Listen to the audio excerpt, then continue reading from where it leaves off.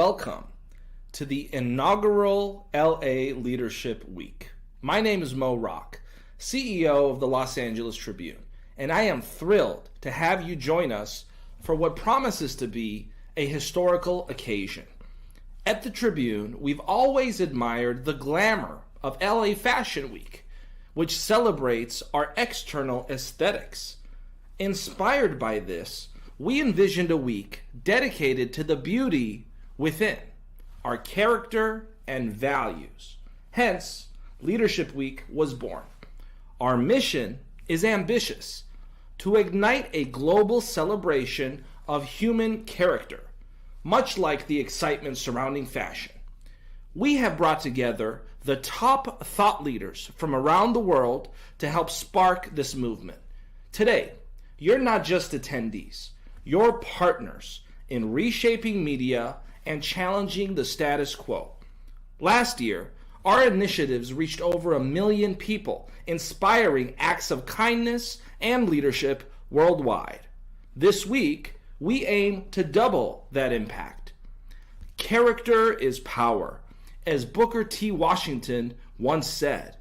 Let's harness that power to not only change the conversation, but to change the world. Thank you for your commitment to making a difference. Together, we will make this world a better place.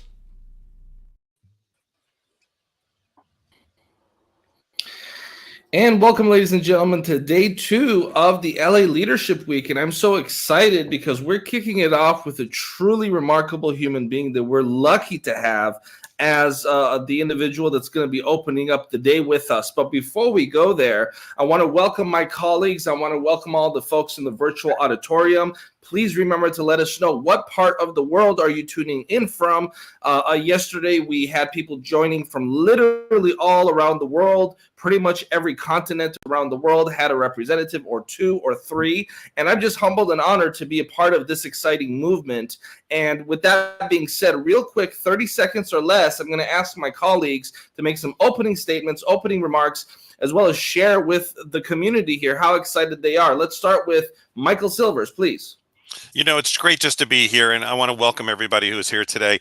Again, like I said, ground yourself, make sure that you have food, make sure that you take the breaks you need, but be here most of the day because it's education and information. Write the notes down, take away that thing tonight, that one thing, excuse me, that you can use in your business and your life right now, and then the rest of it you'll do over time. The other thing, too, is we're so excited tomorrow to have you on. We can't wait. We've got some amazing people coming, and Mo's going to talk a little bit about that. So just great to be here. Ava Manuel. We are so excited. You know, Mo just said, share where you're from. We'd love to know where you are. We've got amazing celebrity guests that normally we wouldn't see together in one platform that we have today. So, you know, tune in and share. Julianne Meyer. Thank you. I'm so excited to be here. Obviously, we've got an amazing lineup. I mean, it's written about in the news. I feel honored to be a fly on the wall, a part of this amazing event. Not only do we want you to share where you're from, but we want to hear what you are excited about. What quotes are sticking with you? And just keep curious and enjoy today because it is fire. Donna Campbell. You know, yesterday was such an amazing day in looking at and redefining what leadership really is. And I always keep going back to Dan Clark about, are you significant in someone's life? And if that's a set of what yesterday was, today we're going to expand and even exponentially grow that tenfold. So hang in Jim there. Miller. In 25 years of being in this industry, I have never seen a lineup of leaders and individuals that shape the world like we have right now. It's truly a blessing for me and for all of us to be able to participate and witness this. It is a part of history. So anyway, glad to be here. Thank you, Jim. And unfortunately, Rex, we don't have time to hear from.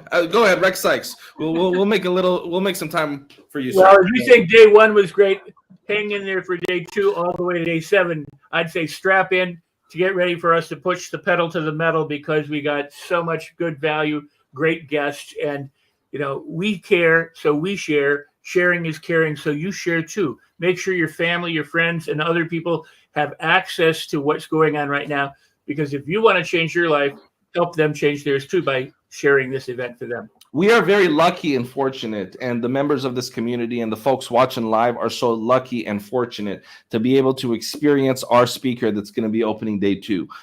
If I start reading her biography, we'll be eating into her time, and we have limited time with her, but I want to say she is such a huge and magnificent force on this earth that the fact that we get to spend some time with her is truly a blessing.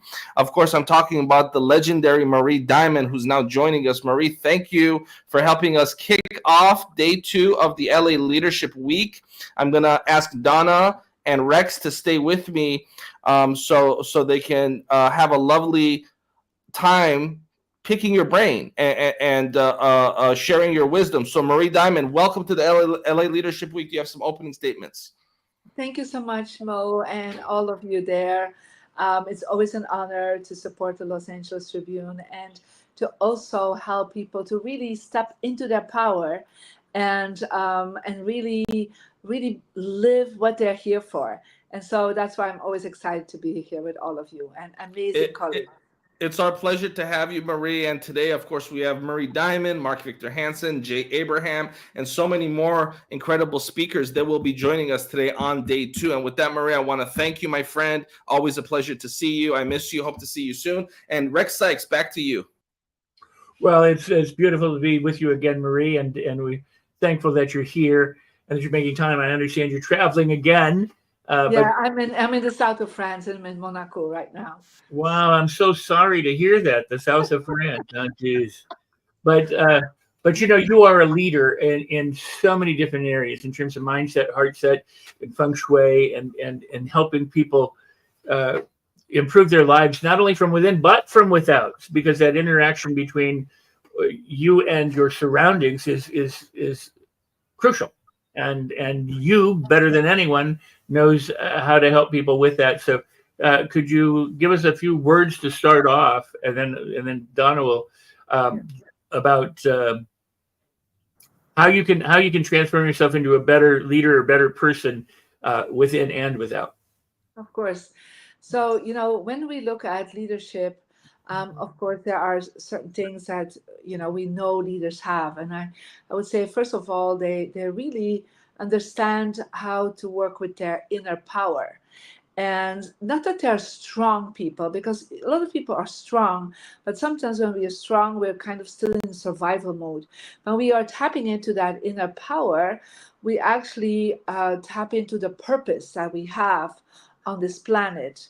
And I do believe that everybody has a purpose to be greater, a purpose to help others, a purpose to make a significant contribution to humanity, to the planet, in whatever way that is. So tapping into that inner power, that's actually what I see leaders really do. But we also see that leaders, and I'm here now in Monaco, where it's probably per square meter the most billionaires on the planet. And so a lot of these people have amazing businesses, and they sometimes they don't come always from you know, wealthy families. They just have started a new idea, a new invention, a new service, a new something new that they're really tapped into, and they step forward with that, and they start moving forward towards that goal, towards that vision that they had. And that's the power that you have. Now, that power is also how you set up the people around you, how you set up your environment. And, you know, Monaco, as some of you know it from the Formula One in Monte Carlo every year, is one of these power places. And there are many power places in the world where people are drawn towards. And think about New York, think about Los Angeles. These are power spots, and people are drawn there because they feel they can really manifest that purpose that they have. If it's in entertainment, and if it's in business, you know, we have these power spots in the world. But you have to also think about that your home, your space where you are, needs to also express that power, that purpose that you have. And you can just very simply do that by setting yourself up in what we call a power position. And like literally, I'm here in a beautiful penthouse from a friend of mine. And even in this room, I'm setting myself into a power position. That means that I can see when somebody walks into the room. So it's that simple. And so as we're setting up ourselves in a power position when we meet people, when we negotiate, when we are even online, and we don't put ourselves with the back to the door, because with the back to the door, you're not in a power position. And think about all the successful people. If you look at their offices, they never set themselves up with the desk against the wall and with their back to the door. They will always turn themselves around to welcome people into their life, to welcome opportunities and possibilities coming towards them. Think about the kings, the queens, the president of the United States. They set themselves up in such a way that they can see people coming towards them, even if it's online. So that is really a very beautiful way to always remind yourself that it's okay to be in your power. Yeah. And leaders are the ones that accept that they're powerful in their creation, powerful in their manifestation, and they set themselves up in the environment to make that happen. That's beautiful. May I just do a quick follow-up, and then I definitely went down to say something. You are a leader. You travel all around the world. You talk to corporations and private and public events, and you consult people individually and in groups and everything. I mean, you're always on the go. You're back and forth everywhere. So as a leader, how do you avoid burnout? What do you do? How do you take care of yourself? Because a lot of people who are in business for themselves, whether it's a mom and pop shop or a corporate world, or entrepreneurs or solopreneurs are trying to make it, they face getting just burned out because they're doing so many things at one time. And yet you, in terms of creating the space around you to refresh yourself and other practices, what could you speak to that, please? Yeah, totally. So first of all, my environment, my home, my office is totally set up based on my energy flow. So your energy flow is something you can tap into to find out what that is for your birthday. And you can go to the free Mary Diamond app that kind of leads you to your energy number. And there are some videos that you can look into it, and you can look at my new book, Feng Shui Your Life. And even on Tubi right now, on the platform owned by Fox, I have an 8-episode Feng Shui Your Life TV series that just came out. And so I'm kind of showing in that TV series like how you can really, with very simple techniques that can be colors, can be rearranging your office or rearranging your bedroom to really create maximum energy flow. And that is the first thing I always suggest to people to do that. But one of the things I do is daily meditation. So I started meditating when I was 7 years old. So I'm really a long time, more than 50 years.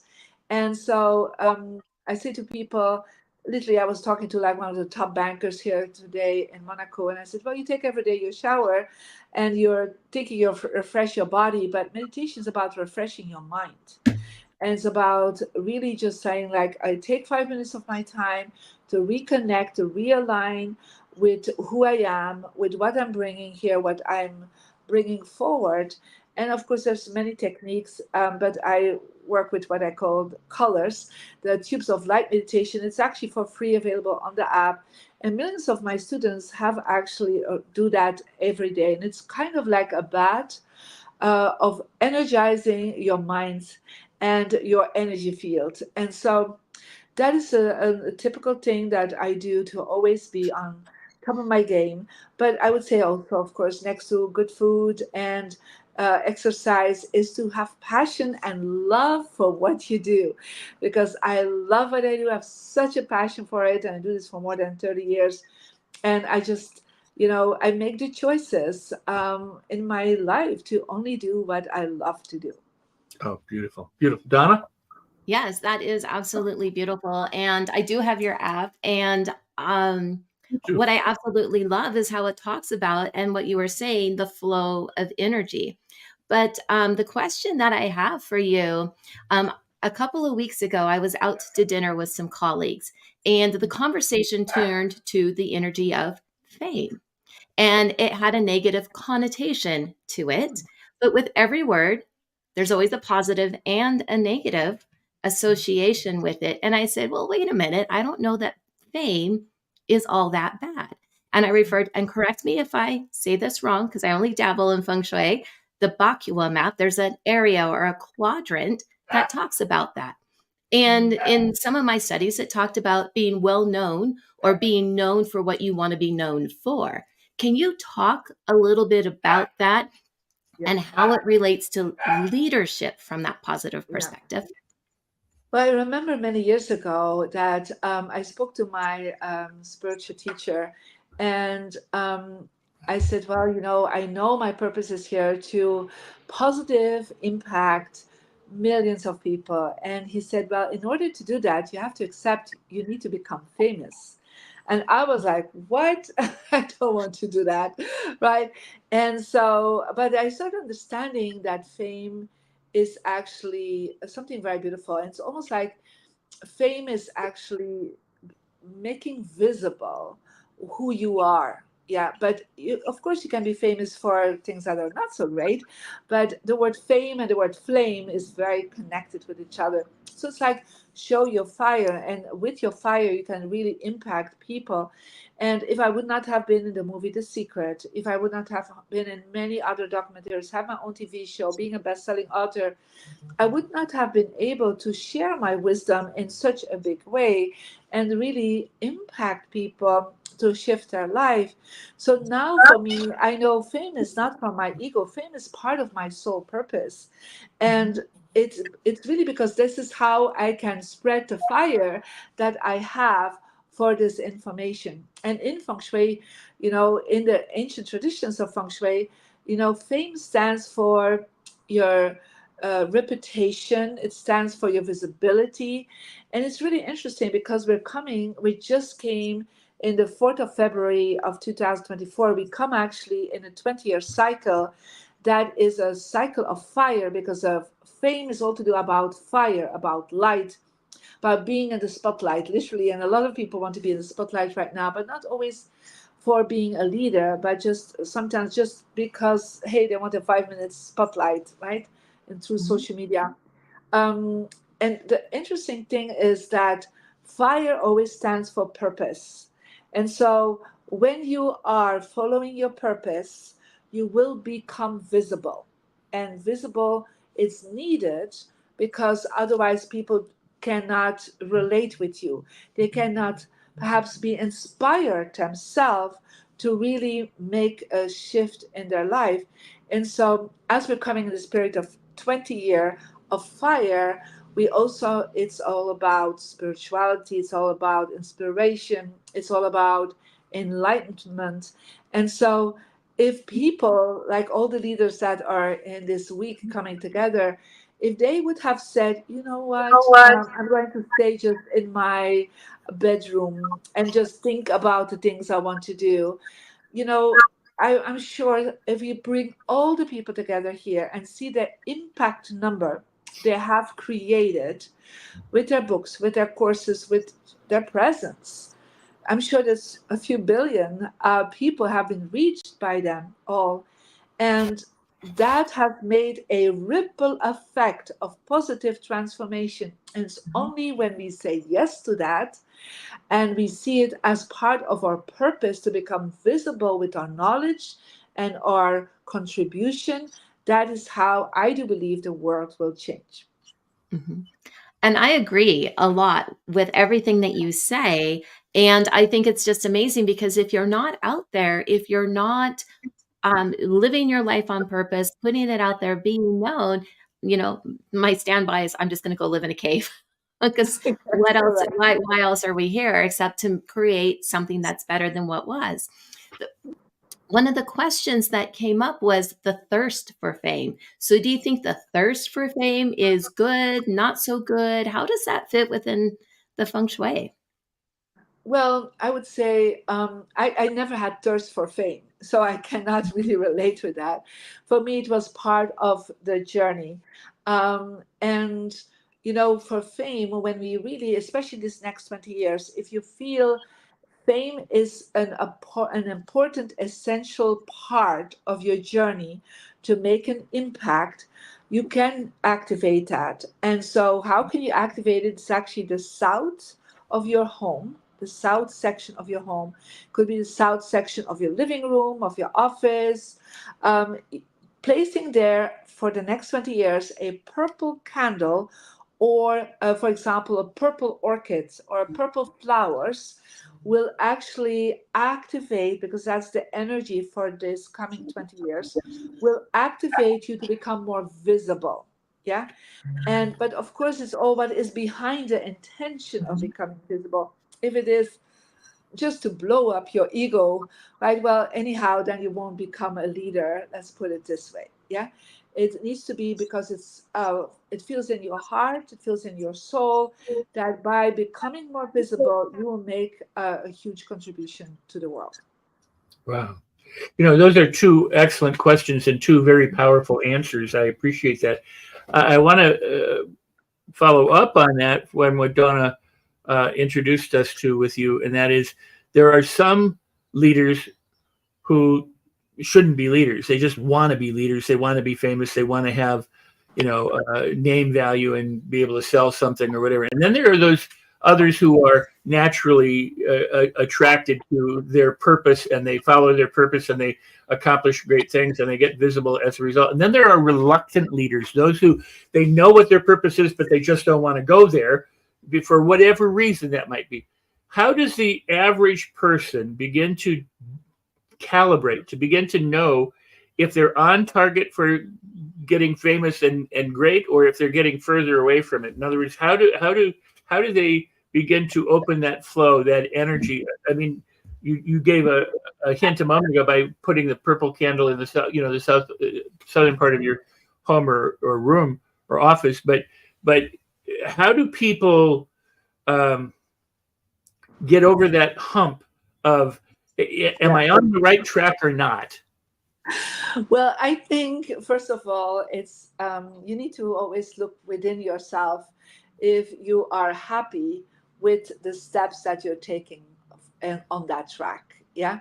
So if you look at your life and you feel there is a content, a joy in moving forward, then you probably will be on track. Yeah.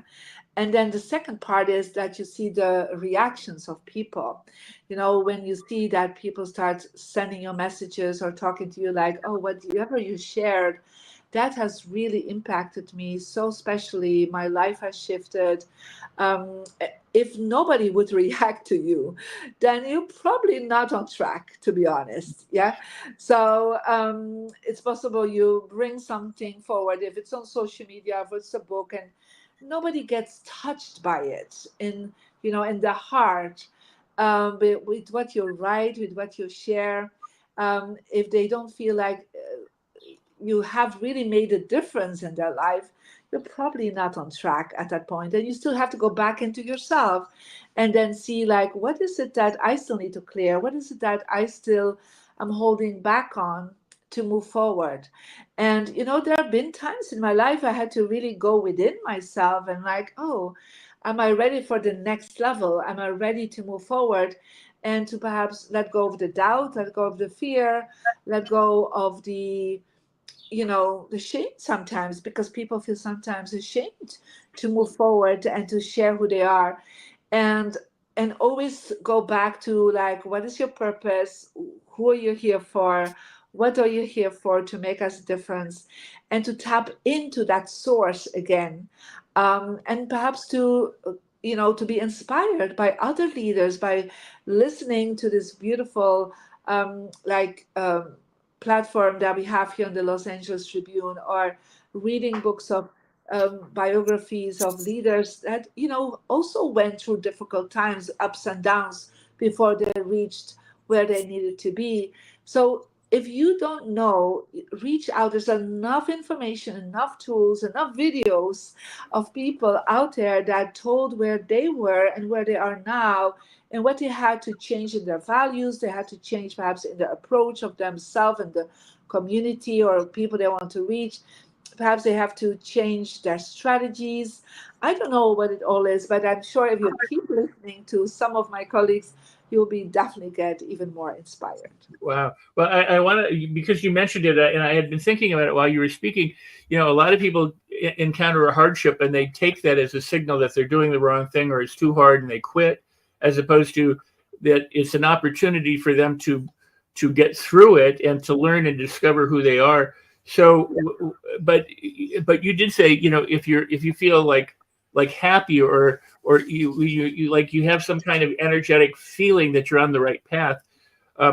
For that very purpose, how do you explain to people who don't know how to contextualize hardship? They don't know how to use it. They fear it. Well, my name is Diamond, and so it's like a diamond can only come to shine as beautiful if there's a lot of pressure that is happened deep in the earth before the diamond is found. So I would say, it's not that we have to ask for that pressure, but in order to be a leader, there's first one thing that I always say to people: you don't become a leader overnight. You become a leader because you have practiced some tools, practiced some exercises, some knowledge for more than 10,000 hours. Yeah. So you cannot just be like, oh, I have an idea and tomorrow I'm a leader in that field. It's not possible, because people will see through it that you haven't practiced, you don't own it, you don't know it inside out in yourself. So a leader is somebody who has really studied, practiced over and over and over again towards that. And of course, in that journey, there will be times of ups and downs. But when they feel down, they don't see that as a moment of I'm going to stop. They see it as a moment of learning. They see it as a moment that they need to get perhaps some help, some support of a good mentor, a good coach, their community, their family, whatever it is, to just keep moving forward. Yeah, the only focus, and that's why the environment is so important, because we are creating a lot of flow energy, and to just say, like, focus on what flows for you, what is moving forward for you. And so if you need to at a certain moment stop for a moment and think, like, what do I need to do? Like in 2012, I took a sabbatical, to be honest, myself, because I was not sure which direction I wanted to go. So I took time to go within. I took time to listen. Took time, like, what is it that I need to move forward to? And so, and it became clear, but you have to listen to within yourself, and also listen to the universe, to God, whatever inspires you. And as you're listening, you will be guided. Trust me on that. We're kicking off day 2 of the LA Leadership Week with the legendary Marie Diamond, someone that has been a force for good on this planet for many years and will be a force for good for many years to come. And, this comment here in the virtual auditorium, I love this analogy about diamonds. The beauty and strength is born from pressure and transformation. And we know we only have a couple minutes left with you, Marie, and we want to be respectful of your time. We know you're in Europe right now. We want to thank you for joining and helping us kick off and being one of the co-producers and co-founders of LA Leadership Week. Without you and the support of all the other speakers, this movement would not be possible. And when it comes to pressure, a lot of times leaders or just human beings in their experience on this planet, bumping into other human beings, sometimes feel like a victim. Maybe somebody didn't open the door for you, or maybe a waitress was rude to you, or whatever the case may be, or maybe someone in business didn't do you right. There's a list of a million different reasons why people wake up and sometimes feel like a victim. Or maybe something in the news just rub people the wrong way. What kind of advice can you give people, Marie, to turn that kind of pressure into a diamond? Because I believe a leader can never feel like a victim. I believe if you have a victim mentality, you can never be a true leader, and you can never lead others. And you have to help people stay away from falling into that trap. I think that's a prerequisite of leadership. I don't want to feel like a victim, and I don't want the people around me to also feel like victims. So I try to guide them away from that. What are your thoughts on that concept and principle, please? Well, yesterday I just had a conversation exactly about that, Mo. And I said to this very powerful woman, I said, when I'm listening to you, you are really stepping into your oh, poor me field. And I said, you have a choice, and everybody has a choice every moment of the day to, in what their actions are, in their thoughts, in their feelings, to say, like, Do I choose for the oh poor me, or do I choose for the powerful me? Yeah. And so just that in itself, knowing that you have that choice any moment of the day to make that decision. And so, of course, there are moments that it's easier to go into the oh poor me and the victim energy, because literally you don't have to do that anything, right? It's then everyone like, oh, you're so, oh, really, you're so poor, oh, it's so, yeah. But then what do you get from it? The moment that you go into that, it takes a lot of energy to get back out of it. So don't choose to go into it, because the energy to really get you out of it, it costs you so much that it's easier to make the decision to like, okay, this is going on in my life. I'm learning the lesson from the situation. I can keep seeing it as a problem, or I can see it as a lesson, as something that comes to me right now. Okay, great, it gives me some stress and pressure. But if I move forward and choose to be powerful in that situation, you actually will gain energy. So the victim energy always loses energy, and the power that you tap into always gains you energy. So it's practicing that. It's not from one day to another. For nobody it is. For any leader. But once a leader or a person sees that if they tap into that power that they have, and we all have that, we all have that source of power, then we see that we're flourishing, we're blossoming, and not just you, but also your business, also your company is going to blossom. And surround yourself with people that choose for the power within them. Amazing. Thank you, Marie. And just in Thank closing, I want to thank you again for being part of the Los Angeles Tribune community and for your support. You always support us whenever we ask for your appearance, and we love and appreciate you. And we're going to transition from you to the next speaker, Marielle. But while we have Marielle, who's a really, truly incredible person, Marielle is an amazing energy worker, really. I mean, it's incredible the power that she has. Marielle, before we go into a segment with you, do you have a question or comment for Marie Diamond, please? I don't know if I am on, but hello to Yes. everybody. Mary, it was wonderful to catch on what you just said. It's very interesting. I agree with you 100%. So for the people who are listening here, what would be a great tip for them to remove this victimhood mentality that is affecting them on their daily life? What will you say to that question? Well, thank you for that, and wonderful to meet you, Marielle. So one of the things I think that people that are in poor mentality or victim energy, they're procrastinating. And one of the things that you see, they're procrastinating by holding on to things from the past. So that's why in Feng Shui, you always say, create space. Yeah. Let go of things that are from the past. It can be clothes, it can be shoes, it can be, books or papers. By doing that, you're actually creating space for new energy to come in. And so that's why decluttering, space clearing is super important, because a lot of people that are in the victim mentality, they're holding on to the past. And so when you let go of these things and organize it, you start opening yourself to find more power within yourself. So this is a really good trick that has helped many people. Thank you all for having me here. All my love. Bye. Thank you, Marie. We'll be back in 1 minute. Thank you. Welcome to the Los Angeles Tribune page. Here you will find original news programming, exclusive digital events, and shows that are directly from the community. At the Los Angeles Tribune, we believe in giving a voice to the voiceless. We are proud to be the only national brand to empower everyday people to make a difference. Since 1886, our reputation has been built on truth and responsibility. Thank you for watching and making a difference. For general inquiries, contact today. Thank you on behalf of the Los Angeles Tribune team.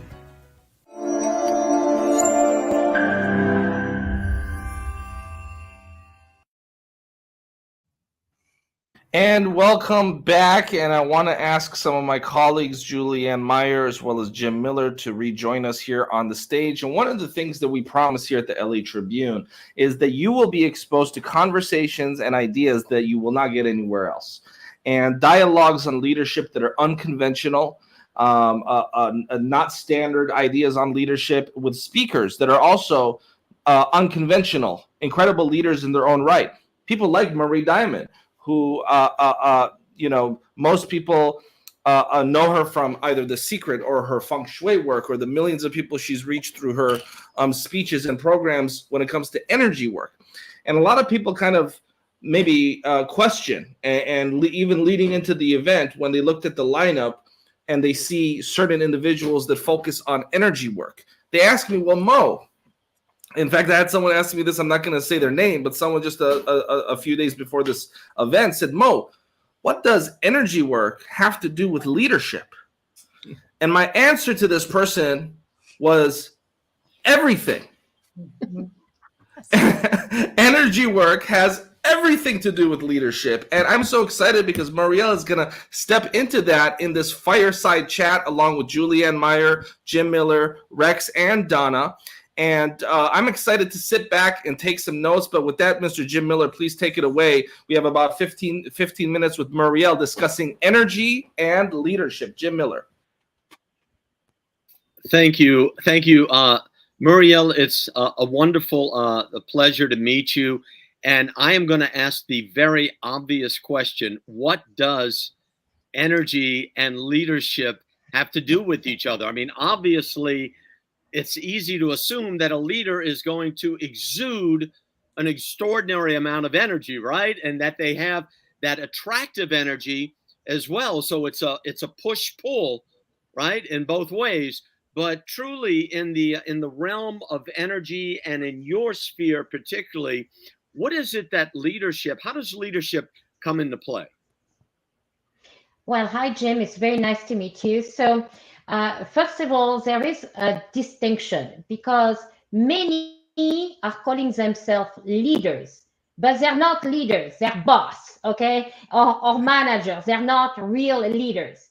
And so there is a distinction here. So a real leader is someone who is going to be able to listen, to offer a solution, to help his team, regardless of the industry, okay? So that's the first step. Now, what does energy have to do with a leader?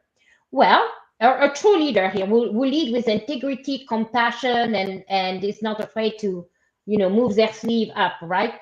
Well, energy is about vibration, okay? What is it that you're vibrating at? And here comes the best part of it. What you're thinking about is going to affect your vibration. So it's going to affect your energy. So it's going to affect how you lead others. So if I'm coming tired because, life come at me and I am a leader, are you going to respond to me in a tiring way? Or if I am all energetic like right now, are you going to respond to my energy or vibration? And so once you shift yourself and you take control of your emotions, you can control your energy, and therefore you can be a better leader. Does that make sense? It absolutely does. And the obvious question then from those of us who are not familiar so much with the work is, how is it that we can basically change our energy at will if necessary, especially if we're entrepreneurs or we're parents, and in one moment we're in some sort of crisis, and another moment we're having to face our team and motivate them? How is it that we can actually command our energy so that we can show up in a way that's necessary? So this is actually a very good question, and I get that asked a lot, actually, because leaders have also personal life, and they could have partners, children, and something coming up in their personal lives that we are not aware of.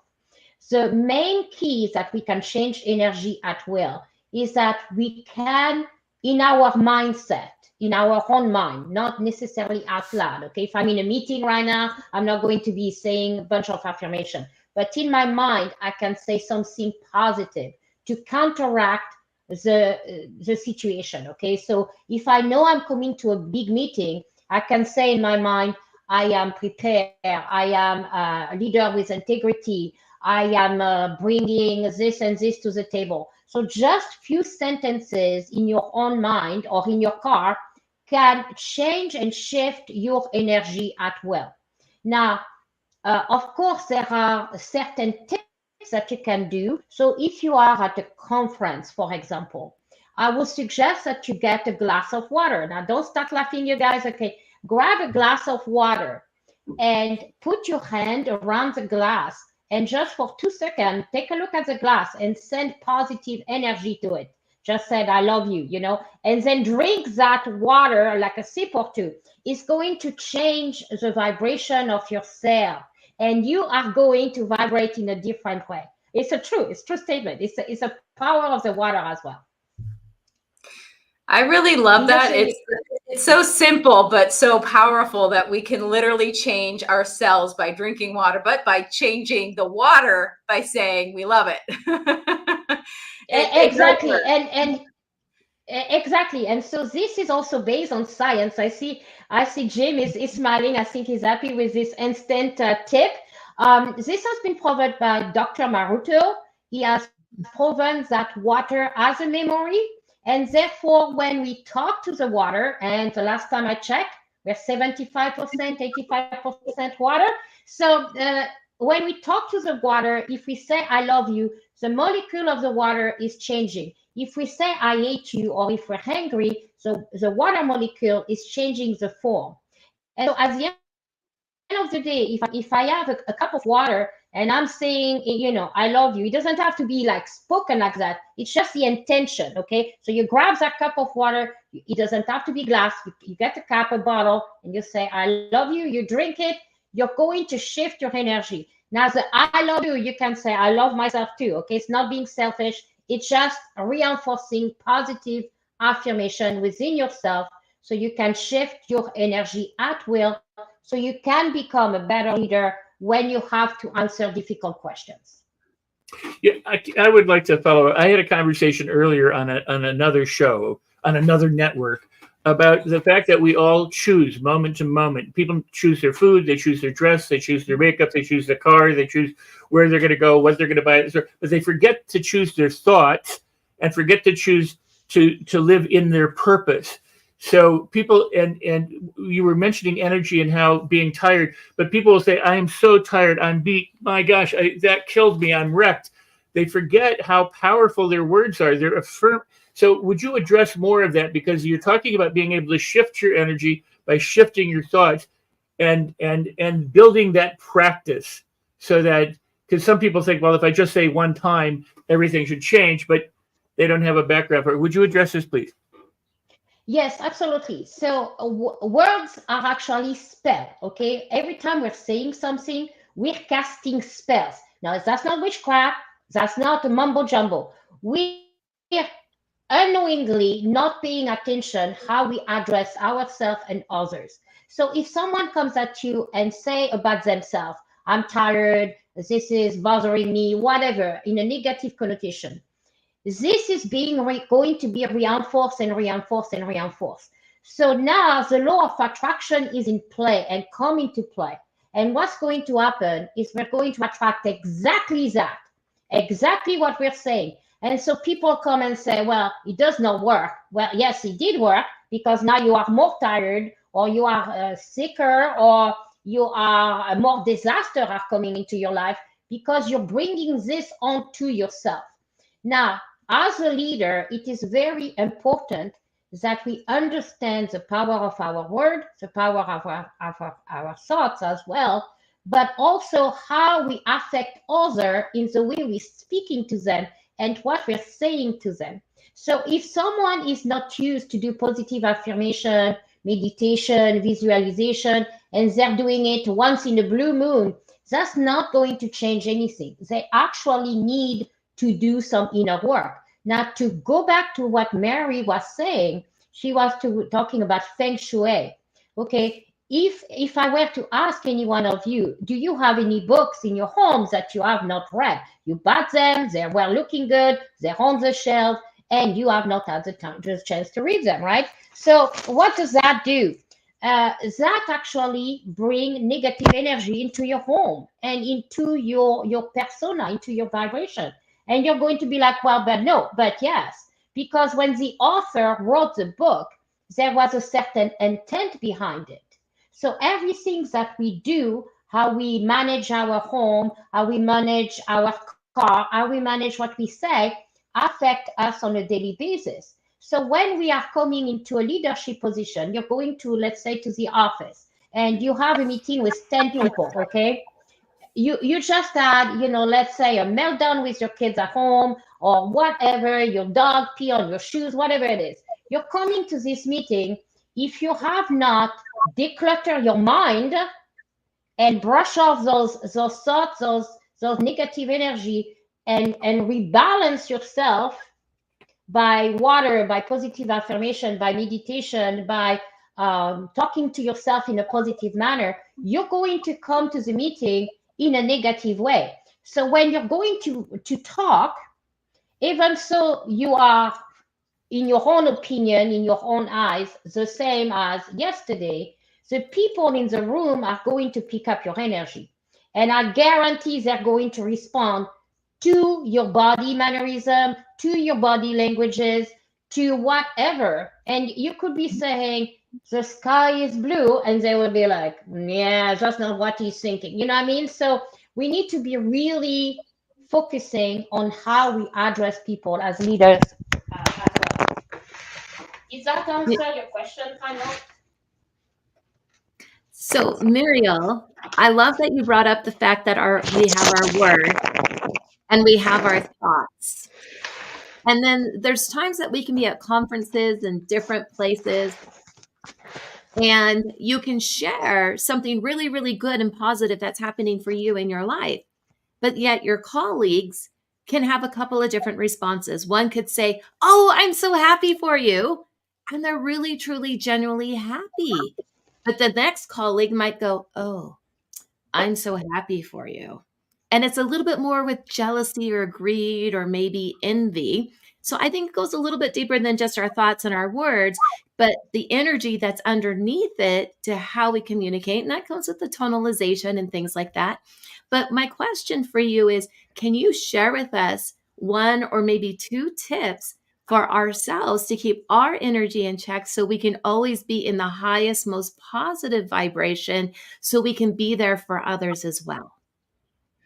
You are so sweet. So I love all those questions. Thank you so much for you guys for doing this. So for me, what I use personally, I try to make a decision when I wake up in the morning to have a beautiful day. Okay, no matter what, I'm going to have a fabulous day. All right.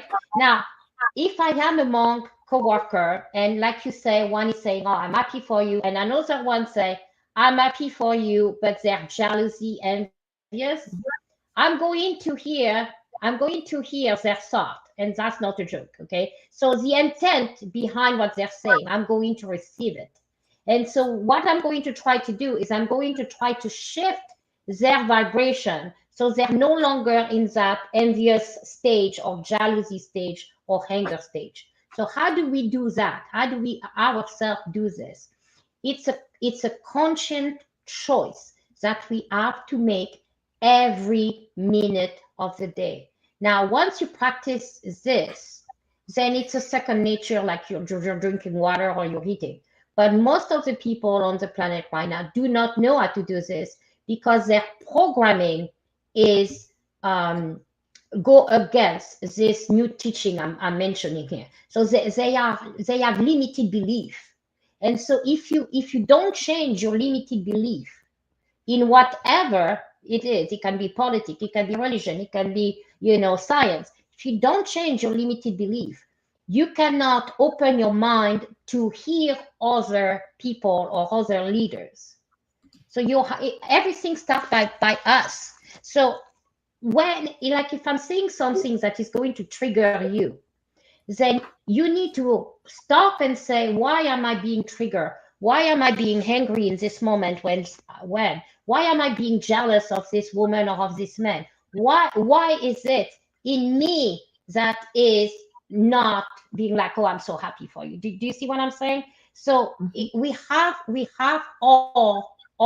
I've gone through trauma, emotional, physical, spiritual, since you were a kid. And if you haven't, my God, I want to meet you because that's okay. So we need to be making sure we're not lying to ourselves.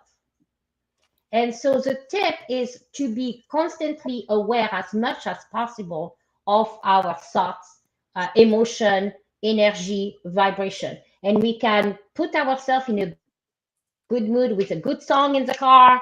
We can, drink some water. We can ground yourself. We can go hug a tree. Okay, I'm just trying to kind of make you laugh a little bit because I like to make people laugh, and I see James smiling a little bit here. So that's what I will do. Now, our brain has the ability to have 50 to 70,000 thoughts a day. And I guarantee none of us are aware of the 50 to 70 thoughts a day. What are we worrying about? What I'm going to wear? What I'm going to eat? Who is my partner? Do I need to take the kids to school? What's my meeting about? So maybe we're worrying about 150 thoughts a day. But in the back, think of our mind like a computer. When you're turning on your computer, it just magically turn on and you can work with all the apps. It's the same with our brain. We are waking up and here we're walking, we're getting dressed, we're eating, we're having conversation, but we're not aware of the limited belief and the mindset behind it. And that is something that each one of us has to be made aware of on a regular basis. Did that answer your question? Yes, it did. Yeah, Go ahead. I love that. And Donna, that was actually my original question, but I kind of would like to, because I think it's so important. But there's something that I've experienced in the past, and I know that other people have experienced it as a leader. And and I'm curious what your thoughts are, because I think you're so amazing, and how you show up in the world. It's remarkable. But my question is there have been times when I felt like I wanted to connect with people and I felt like maybe I left my energy with them versus keeping it and sharing. So is that an accurate description, or can I reframe that, or sort of almost protect myself and also still be in a relationship with whoever it is that I'm trying to communicate with? So it's not your imagination. There are actually people on this planet who, excuse my language, who are going to suck your energy dry, okay? And so you are around somebody, you are up and a bit, and suddenly you're like, what just happened, okay? So you have given so much of yourself, and they have taken too much, but they did not give back, okay? So that's not an imagination, that's true. So protecting yourself, absolutely, you should protect yourself. So when I'm talking about protection, what is a protection looking like? Again, when you go out of your home in the morning or your apartment, you need to visualize yourself in either a pyramid or a circle, a big bubble, okay? So put yourself inside that big bubble or inside the pyramid, a big, high above, 6 feet tall above, 6 feet on each side, 6 feet underneath, or a big 6 feet all around you as a bubble, whatever you prefer. Make sure that bubble or pyramid is like crystal clear, like a quartz, a beautiful transparent quartz, and call in the divine love. Okay, so some will refer it to God, some will say divine love, great spirit. Does not matter what religion you believe in. So you can just say, I am here and I'm calling in for the divine, for protection, and I'm walking in with divine protection at all time. So now when you are outside, you are under the divine protection. So no one can really take this energy too much from you. And so you can communicate correctly with the other person, and you can bring your energy back. So you gave them what they were needed, but you're not over giving, and they're not overtaking, because it should be balanced at all times. Does that make sense? Absolutely. So what I hear, what the takeaway is that every single person, regardless of who's around them or not around them, is in charge of their own energy, and it's a choice that they make to decide what they're going to think or how they're going to feel in order to feel their very best or to have the most energy available to them.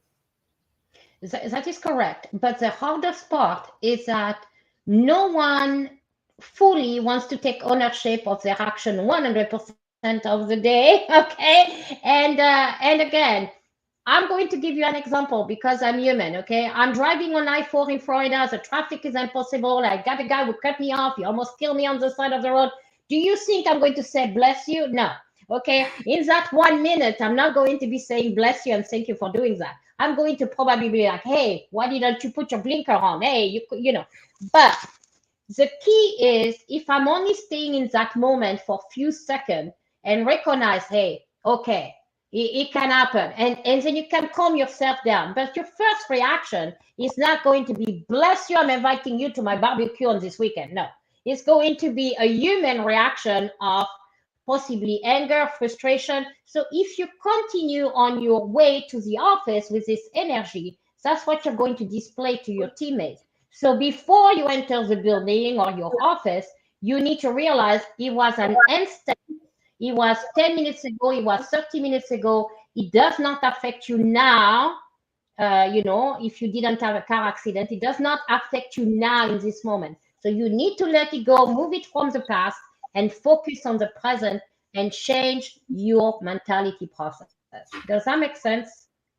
Yeah, Muriel, you mentioned something earlier about maintaining our own energy. We had an extraordinary discussion yesterday with one of our panelists about women being able to stand in their own energy, their own identity, without having to enter into the energy of a man in order to operate effectively in that world, right? I mean, so my question to you is this, is that how does a woman stay within her own powerful, access her own powerful, genuine feminine energy and be authentic to that while operating amongst in what many people call a man's world, corporate world, whatever the case may be? How do they stay authentic in that energy without having to take on an alien energy in order to be effective and successful?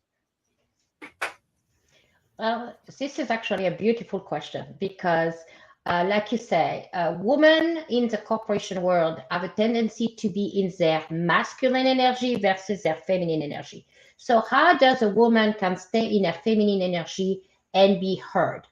So if you're speaking a certain way and you're not being heard, all you have to do is evaluating the word you need to use that can connect with a man.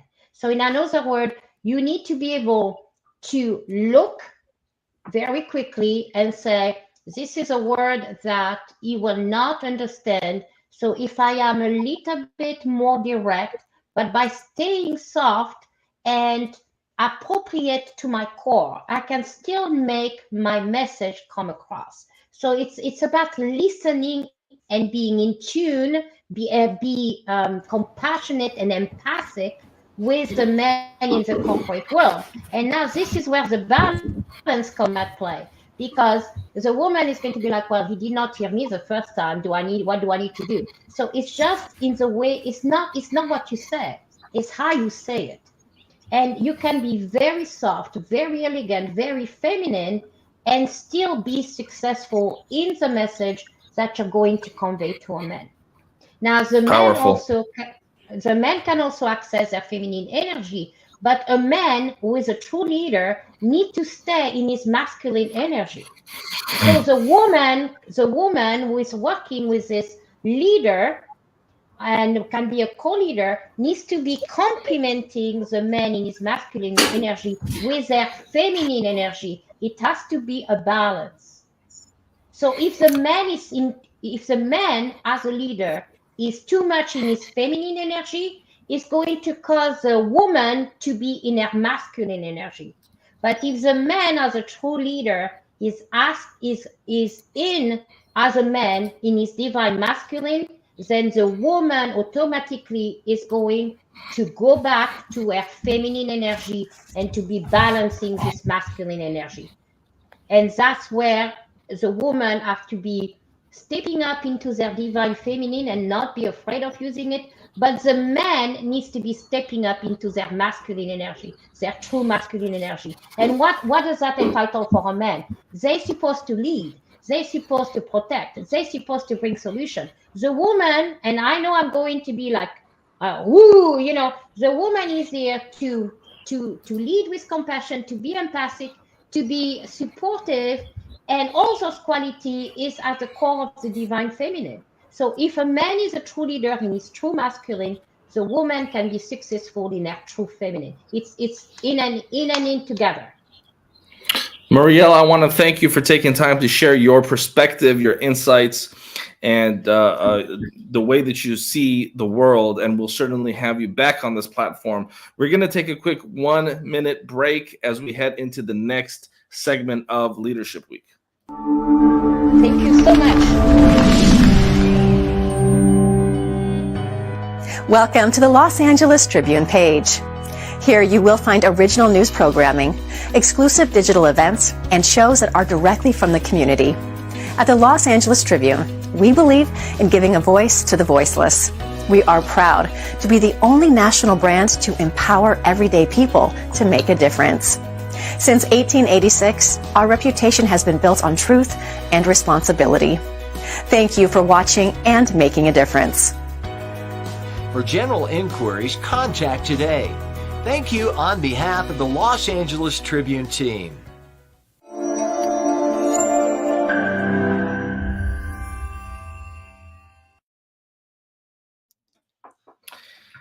And welcome back. And what an exciting start to day 2. And we're going to welcome up Ava Manuel, our editor-in-chief, as well, because up next is a very powerful, dynamic panel that features not just the folks you see here on the screen that are all thought leaders in their own right, but it also features a doctor that this community is very familiar with, somebody who's spoken with this community for several years now. And that's, of course, Dr. Yasmin, who everyone knows I'm a huge fan of her work. And so we're going to bring her up on stage, and this is going to be a powerful women's empowerment panel. It's going to be led by Ava and Julie. Ava, back to you. Thank you, Mo. Thank you. We are so excited. This is the women's panel of LA Leadership Week. And Dr. Yasmin, welcome. And of course, we've got Julianne and Donna. Dr. Yasmin, you are a renowned psychologist in New York. And as a matter of fact, one of the top psychologists in New York.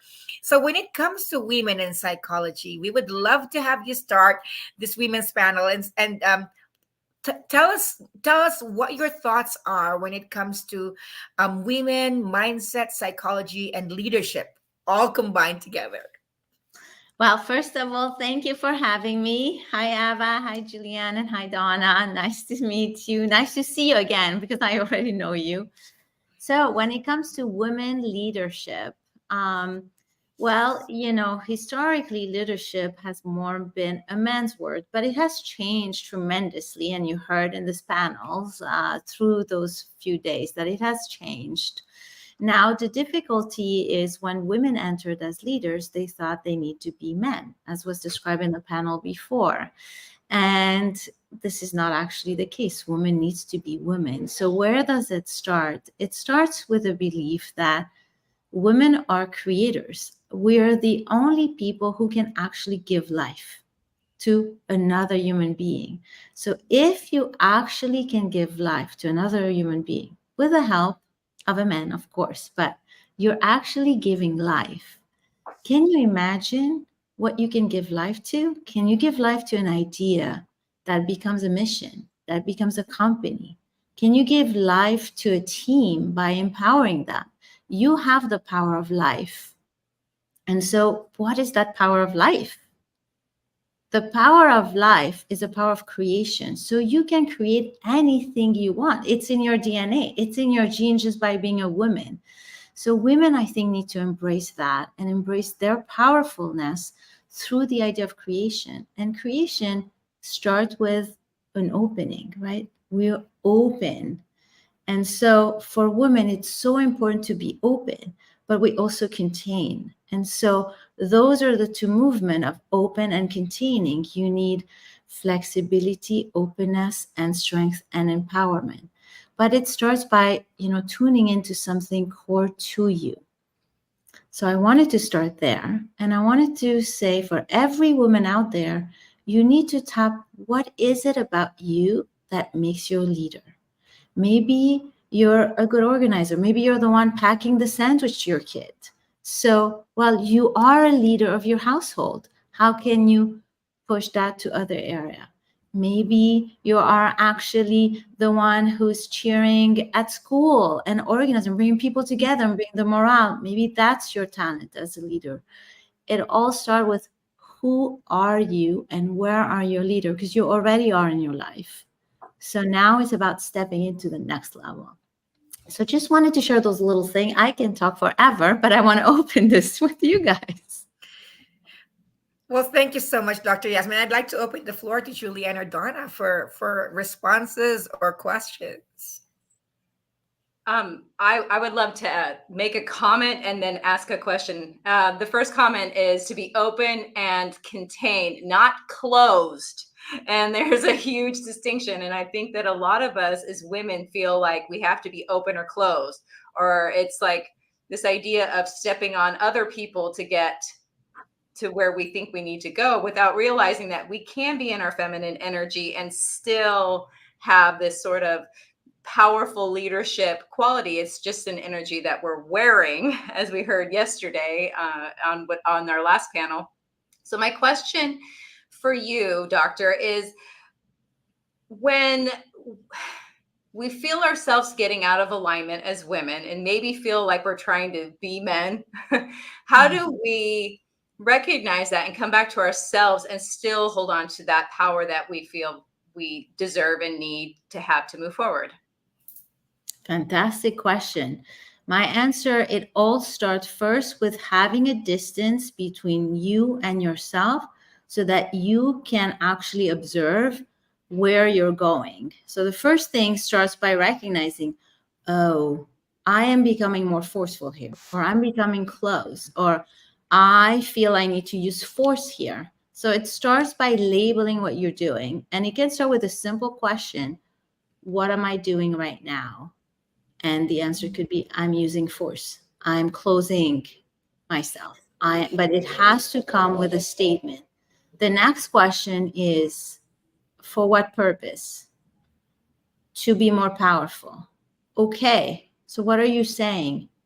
You are saying that in order to be more powerful, the way is through force, is through closeness. So then it goes back to, okay, do you actually believe that softness and love can be force?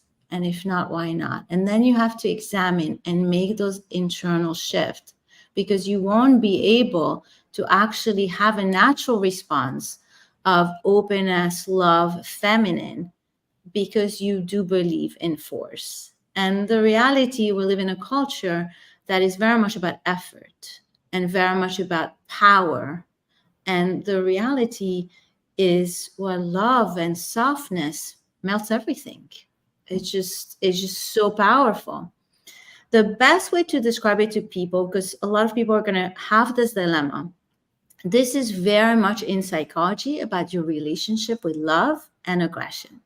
You can think a little bit as aggression as the masculine energy, as the effort, as the push, and a lot of us have felt that in this word, you need to use aggression. You need to push, fight, effort, all of those things. And there's less attention to a loving force, like a loving mother who's so soft and kind, like a child through a tantrum. You give a hug, but the instinct is a child tantrums. You want to like, oh, stop it. You're going to be punished. So, and that's a reflex we all have, when you're met with challenges and obstacles, we all lean towards force. When we have to a bit, rework this. And so it's about reworking your relationship to obstacles, adversity, and to how can you be soft in the realm of things coming your way that were not what you wanted. And so once you start thinking, wow, and you start realizing, well, yeah, I actually don't believe I can succeed by being soft. And by most people believe that soft is weak. And that's where the issue is, when actually soft can be very firm and very strong. You're assertive in your softness. And I think if you look at me, I have a melodious voice and tone. I'm very soft and I'm very assertive. I'm top psychologist in my field. I lead a whole community of psychologists. I'm always soft and loving because that's what is needed. It melts everything. I fully believe in it, so it's easy. But you have to cultivate the balance between those two. And I love that you actually just said the word balance. May I, Ava? Or did you have a question? Absolutely. Well, I was just going to say, well, Dr. Yasmin, you're successfully melting me. I love it. I love it. And it really is all about the balance, because we all have masculine energy. We all have feminine energy, regardless of what our gender is. And it's how we interplay with that. And how do we stand up, become assertive, and still stay in that feminine energy? My first career, I was actually a financial advisor years ago for about a decade, but I was also the compliance officer, which meant it was a very dualistic role. It was very much a man's world, because at the level I was at, there was maybe 10 women out of 150 of us, which was great. There was never a line at the bathroom. I'm going to say that. But you had to make unpopular decisions because you were a compliance officer and you didn't want to sign any sort of trade whatsoever because you were liable for it, whether the client agreed or not. But as the sales manager, you wanted to sign everything because that's how we got paid, because it was very much commission based. And so it was very much of a dualistic role. But I think with society, with a masculine role and a feminine role, we see them as opposites. But yet they go together, they blend. It's like two sides of a quarter. It's still a quarter, heads or tails. So Dr. Yasmin, how do you blend together your masculine with your feminine? Yes, you were touching on it a little bit earlier about staying in the softness, but there's times no means no. How do you do that? 100%. And I would say no means no is actually being soft, kind, and loving. Because if I say that, I'm protecting myself, but if I'm protecting myself, I'm also protecting you from doing things that might be harmful to me. So it's always both sides. So to answer your question, the way I do it, I see softness in aggression and I see aggression in softness. And you have to be able to see both, and you have to be able to know, okay, where do you lean? Like naturally, we all have temperament, and we have people who are doers. Doers, they're going to go, they're going to do, they're going to push, they're going to force, and they're going to naturally tilt towards a little bit more masculine energy, naturally. So then for those doers, it would be, okay, where can I introduce softness? How can I do that? And maybe just going is my way of being loving to myself, but is there another way to do it? So for me, the answer is know yourself. We all have a tilt. Where's your tilt? And try to rebalance your tilt by shifting your perspective.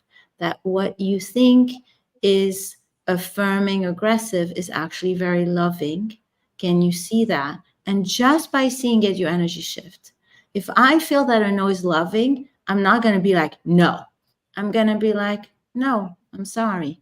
I think it's not good for me, and I think it's not good for you. It is still a no, and it has both the affirmative no and the softness.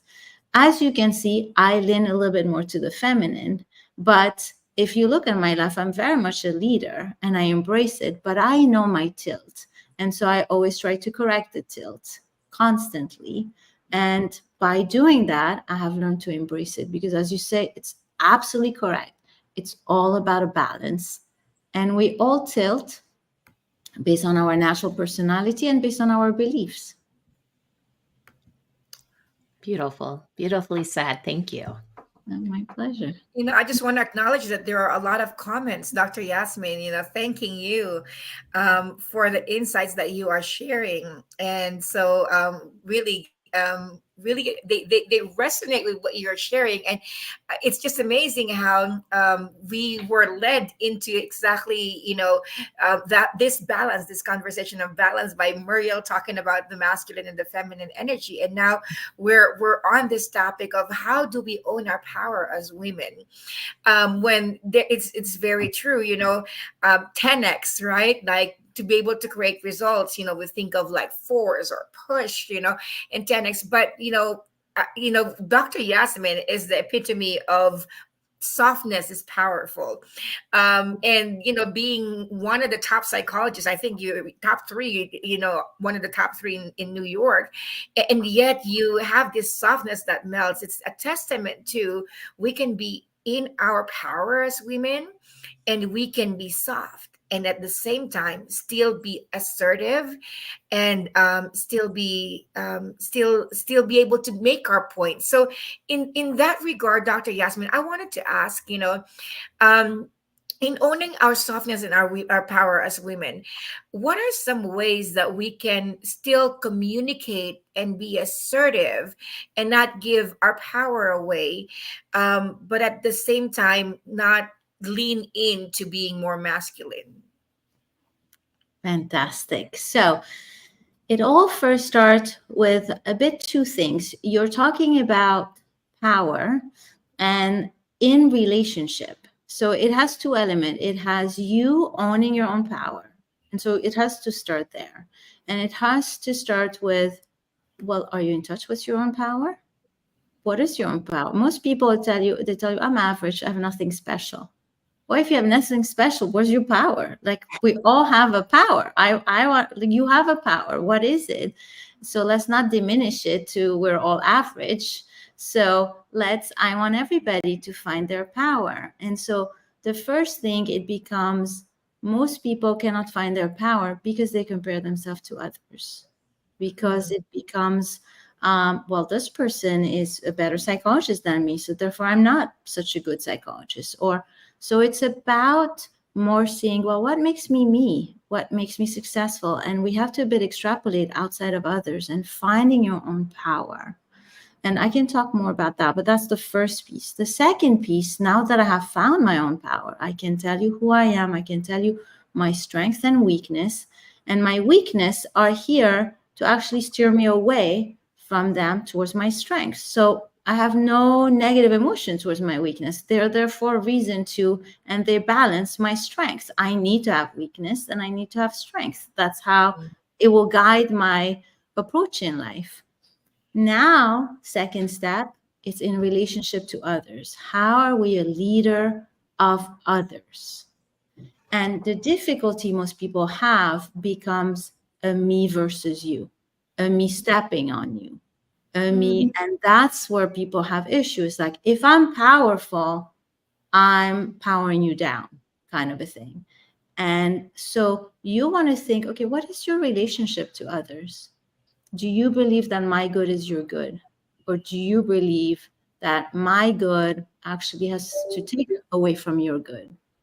Where are you? Because that belief will totally change the way you are powerful towards others. Because if you believe that my well-being, I have to step on something to create an elevation, then as a leader, it's not going to go well. I'm going to be too powerful, too masculine. I'm going to put down. It's going to be too aggressive. It's going to be a destructive force instead of a constructive force. So it's really important that everybody analyzing what is your relationship to others and what is your relationship to others that are hypothetically below you. And they're not below, but when you have, in leadership, you have a CEO, you have employees. So there is an above and below in that sense. But how do you see it? And the most powerful leader see that even the people who are doing the most minimal jobs in your office, in your practice, actually are as important as the most important people, so that everybody fulfills a role. And there's not, you all have a hierarchy of titles, but you don't have a hierarchy in terms of power. Imagine you're running an office that needs to be cleaned every day, and suddenly the cleaning people strike. I mean, it creates a big issue. Like, they're very powerful. You need their power. So let's respect their power. You're powerful in other ways. So I wanted to share a bit it that way.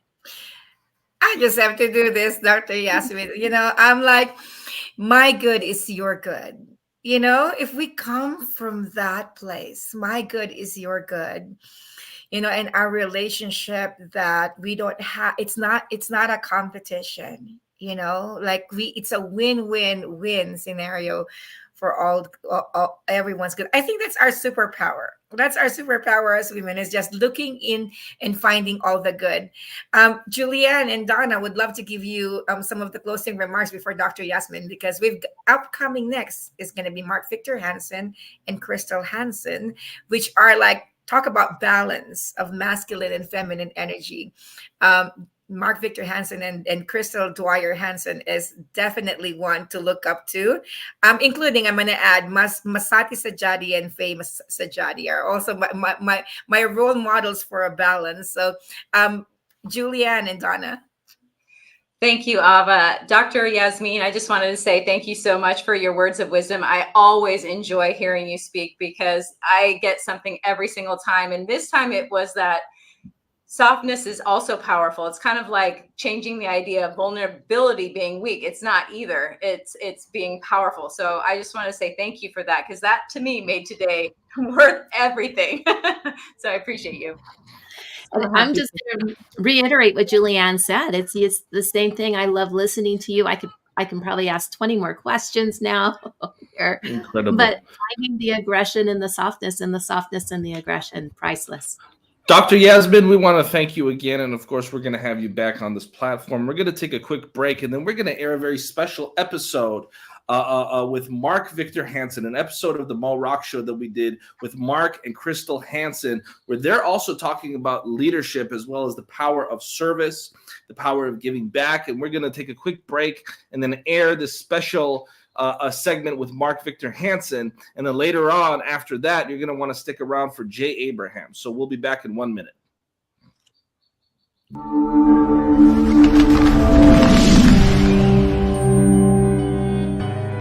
Welcome to the Los Angeles Tribune page.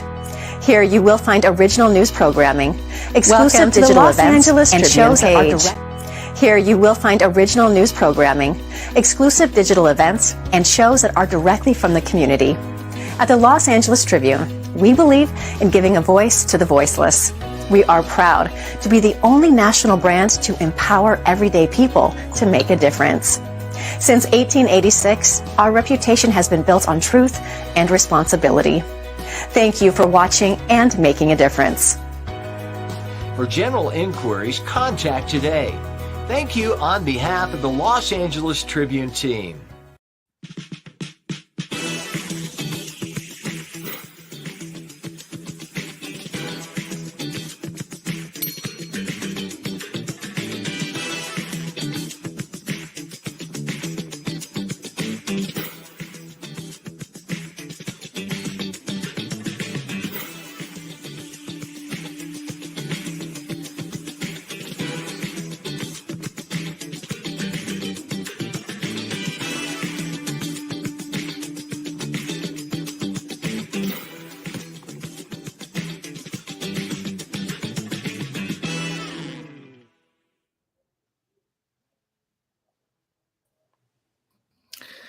And welcome back to a very, very special edition of the Mo Rock Show. Today, we're honored to have some living legends amongst us.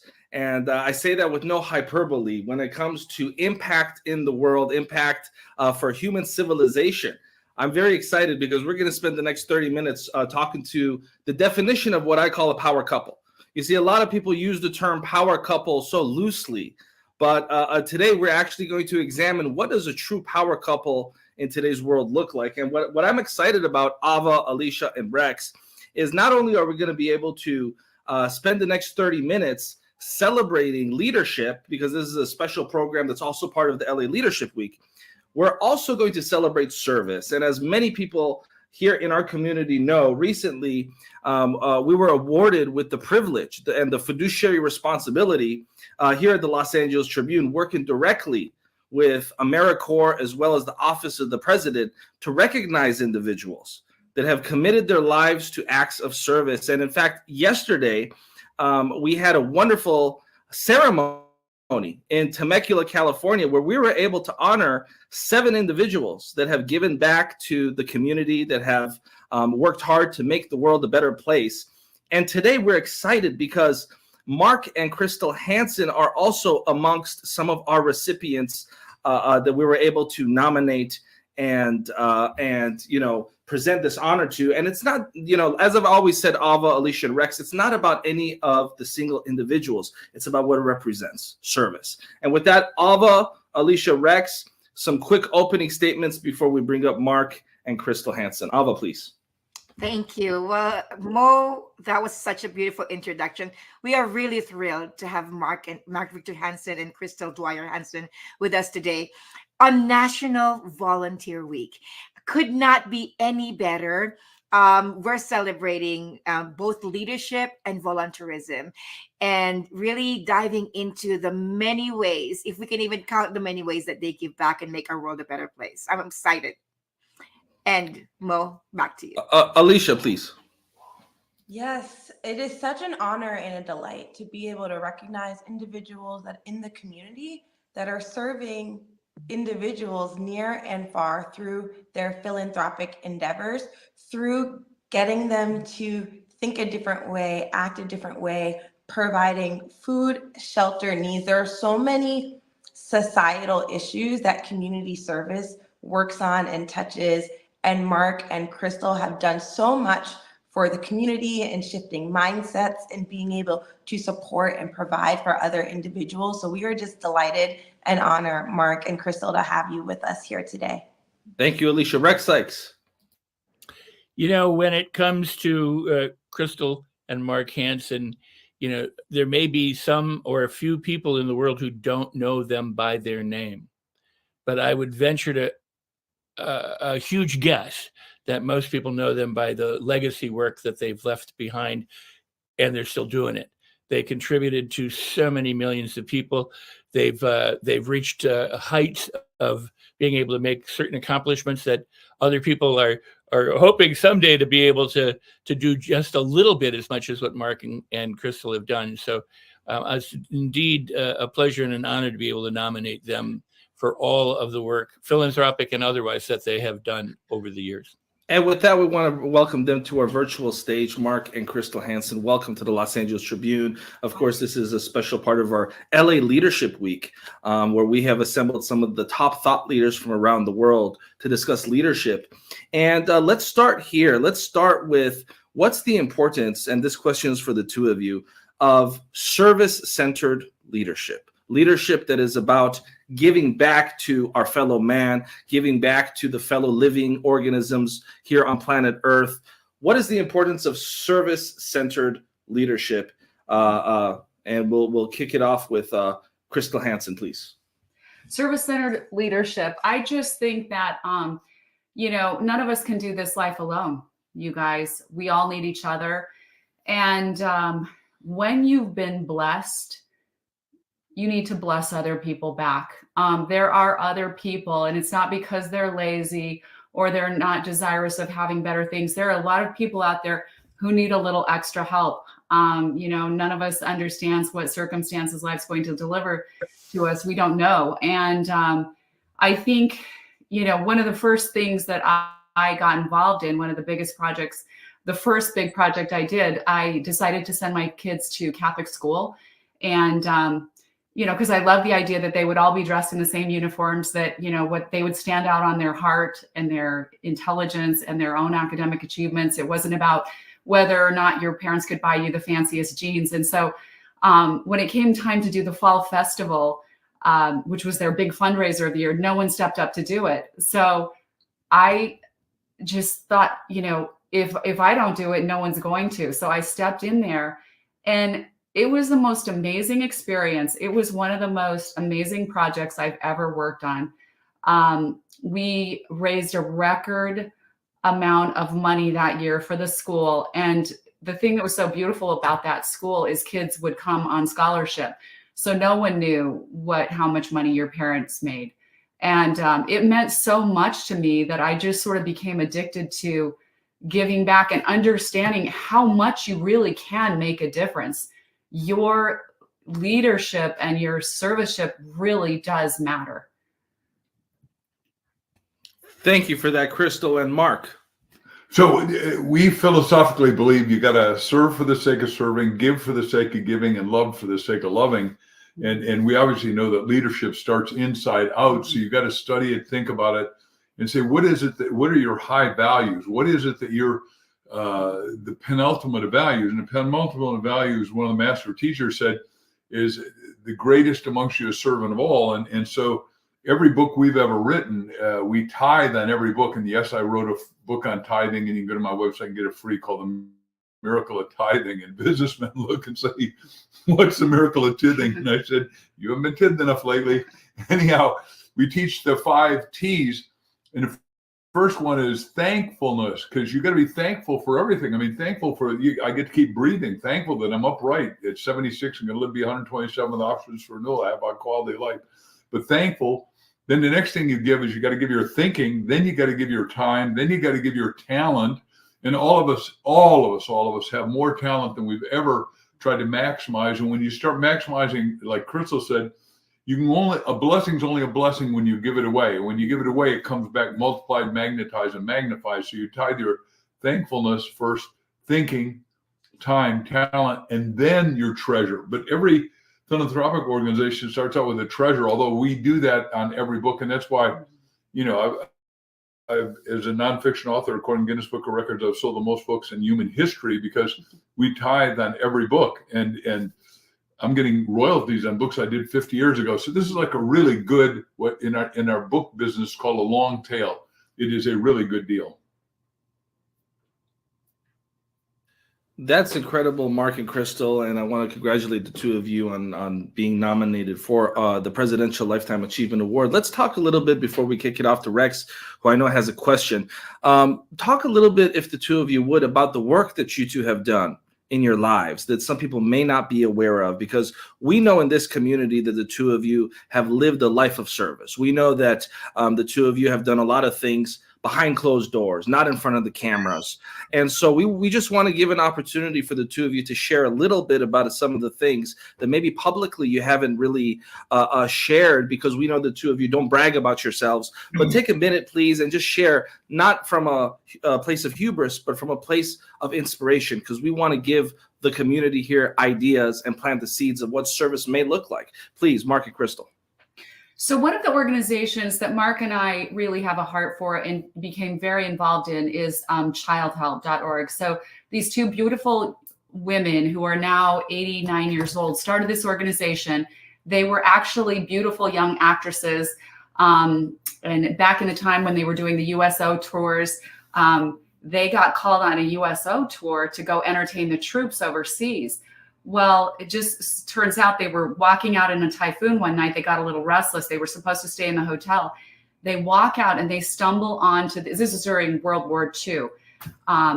They stumble onto these children huddled on the sidewalk, freezing with no shoes. And they said, where's your papa-san, mama-san? Why are you out here by yourself? It's dangerous. And they said, no papa-san, no mama-san. So they gathered these kids up in their coats, took them back to the hotel, bathed them, fed them. They had the maids help sneak them in. And then they looked at each other and said, what are we going to do with these kids? And the general found out they were hiding these kids in the room.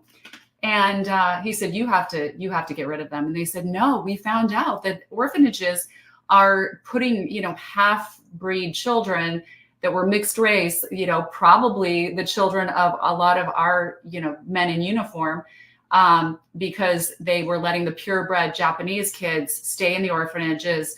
those kids were considered not as important, not as valuable. So they just said, we won't give them up. They spent the next day they had off, they cruised the entire city. He gave them a car to help them go around, and they went to every single orphanage, and none of them would take these kids until at the end of the day, they found a woman named Mama Kin, who was basically in a little hovel. There were no windows or doors on this place. The kids were warming themselves around a hibachi stove.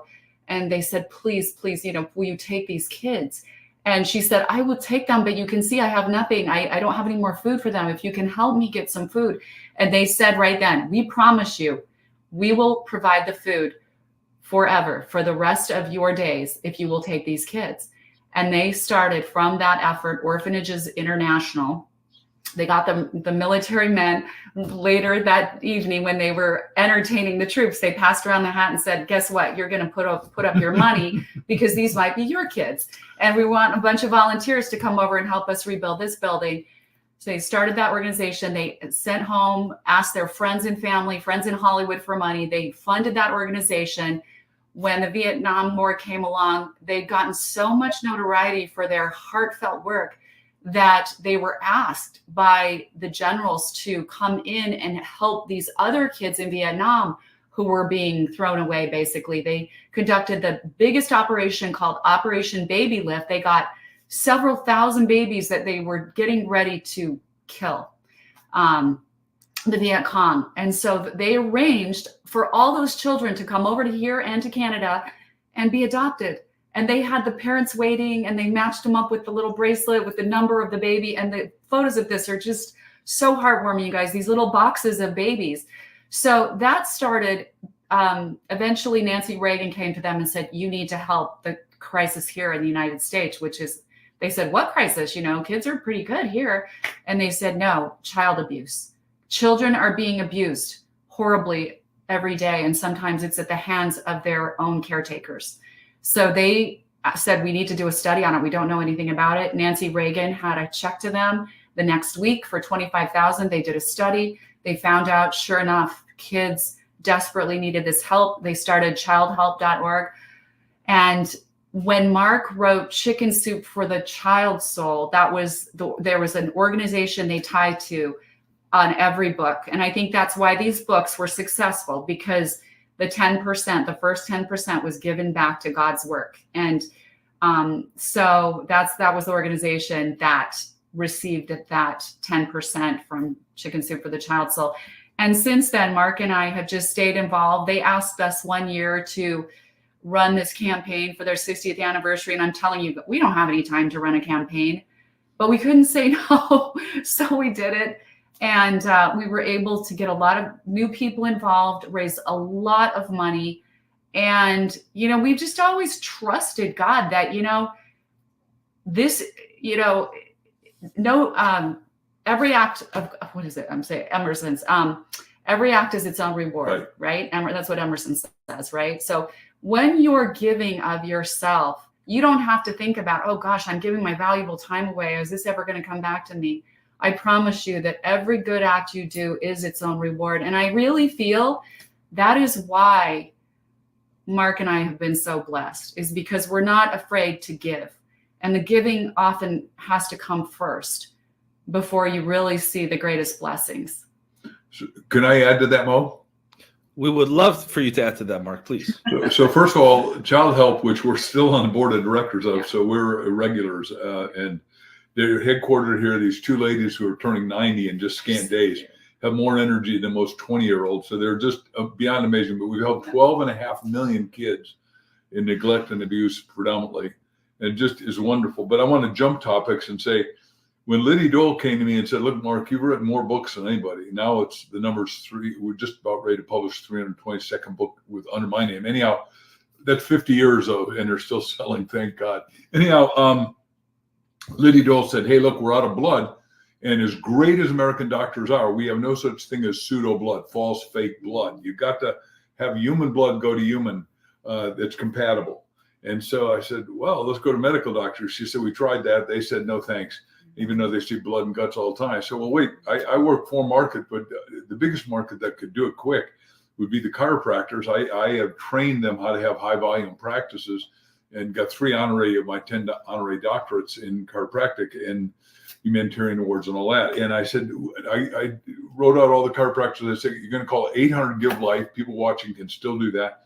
And, find out where to give a pint of blood. But they all did it at their offices. We gave a little 3-pot chicken soup book with 3 parts. Everybody who gave blood, they reactivated all their old patients. 25 million patients came in. We got enough blood cryogenically frozen for the next 3 years in advance and saved a lot of lives. Now, let's do it today. If you've never given blood, you ought to do it because it'll make you feel better. You live longer, you're more flexible. And the other little thing you can do, assuming you're going to die someday, is write on your driver's license that you want all your blood when they suck it out and put all that other stuff in. If you're going to be buried or cremated, give it back, because every pint of blood saves 9 lives. And I'm still spokesperson for the Red Cross. We totally are believers, and I believe a lot of people watching this because they're into the volunteerism. If you're a 10-gallon giver, you've saved 10,000 lives. It just is such amazing thing. And people say, well, I don't have anything to give. You can give a smile. You can give a pat on the back. You can give an encouraging word. And additionally, plus yourself by giving a pint of blood. Incredible. And Rex, I know you have a question very briefly, please. Well, they pretty much answered my question before I get the chance to ask it. But I want to say that I really appreciated the opening, Crystal, that you made, where you said people need help and they're not necessarily lazy. They just need a helping hand. And throughout history, there have been those people who think, well, the people who don't have as much as other people are lazy, or they're freeloaders, or they want something.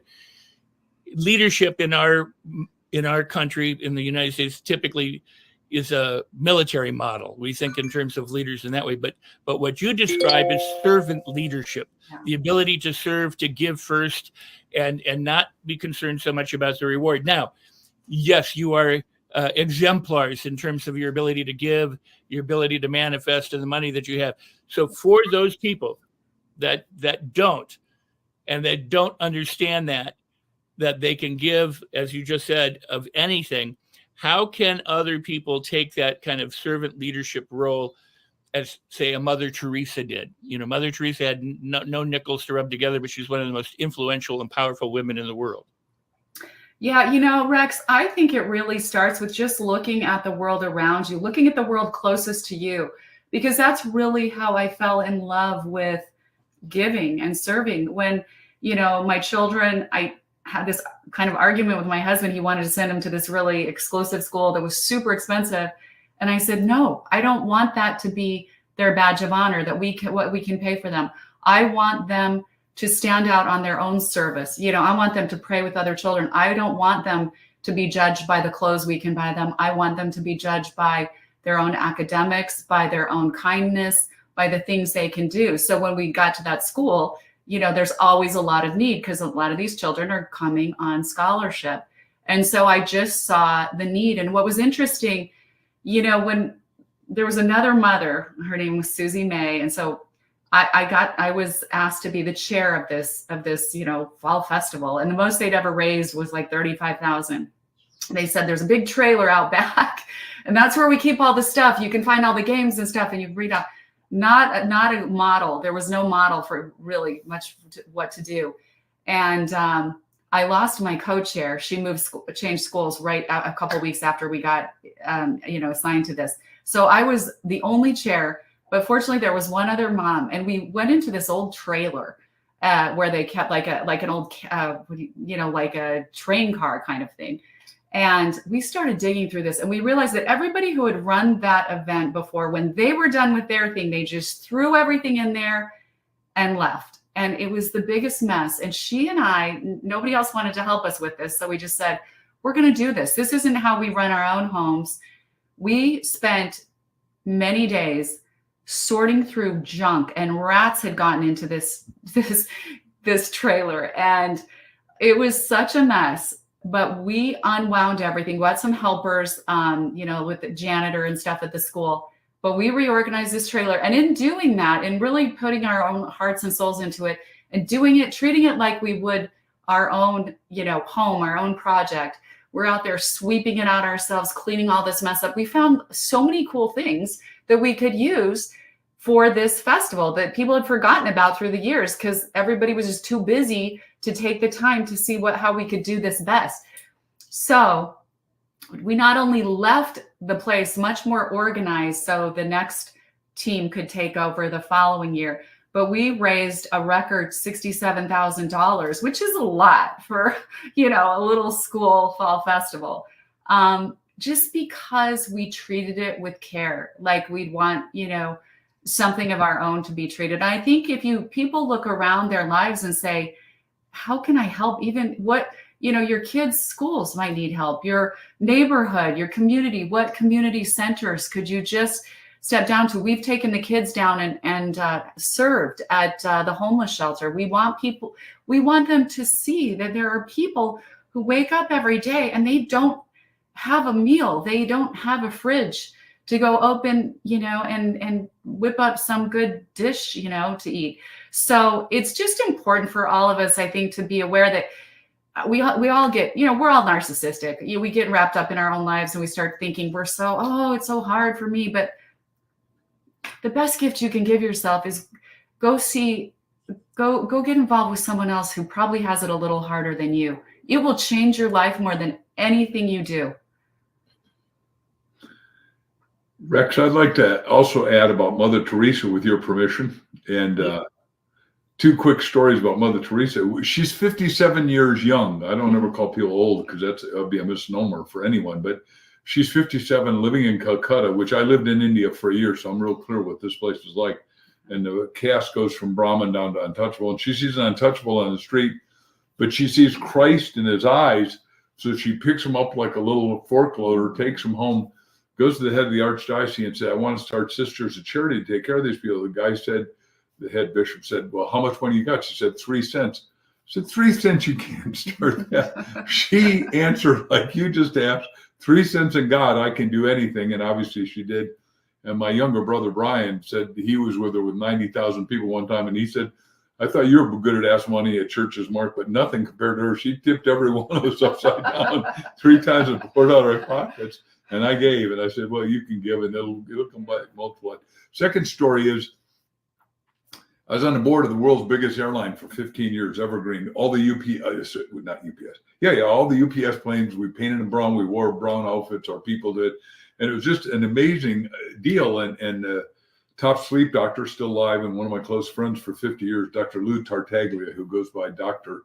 T, out at Cleveland University in medical school. Brilliant guy. Called me up and said, hey, look, I know you're on the board of that airline and you guys fly to India. Is there anything you can do to get me there? I got to go see Mother Teresa. So I said, yeah, let me call the head of the company, the guy who owns it. One guy owns it, Del Smith. I called Del. He said, just one condition, Mark. I said, anything. What is it? He said, I get to go meet Mother Teresa with Dr. T. I said, I think that's okay with T. He just wants to go. They get there and the gatekeeper says, look, we wrote you a letter. You didn't get it, Dr. Tartaglia? He said, no. Said, no, she's not going to see you today. She's not feeling well. I said, well, the letter didn't arrive. He hears her voice because he'd watched all the videos and he needed to get with her. And she is arguing in Italian with one of the brothers who's saying, hey, look, we need people that do the AA program and all the GA program and all that. And Lou walks through the gatekeeper, gets up to Mother Teresa, who's saying to Brother Angelo, God will provide, God will provide. And Dr. T said, Mother Teresa, I am Dr. T, and I want you to know I not only an American trained medical doctor, but I have trained in Italy, postgraduate work. I speak fluent Italian, got 5 kids, can't miss it, and I can really help him. She looks at him and says, see, God will provide. Amazing.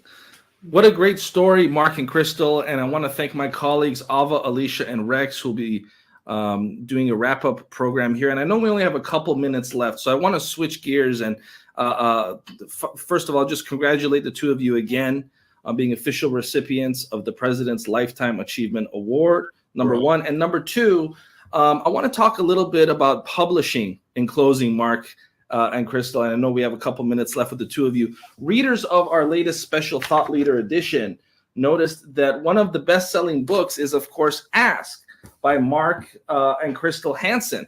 and it's an official Los Angeles Tribune best-selling book. You can see alongside the likes of Oprah Winfrey, etc., and Jay Shetty, who've also made the list of our latest best-selling recommended bestsellers. And I want to ask you, Mark, and no pun intended, exactly. I want to ask you, no pun intended, look at that beautiful book, for aspiring authors. I love it. Absolutely. That's a Los Angeles Tribune best-selling book.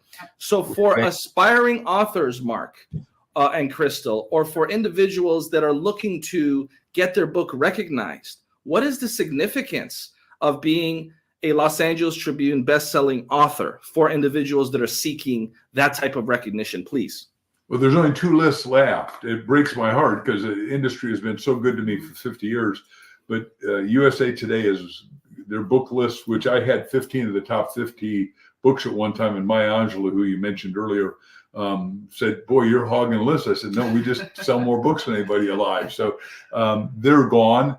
And then Wall Street Journal is gone. So you're number 2 after New York Times. And I predict, as I have to you personally, Mo, because you and I are dear, great friends, that you will become the number 1 book list in the world, because you're playing literally a world game. And what you and I have talked about is that we want not just Americans to read, not just people that speak English to read, but literally, and we're thankful. We think everybody needs to have Ask, and Crystal did the best cover in the world on it. But the fact of the matter is everyone knows the line, ask and you'll receive, but they don't know how to do it. And we teach how to ask yourself, ask others, ask God.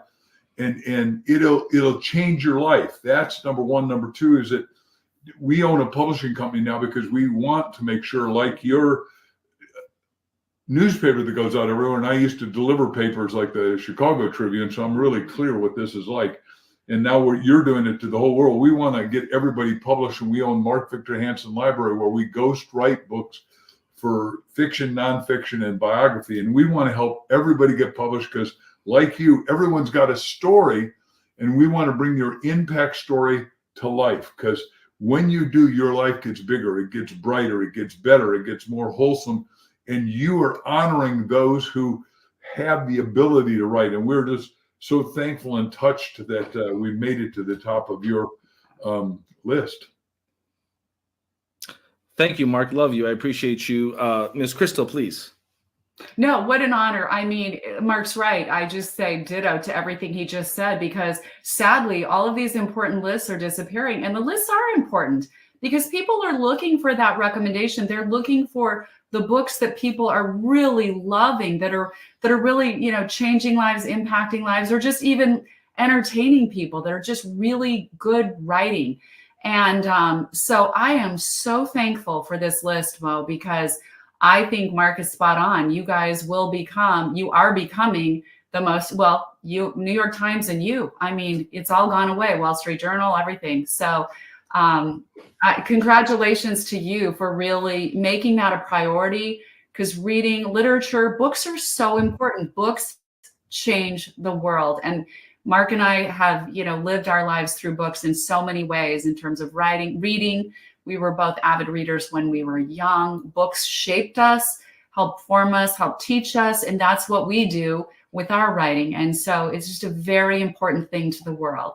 If I may add, we believe everybody's got to read 10 minutes a day, whether you do it first thing in the morning when you wake up. And we're saying, hey, read something positive, uplifting, that is soul, mind, and body, and result nourishing. And that's the kind of stuff we write. But there's a lot of our colleagues, and we admire every one of them. And you've been very kind to host us with Ava and Rex and Alicia. It's just been extraordinary experience to befriend you all.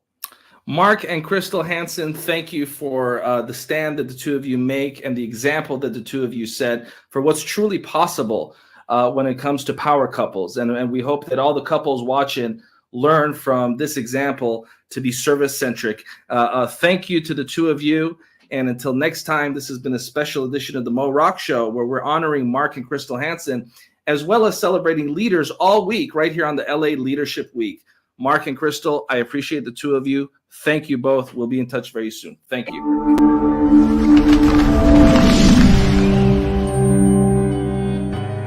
Welcome to the Los Angeles Tribune page.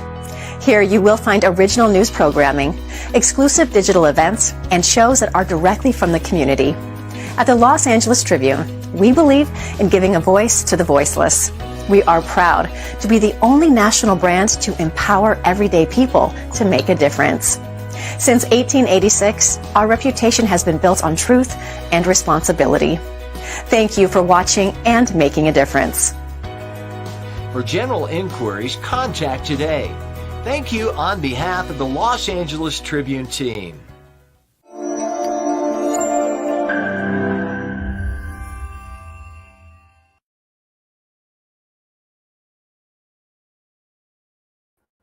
And how exciting was that segment with Mark Victor Hansen, of course, co-creator of the Chicken Soup for the Soul series, and so much more. And again, Mark, I want to thank you. I'm sure you and Crystal may be watching. I want to thank you for the lovely comments regarding our bestseller list here at the LA Tribune. It certainly meant a lot to my colleagues. And as we transition to the next segment here in the next couple of minutes, I want to welcome back some of the folks that have been helping facilitate the LA Leadership Week here. Of course, Julianne Meyer, Jim Miller, Ava Manuel, and Rex Sykes. And let's kick it off with you, Julianne.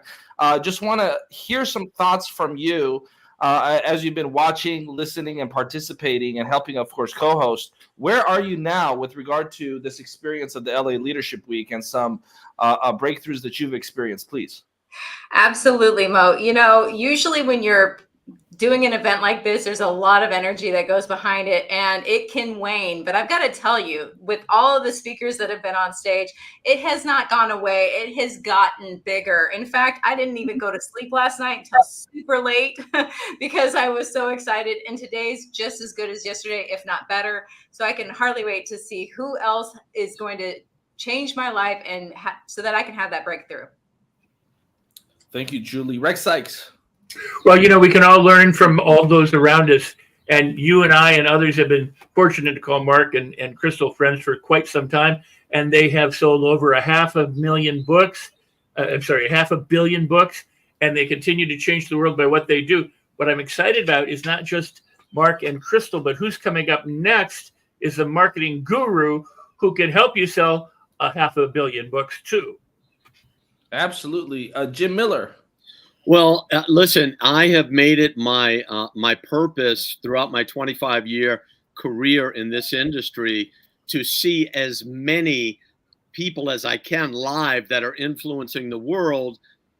Many of the guests that we're having on here, and here within a matter of 7 days, I get to see all of them for free, right? And also, too, they're coming from a place of generosity and speaking into a topic that is so relevant, especially for the younger generation, for those people who are looking to make a mark in the world. So I'm very excited to be here and to get to interview Jay Abraham next. Absolutely. Ava Manuel. You know, one of the best things that we love about the Los Angeles Tribune is, you know, really our heart for small businesses and for entrepreneurs. We believe that small businesses and entrepreneurs are really the backbone of our economy. And, you know, we can't get it any better coming from Mark Victor Hansen and Crystal Hansen to now Jay Abraham, who is the entrepreneur and business, you know, really expert and guru out there. So very, very excited for sure. Thank you for that, Ava. And I'm going to thank Ava, Julie, and Rex. And Jim and I are going to continue this conversation while Jay sets up in the green room. And I'm real excited, Jim, because I know in a moment we'll be joined by Jay and, of course, Gene, who's going to help us lead the conversation here. But something that people often ask me is, who is somebody that they should study to help increase the quality of their business, increase not just the quality of their business, but as entrepreneurs, the quality of their lives? And I tell people Jay Abraham. And one of the strategies that we actually practice here at the LA Tribune, whether our team recognizes it or not, is the strategy of preeminence. In fact, this entire leadership week is an example of the strategy of preeminence manifested. If you look at what we've done here with the LA Leadership Week, from top to you know, with the marketing and with the setup, we've applied the strategy of preeminence. And so I personally have been a student of Jay Abraham. He's been a mentor from afar.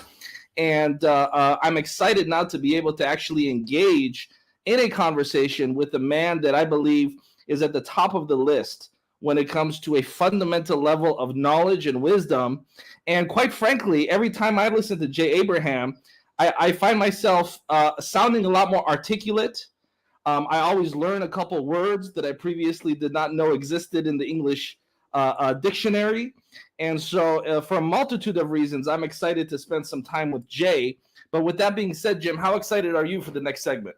Well, listen, the first time I met Jay and was back when I was the brand new vice president of sales for Tony Robbins, and we were out in Fiji, and for some reason we got stuck on how to proceed in our business model. And Tony made one call: Jay, you need to come out here to Fiji and help us sort this thing out. And boom, Jay was there that night. And for the next 6 days, I just sat in 5 days. I sat in amazement, not only because of the wisdom that the man had and how much Tony was so appreciative. And I could see the effect that Jay had on Tony, on everyone in the room. But just coming from a humanistic standpoint, what a great guy. Just a genuine, down-to-earth personality. And that's one of the things that impressed me the most. I mean, he was shooting basketball with us. He was, we just had a great time together. So, and speaking of what a great guy he is, Jim, he has supplied so much educational content for entrepreneurs over the years, completely free of charge. In fact, maybe 3 or 4 years ago, I remember visiting his website, and I couldn't believe how much incredible material Jay Abraham offered absolutely for free. And so we're going to take a quick break, watch a video, and then we'll be back. And I know Gene is going to also join us in a couple minutes to help facilitate this next segment. Jay Abraham, a marketing legend, mentor to mentors, and the highest paid marketing consultant in the world. He's the go-to guy now. And I got to say, if you think of most of the marketing consultants that you probably don't have the name of, they've all been influenced by Jay. I probably wouldn't be here without my mentor, Jay Abraham. Through, his teachings and what he's done for me, he's taught me how to position myself in very unique positions. What is my unique offering, as well as the ability to communicate. Jay Abraham has significantly increased the bottom line of over 10,000 clients and over 400 industries worldwide. Jay has had a tremendous influence on my business. Not just my business, but really the deep ways in which I think about my students, my readers, my clients, my customers. His books have profoundly influenced my ability to grow Bulletproof, and his personal mentorship and his one-on-one sessions with me have absolutely changed the game for me and for Bulletproof and for our mission to change the world. Forbes magazine called him the real thing and lists Jay as one of the top 5 executive coaches in the country. He's also a best-selling author and has been featured in USA Today, the New York Times, Inc., and Success, among many others. Life is a series of mentors, and Jay Abraham is absolutely the best in that area.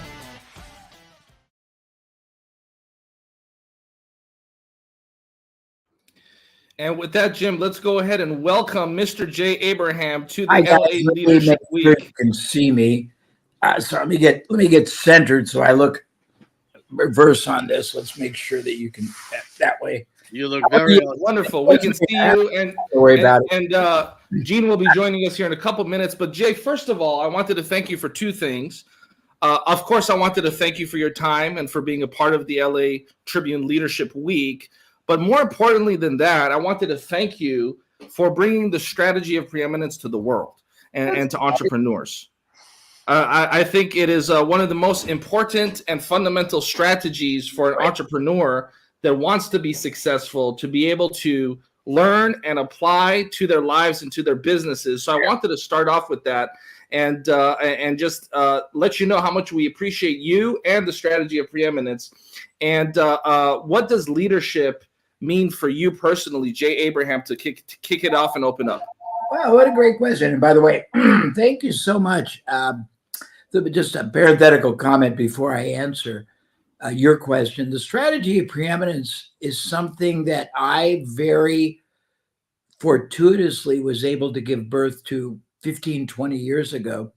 And it was really, it was fate changing for a lot of entrepreneurs and CEOs because it connected the dots And it was both a strategic philosophy and a philosophical strategy that became the underpinning of their culture, their belief system, their message to the market. It was something that galvanized and animated the spirits of their team members. So they were all on. Oh, sorry. Can you see my head? Because I'm seeing it. I want to make sure that you can. I don't look silly here.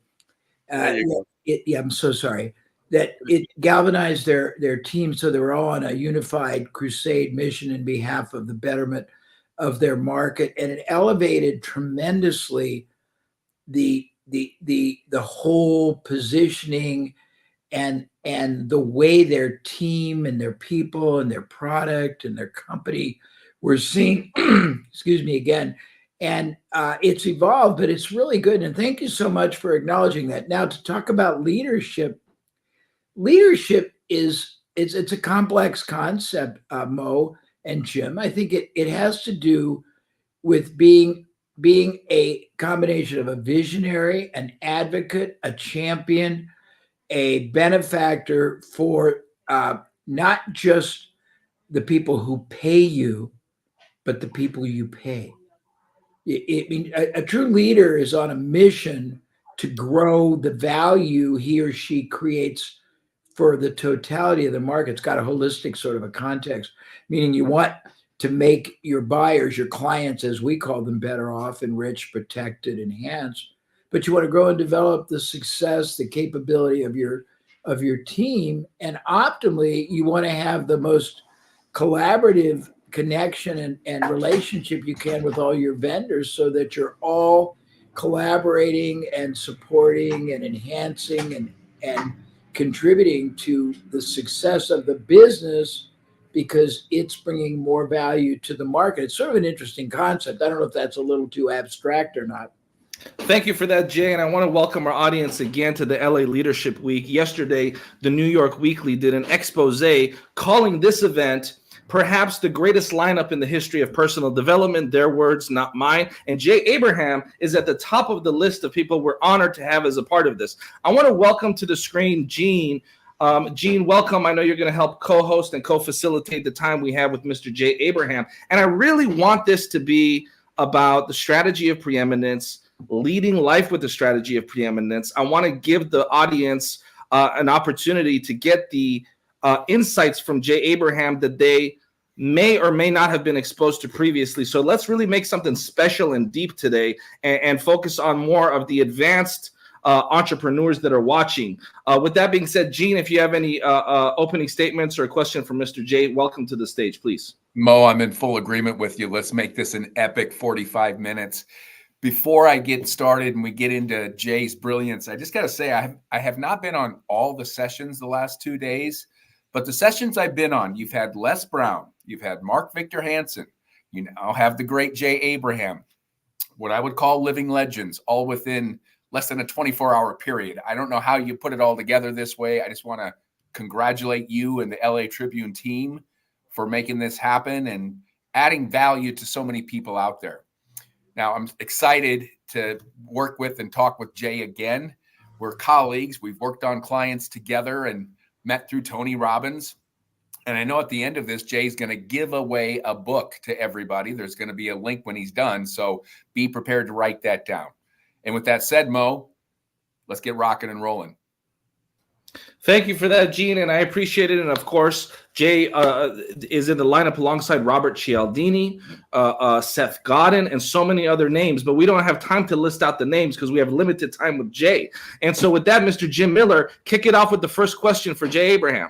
Well, I'd first like to acknowledge that the fact that Jay Abraham is here with the Los Angeles Tribune in our Leadership Week attracts people to want to be involved in the Los Angeles Tribune Leadership Week. So, Jay, you have an enormous influence on virtually anybody and everybody that's in the space, certainly of personal development, and more importantly, not only the content of your work, but also your integrity. And so the first thing that I want to talk about, and I know I read a few of the interviews that you have done just to prepare for this, and one question was asked, And that was, what question do I have to ask you in order for this to be the best interview you've ever had? And you indicated, well, as long as it's not about business and more about the way that I think, my view of the world, and my philosophy. So I want to start there, and I want to ask you a question, and that is this. I'm going to go right to the core of why I'm here, and that's for the young people, the younger generation that are seeing that will never, ever have an opportunity to work one-on-one with Jay Abraham, but have heard of you. And now they get the opportunity to sit right across from you and to ask you one question. And I'm going to ask that question. It is, how do I get the belief system that I too can be a leader like you one day? Where does it start? What do I have to do? What is it about leadership that you, as a fatherly, even a grandfatherly, I dare say, you're not flattering my ego, but you are acknowledging my I age. stop there. I give you a hall pass. Yeah, generationally, I'll stop there, Jay. It's okay. I've been around a long time. Yeah. Well, so tell me, what would you say to them? What is it that you would give an advice to the younger people out there that maybe this is their first encounter with Jay Abraham, or maybe they know you as the legend you are and would love to hear advice specifically to them?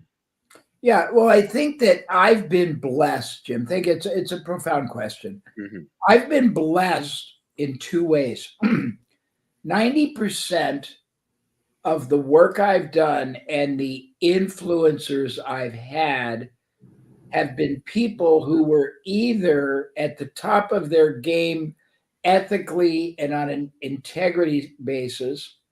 Also, they've been people who've been fanatically obsessive almost about adding value to their market, either in filling a void that wasn't filled or taking something that existed to a much higher level of beneficial contribution. So I think I've been, and also I've been very blessed. You talk about experts. I've helped, and this is just clinical, over 300 of the world's top experts in my life, in a broad spectrum of hard and soft skills. And I've been very impacted by human performance. And I think that one thing I stand for is a more holistic, integrative, true business building, as opposed to being in a silo. But I think that if I was a young person trying to start out as either an entrepreneur or progress through the rungs of an organization or many organizations, the first thing I would do is master a couple of things. First of all, listening. Then I would understand how to appreciate what others are saying. A lot of times people don't really listen. They're so busy wanting to get their message. I would basically try to recognize that your responsibility is to make people better off because you're in their lives, whether it be your coworkers, anybody that your company serves. I would probably really get clear on value creation to the other side. Oftentimes, Jim, Mo, everybody else on the call is that literally most people don't have a comprehensive understanding of what value means to the other side. I am sitting here trying to give you my interpretations of valuable answers.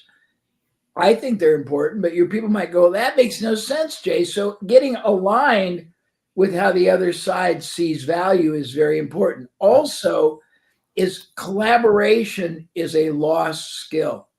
Connection is a lost skill. There are soft skills that are really interesting. Stephen M.R. Covey, I don't know if he's on your roster or not. He's the world authority on corporate trust building. And he's analyzed that if you can learn to master, I think everyone should read Speed of Trust and Smart Trust, two really wonderful books. And Gene, I don't know if you've read them or not, but they teach that most people think they've got a very good level of trust and authority with the other side, and they have a very weak one. There's 13 characteristics he identified. And if you master them authentically, if you do it superficially and inauthentically, it's very evident. But if you do it authentically and it becomes a natural part of your being, what he said is your business, you can get a 300% increase in everything. Collaboration, shorten timelines if you're selling, get vendors excited, get stakeholders excited. But there's about 20 soft skills that if I were young, I'd want to master. Things like trust building, strategic communication, listening, collaboration, operational efficiency, the role of a leader.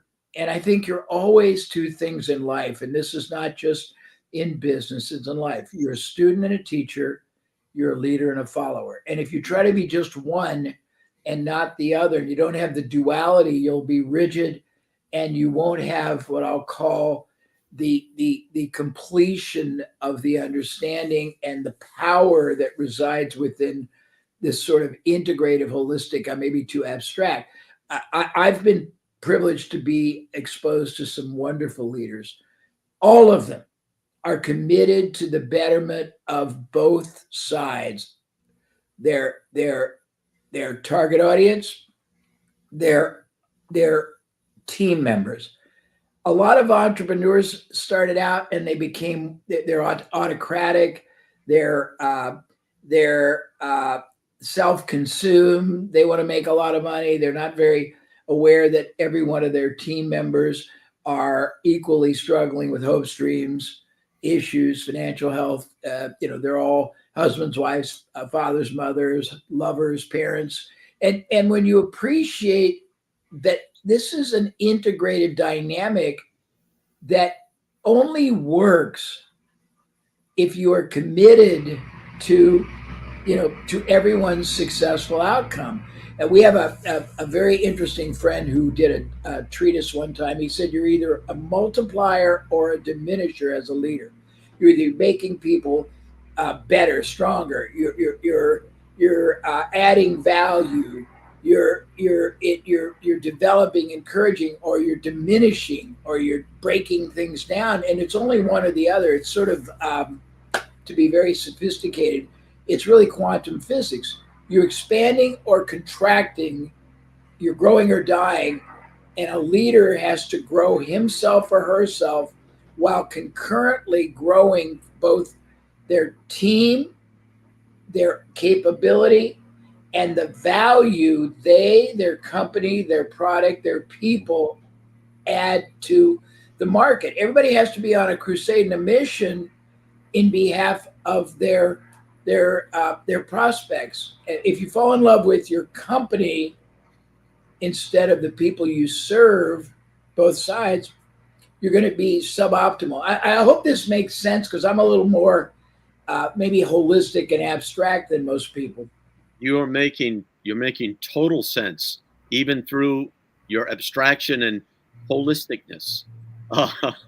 But I wanted to ask you this one question, and I'm going to pass it on to Gene, who has got some extraordinary questions for you, and that is this: what you're talking about, this need to love the individuals, to love the value that you're creating for the other, as opposed to the business itself, the money. Like, for example, when you go on social media and you look at entrepreneurs today, the celebration that they have of their team members is how much money they made for them, right? This is a typical celebration, as opposed to celebrating the individual separate from that. My question is this: do you have to be born a compassionate, loving person in order to display the type of characteristics that you're talking about, Jay? Or is this something that can be learned, or is it both? Well, I mean, originally I was born in a Orthodox Jewish family. I'm not very devout at all anymore. We probably had an inherent sort of a foundational DNA, but I didn't understand this until I was exposed to entrepreneurs who did me the greatest service ever in my life. Two ways, two of them. One was constantly preaching to me, we are here to make our market better. We are here to make our market better. That's the first one. The second one, really interesting. I was too talented for my own good when I was young. I made a lot of money and I could have gone to the dark side. And another mentor took me aside and said, Jay, I'm going to give you the most important uh, lesson of your life. Here goes. You can lose all your money, and if you keep your integrity, somebody will always back you. However, if you keep your money and you sell out your integrity, you'll never get it back.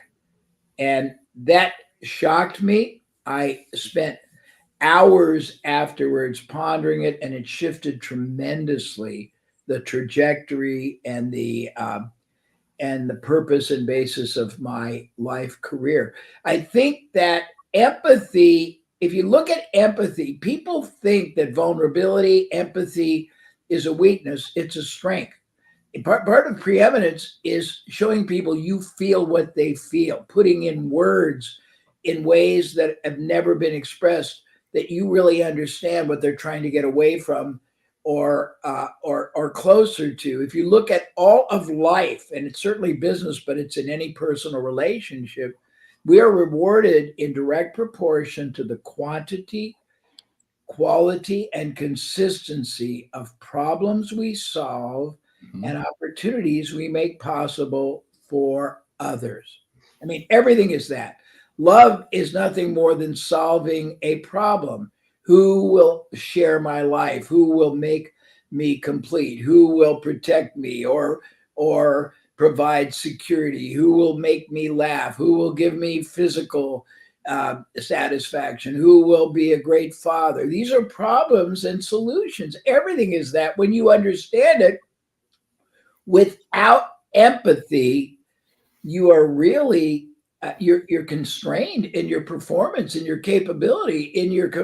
I don't see how you could possibly be optimally successful with having empathic understanding of the world you're living in and what's going on, and appreciating the differential of mindsets. If there are 10,000 people watching this now, you have 10,000 different realities. Pardon me. Any word, Jim, Gene, Mo, that I utter, any concept I express is predicated on my experiences, my mental imagery. Somebody else is hearing it totally different because they don't define it the same way. Until I understand your reality, until I have appreciation, I explore, examine, and acknowledge how you see life, there'll never be a connection. I'll never be able to sell you to the maximum.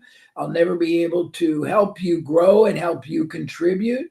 I'll never be able to connect at the maximum. And you can only go so far with fear. Collaboration can't occur without appreciation. Extraordinary. Extraordinary. Thank you for that, Jay. And we can see how important it was to you to encounter a leader who had the courage and the wisdom to break into your reality as a young man and plant that seed that you, like you said, you spent the rest of the day in pondering and contemplating, and it seems like it might have shaped somewhat the trajectory of your life. It absolutely did. It shifted it totally, and I became almost on a mission of my own, obsessed with making sure that anytime I ever interacted with anybody, Jim, for any reason, even if it was a nominal amount of time, I made them and left them better off, whether it's a smile, whether it's listening, whether it's showing that I remember their children, whether it's asking about some life issue that connected them. I see my role in life making people better off. Now, is that totally altruistic? Not really. Being selfless is the most selfish thing you can do if you want to accomplish a lot of stuff. Ah, very interesting. Gene, I know you're waiting with some questions. So please, Gene, who also too, vice president of sales at Tony Robbins, and with Chet Holmes, and with many others, a man who has been associated with a lot of legends, and worked with you as well, Jay. So Gene, take it off. Thank you, Jim. Jay, I'm a fan first and a friend. I've been following your blogs. I've been following you on social media. It's pure gold. Almost every single day, there's a new piece of gold that shows up. So I want to encourage everybody to make sure you're following Jay if you're in the leadership and the marketing, the sales, the business world. And this can help you in life as well. One of the pieces of content that I've read and reread and keep going back to is what you call the Magnificent Seven. Would you mind covering some of that now? No, I'll be happy to. But I'm going to, because I only talk about it rarely. You'd pre-asked me to talk about it, so let me make sure I have it for you. Okay. So, so good. It's just so rich. Pardon me. So just as context, I've been very blessed. I've been able to, I guess I'd call it pioneer and develop about 97 different categories of methodologies that have the capacity to propel performance, outsized, exponential, hyper growth, and 7 of them I think are fundamental. And I talk about them when I'm with Tony. I talk about them in certain keynotes. I still do, and I call them the 7 magnificent steps to create extraordinary success and business wealth. The first one is the strategy of preeminence. Because of the shortness of time, I'll just give an outer periphery on it. But the strategy of preeminence starts with a commitment that you want your business to be seen in the eyes of your target audience as the most trusted advisor they could turn to for life, the only viable solution they could turn to in the category. In order to do that, you have to be able to show them that you understand what they're going through. You feel what they feel. You know where they're trying to get closer or further from. You've got to put into words what they are trying to feel. And there's a really powerful way to do it. If I have time, when I get to the end, I'll give you a methodology that is mind-blowingly powerful to understand how to resonate with your market better than anybody you could compete against, and better than any copywriter could ever articulate. You want to be able, if you're going to be preeminent, you're on a mission to be an advisor, not an order taker. By that I mean, you can't allow anybody to buy less than they should or more than they should, unless quantity, quality, consistency, or combination they should, not because you're going to be denied a profit, but because they'll be denied the optimal and the maximum outcome. We used to when I used to do seminars, and this is this won't do it exactly, but I would say, let's say, Gene, you came into Jay Abraham's bottled water shop and water bar, and you asked to buy let's presume this was a half a bottle of water. And I took your money smiling and went on to the next person.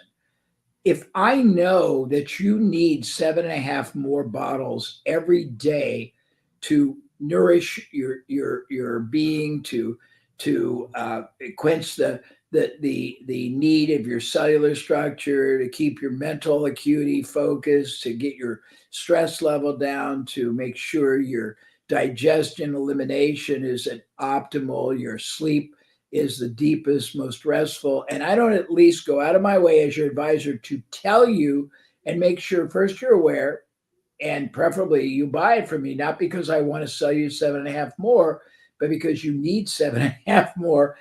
At least I have to do my part and make sure you're aware. If you opt after that awareness not to do it, so be it. If you buy 8 a day, but you only come every other day and I don't intervene again, being preeminent is not disseminating information. It's all about advice, what you really believe and why. It's about falling in love with the client, not just your business or your industry or your products or being the fastest growing company. It's about being able to make analogies to people in metaphoric way. Metaphors, similes, analogies are how you make points to people that they really grasp. It's about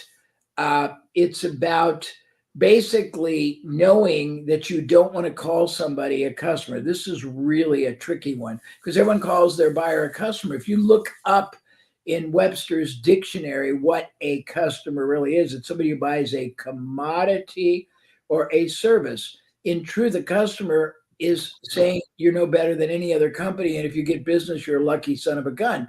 A client is somebody under the care, the protection, the well-being. It's got a fiduciary connotation, and it elevates people. You've got three categories of clients: the ones you pay, and the ones that pay you, and the two you pay. The ones that pay you, obviously, your clients. The market. The ones you pay are your team members and your vendors and advisors. And you want to do everything in your power to grow and develop them instead of squeeze everything out. I can go on and on and on, but that's preeminence, and that's the first one. And you want to make that the driver of everything you're doing. You want to make sure that everybody in your organization is on a mission, a crusade. Even if they're answering the phone, they see that that's relevant. If they're customer service, they see that's relevant. If they're delivering the product, they see they're part of the completion of the purpose, and they feel excited. And you almost want to say every morning when they come in, how many lives are we going to transform today? Even if you're just a vendor selling ice cream in the park, you want to appreciate that for 15 minutes, if you're over in where the offices are, you want to make sure you have the best ice cream, the best cone. You're not going to shorten the taste, and because you want the best experience for them. It's experiential, and you want to radiate and be fulfilled in the knowledge that for 15 minutes in somebody's very stressful life, you're giving them solace. You're giving a chance to go back to their child and have a sense of reflection on innocence. And you want to really connect. I can go on and on, but preeminence it becomes when you take it to its fullest extreme, and I'm giving you the outer periphery. It takes 3 hours to fully explain it. It becomes your culture. It becomes your message to market. It becomes your ads. It becomes how you live your life. It also, and I didn't say this, but you've got to also commit to always try to examine, evaluate, appreciate, understand, respect, acknowledge how other people see life, even if it doesn't conform with you, because you're dealing constantly with other people, buyers, vendors, employees. Until you understand empathically, you can't do anything. And coming right back to the thematic basis of this whole project you all are doing here, everything about preeminence is leadership. It's being seen as a leader who has the very best interests of the other side in mind. Human beings are silently begging to be led. We really are. However, there's a caveat. We want to be led only by someone or some entity we believe with absolute certainty has our best interest ahead of their own. And as I said, that's not as noble as it seems. It's really good business. So you want to be preeminent, and preeminence overflows. It's contagious. It ends up being how you live your life with your loved ones, your friends, your community. It's a very liberating and a very elevating way to operate way, way, way at a higher strata as your competitors. So that's the first thing, and I just lost my notes. The second thing, hold on, is some of my classic stuff, but it's really powerful. And the next is my 3-way to grow a business model. And early in my career, I was equally blessed because I had somebody who was mathematically sophisticated show me a connection I'd never made before. And I realized that the same effort, the same time, the same opportunity, the same resources, capital, human capital, relationship capital could be used to get an incremental growth or an exponential one. So we started operating in the exponential zone ourselves and for all our clients. But the first thing I learned was how to work on what's called the geometry of business. It's very powerful when you understand it's the safest, fastest, easiest way to explode any business. And we created the 3 ways to grow a business and the 3 advanced ways. Very simple. People think there's a trillion ways to grow a business. There's only 3 major and 3 advanced. First is you increase the number of buyers. Second is you increase ethically the size of the sale and thus the profit it produces. Third is you increase the frequency of sale, assuming you have other products or a product that justifies it, or the utility, meaning you add other products or services, you partner with these so that you can basically add more value while dramatically multiplying what's called the lifetime value of a buyer. Why do you do that? Well, first of all, the most expensive thing, the hardest thing, the most time-consuming thing you do is acquire the first sale. Yep. But at that point, you have plenty of opportunity if they trust you to upgrade it for many times more profit, not necessarily many times more revenue. And if you set in motion the right relationship, you have an easy chance of turning a one shot into recurring, which turns it into, you're like institutionalizing the relationship.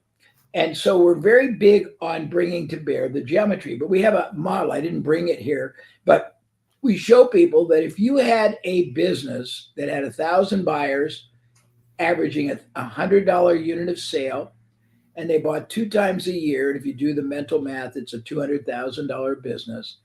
If you just increase those 3 categories 10%, it's not 10%. It becomes 266,000. It's literally a third increase. If you double those numbers, it's 800% increase. So you can use geometry to explode business growth very safely. I'm giving you the very simplistic concept.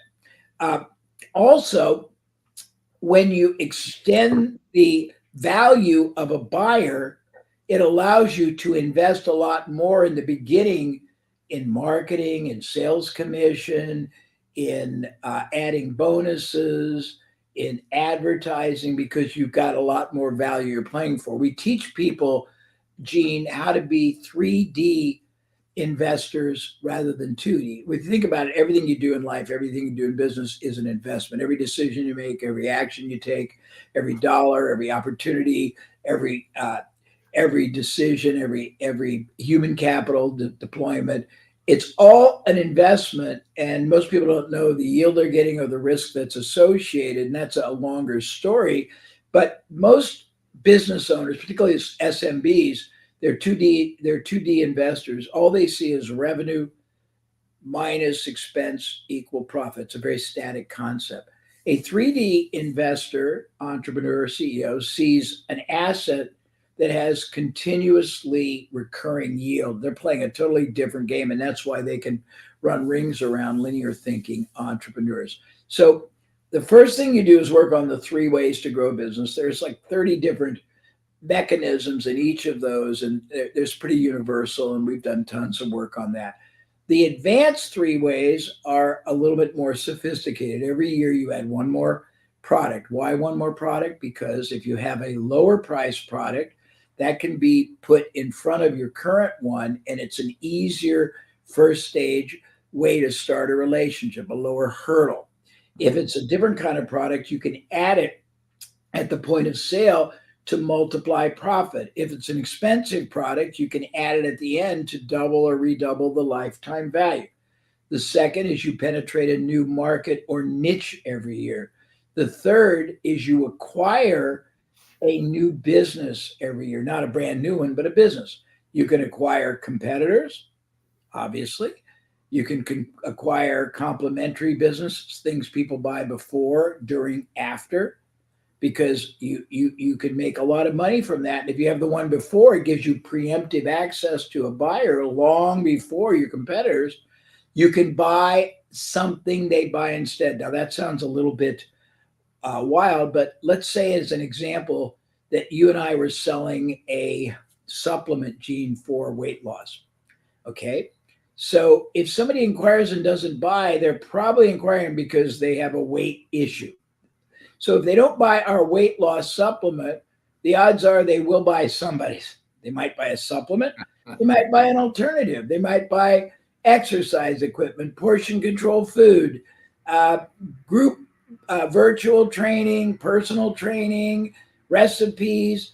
And we've got a sunk cost investment in bringing them to us, whether we monetize them or not. If you're able to monetize them, that reclaims that cost and turns it into a profit center. A little esoteric. So those, and you can buy Salesforces, you can buy URLs, you can buy databases, you can buy podcasts that reach your market, you can buy discussion groups. I can get very esoteric. So that's the next. The next thing that's the second. The next is how to work on the power of geometry even more and how to render your business bulletproof as far as its sustainability. Many, many years ago, I was introduced to somebody who had a militaristic view of business. That sounds a little bit confrontational. It's not. It's actually very enlightened. If you and I were at war with each other, Gene, and I wanted to prevail, I would mount not one action, but an integration of lots. I might do surface-to-air missiles and bombs, and then attack drones, and maybe tanks, and finally, infantry. But I do a bunch of that, knock out your infrastructure, your communications, your airports, your railway, your TV stations, your newspapers. And I wouldn't care which of those delivered the final salvo. I just want to win. In business, most businesses, ironically, depend on one single source of revenue, and it's normally a follow the herd mentality.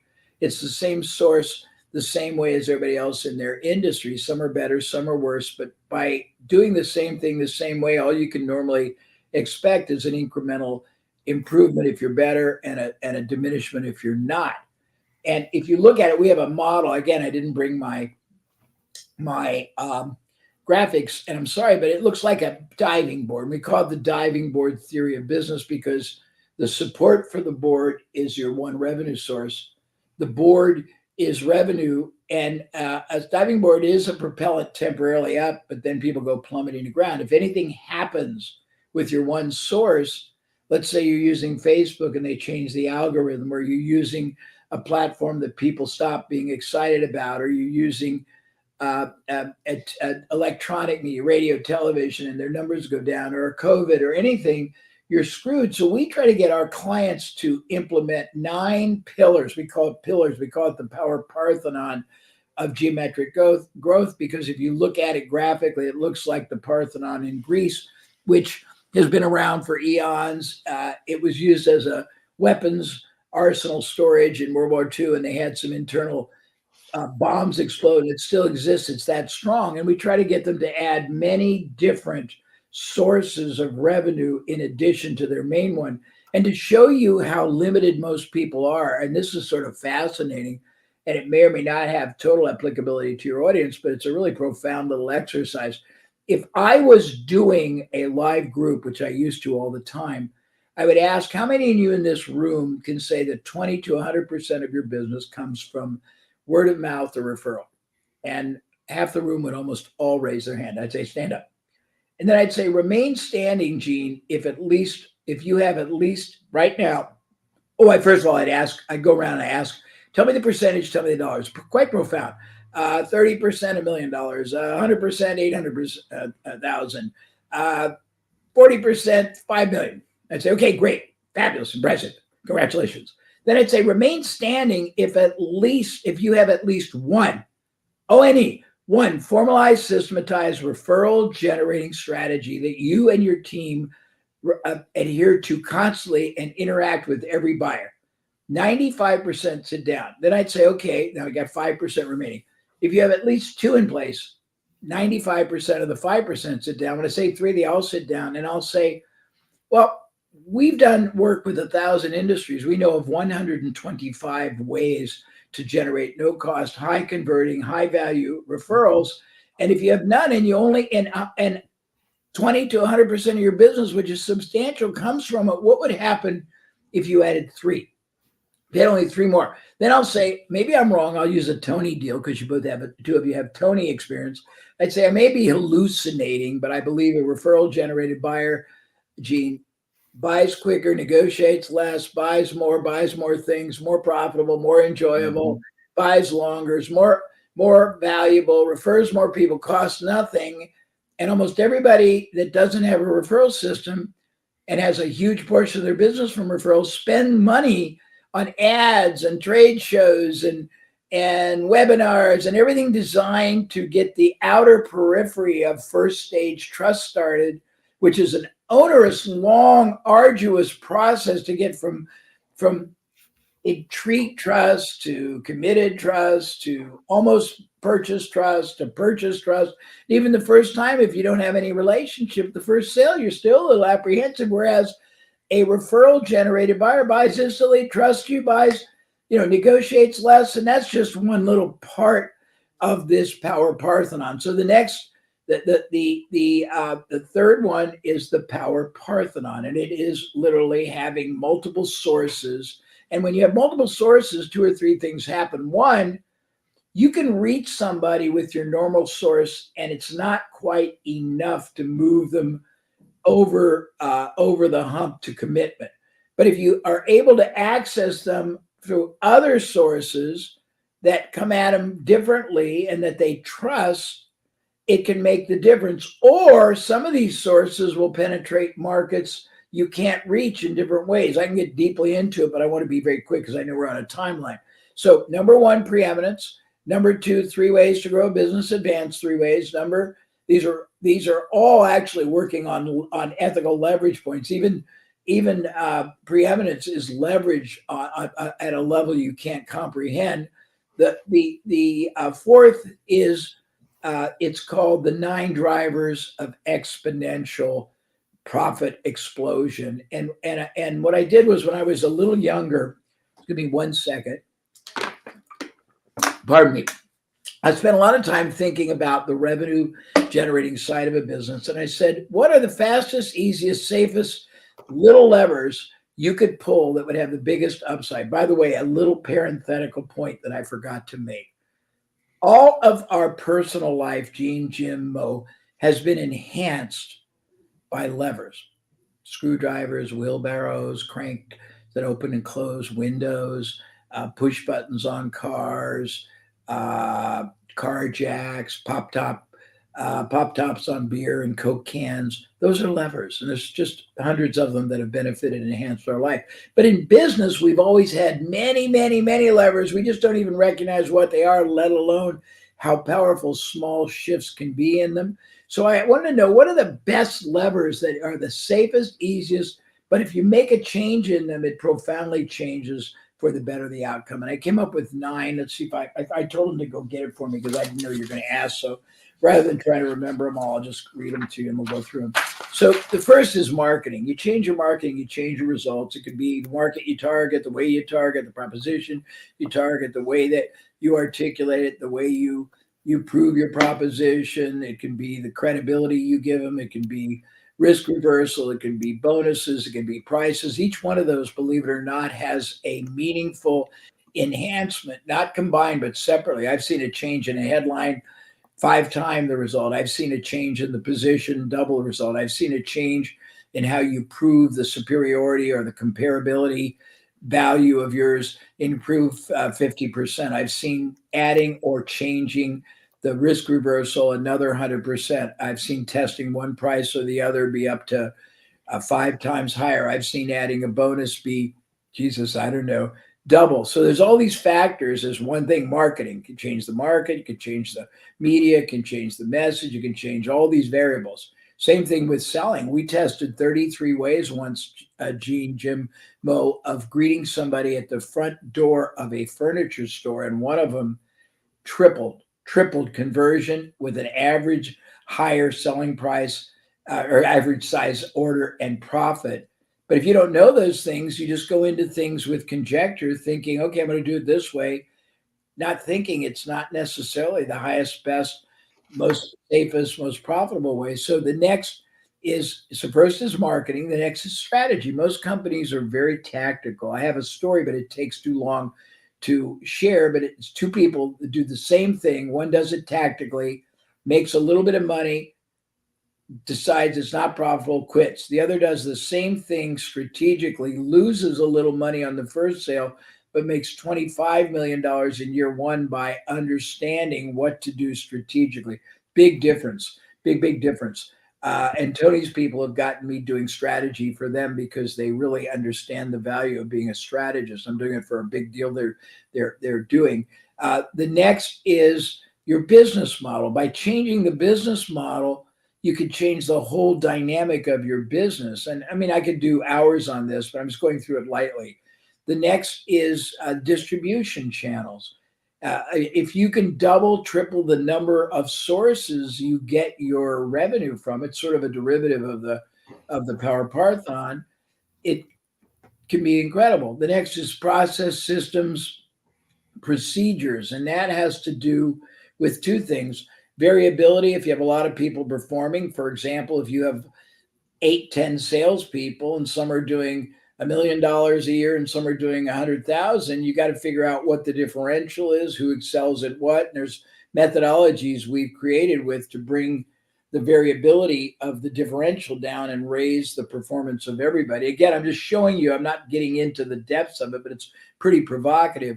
The next is relationship. And you'll see we've done billions of dollars with a B by figuring out who already has access to the audience you want that you can partner with, who's got methodology you don't have the budget to buy, but would share with you for a share of the performance increase, the profit or the savings. I can go on and on. I can go, there's a bunch more on this. And the last, I'm not giving you all of them. The last one is ideology, your belief system. If you don't believe this kind of nonlinear, but it's actually super logical way of thinking is valuable, then you won't do anything with it. So that's the third one. Fourth one, let's see. We did Preeminence 3 ways, 9. That was the fifth one, Jay. Okay, let me see what the rest is. I haven't done this for a long time. I got too many methodologies, guys. I hope this is valuable because This is incredibly valuable. And while Jay pulls that up, I want to thank Gene for that great question. And I want to welcome everyone to the LA Leadership Week, where we are redefining what a traditional news company does for society by changing the status quo and encouraging leadership and quality of character. Jay Abraham, please. Yeah, okay. I found the other two. So the sixth one is, we call them the sticking point solutions. Again, I try to think through what are the highest and best ways to dramatically and permanently improve qualitative, not just performance, but qualitative performance with the least amount of time, effort, risk, or investment. And that's an overriding premise of everything. So we created the 9 sticking points, and these were the most prevalent reasons we saw businesses get stuck. And we also saw a lot of successful businesses that we felt were successfully stuck, accepting better than average market growth, when in fact the same time, effort, access to market, capital, human capital could have produced many times that. And we identified them. I'll just read what they are because it takes too long to go through them. But one is, if you're stuck losing out to the competition, if you take the 3 or 4% of events that are acts of God you can't control, the other 97% are the result of actions you take, decisions you make or don't make, factors, forces, elements, principles, drivers in business and life you either harness or you let whipsaw you, and everything is cause and effect. There's a reason you don't get the business your competitor gets. If you don't know it, you better figure it out. It could be your competitive inferiority. There's an interesting concept. This is pretty funny. I'm having an ADD moment, but it's a fun one. So we always say that in business, there's 3 things you always have to do. You want to make irresistible propositions, unbeatable offers, and gain absolute ethical advantage. Because if you don't, what you're doing is making beatable propositions, irresistible offers, and gaining disadvantage. So you have to understand clearly what that means vis-a-vis this thing I talked about earlier, value to the other side. And then you got to overlay it with what are they already getting in value from whoever they're dealing with. And one of the biggest competitors that you're always dealing with that most people don't acknowledge is procrastination, equivocation, uncertainty, limited budget, and fear of where I'm going to allocate it, And you got to understand, I'm giving a lot of different things. So the first is, why are you losing out to the competition? Many reasons, we get into that. The second is, if you're stuck not selling enough, why? Well, one is you don't understand consultative selling. Two is you're not sourcing enough locations. Four is your value prop and your risk reversal isn't compelling. Fifth is that you don't have any understanding of, as I said, what the definitions are to your market. I could go on and on and on. Fourth or sixth, you don't have a lead generating consistent pipeline. You're doing things intermittent, episodic. But when you figure out, when all these are very logical, they're super logical when they're explained. The next is that you have erratic business volume. Why do you have erratic business volume?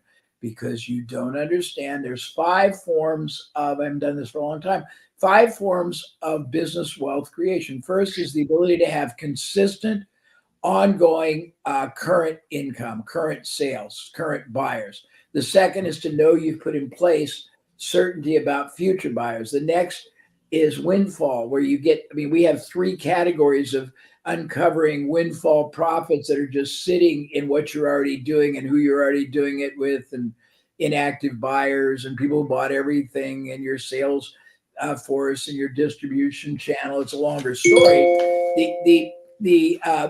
The next reason you don't have consistent, I was going to talk about wealth.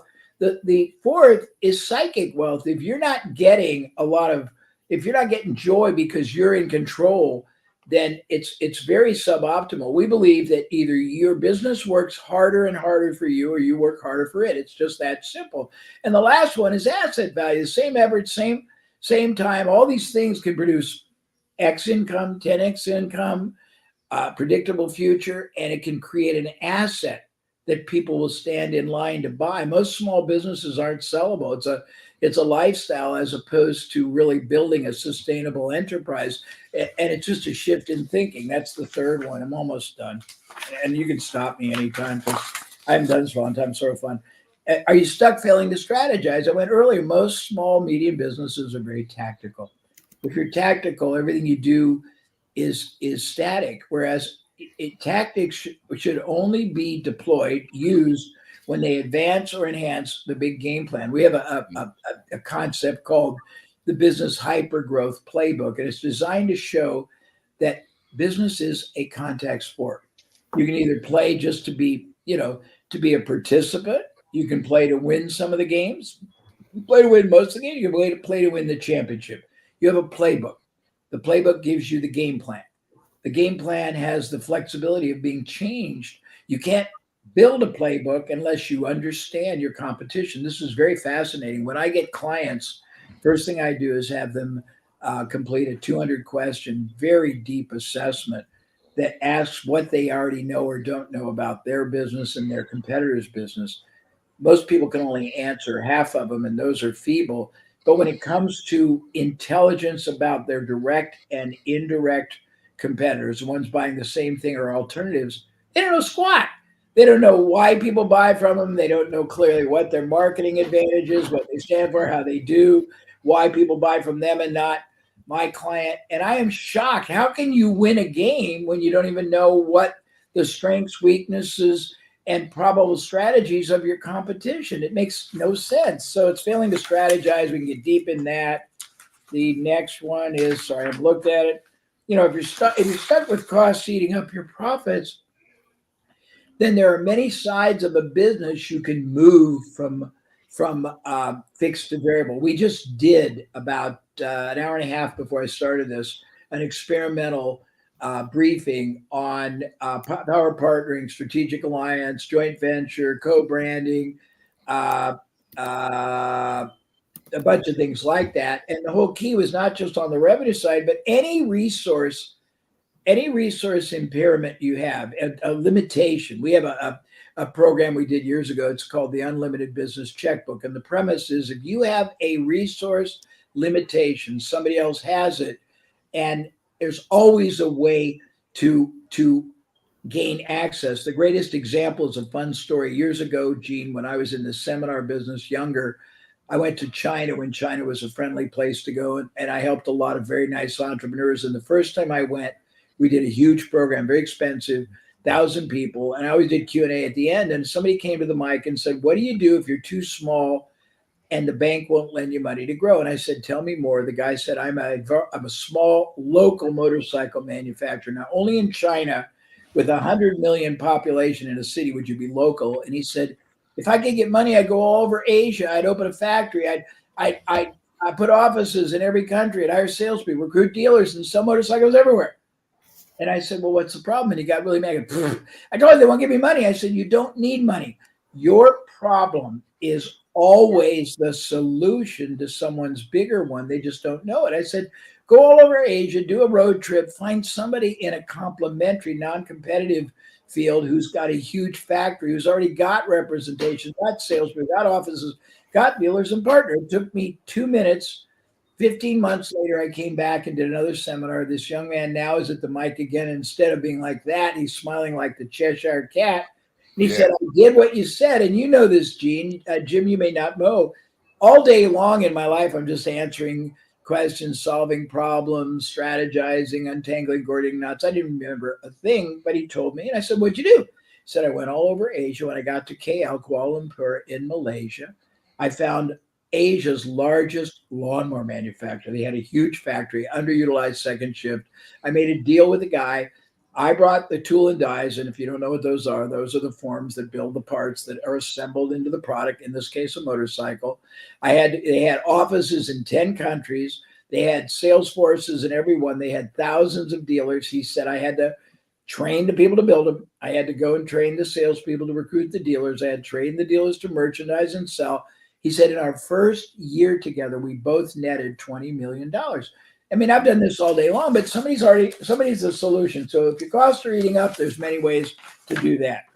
If you're stuck doing what's not working, I mean, Einstein said it, it's the definition of insanity. We basically question people. Why are you doing this? What else have you tried? How well is it working? What kind of yield are you getting for the opportunity? What kind of risk are you getting? Nobody really, they just keep doing things over and over again. And I came to fame, and Tony used to always, he would advocate this and he would extol this. I created, when I was younger, something called funnel vision versus tunnel vision. And it was an accident. I came from the mail order business when I was very young, and mail order was very disciplined. They were doing testing, variability, risk reversal, unique selling proposition. They knew what's called allowable acquisition costs. They did all kinds of things that lifetime value that nobody in the then brick and mortar world knew. And I was a lowly player, but I was sort of an emissary, the one-eyed man in the land of the blind. And I was able to bring that knowledge over to all the rest of the world. And I thought I was brilliant. I was bright, but I wasn't brilliant. I was just an emissary. Well, then I started realizing the power of how most other businesses in other industries do things totally different, not better or worse, but totally different way of selling, marketing, strategizing, business model, everything. And if you could take elements from outside an industry, where in that industry, everybody does things the same way, you give people profound advantage. And that's one of the things that happens when what you're doing isn't working and what you're doing is what everybody else does. You stop doing it and you figure out what they're not doing. The next is being marginalized by the marketplace. You're marginalized for many reasons. You're not preeminent. You don't have a significant advantage. You don't have significant risk reversal. You don't have, you don't understand your market better than others. You're not as valuable in terms of their definition of value as the competitor or alternatives. I'll give you the others, and then we can either stop or I can do the rest, because there's one more and it's quite profound, but it doesn't matter. The 8 is you stuck with mediocre marketing. Most notably, yes. I don't want to even go there. It's too long of a question. The 5 is are you stuck doing it yourself? I mean, creative collaboration is the defining attribute of the most successful companies in the 21st century. A lot of entrepreneurs are very autocratic. They're not dictatorial, though some are, but they don't recognize that if you're the smartest person in the room, you're in the wrong room. You don't want to be the smartest. You want much brighter people. And also, you don't want to hire mediocrity. You want to hire the best and cry only once when you have to agree to pay them, because a superstar will perform so many times better than a mediocrite, and they aren't going to screw it up. And they're going to make you better. And they're going to make everybody better, because they're going to be demonstrate through show me, not tell me. It's just so profound. So that's that one. The last one, I'll just tell you very easily. It's power partnering, strategic alliances. We've created billions of dollars by figuring out who else already had access to the market, the credibility, the trust, the database, the salespeople, the brand, and partnered with them. I built Icy Hot from nothing to a huge company almost in a year by finding 1,000 media sources who would let us run ads and only pay for results. I built a seminar company for myself when I was younger, and we did $250 million. And I had partnerships with 40 newsletters, Tony, Success Magazine, Entrepreneur, In Flights. I had partners in Japan, Malaysia, Singapore, China, Vietnam, UK, France, I can't remember, Switzerland, all over the world.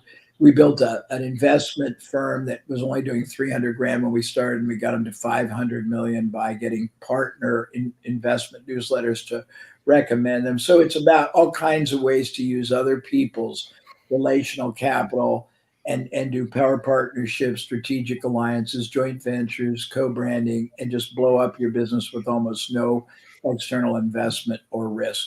Those are those. If you have time, I can do anything else you want to talk about, or we can stop there.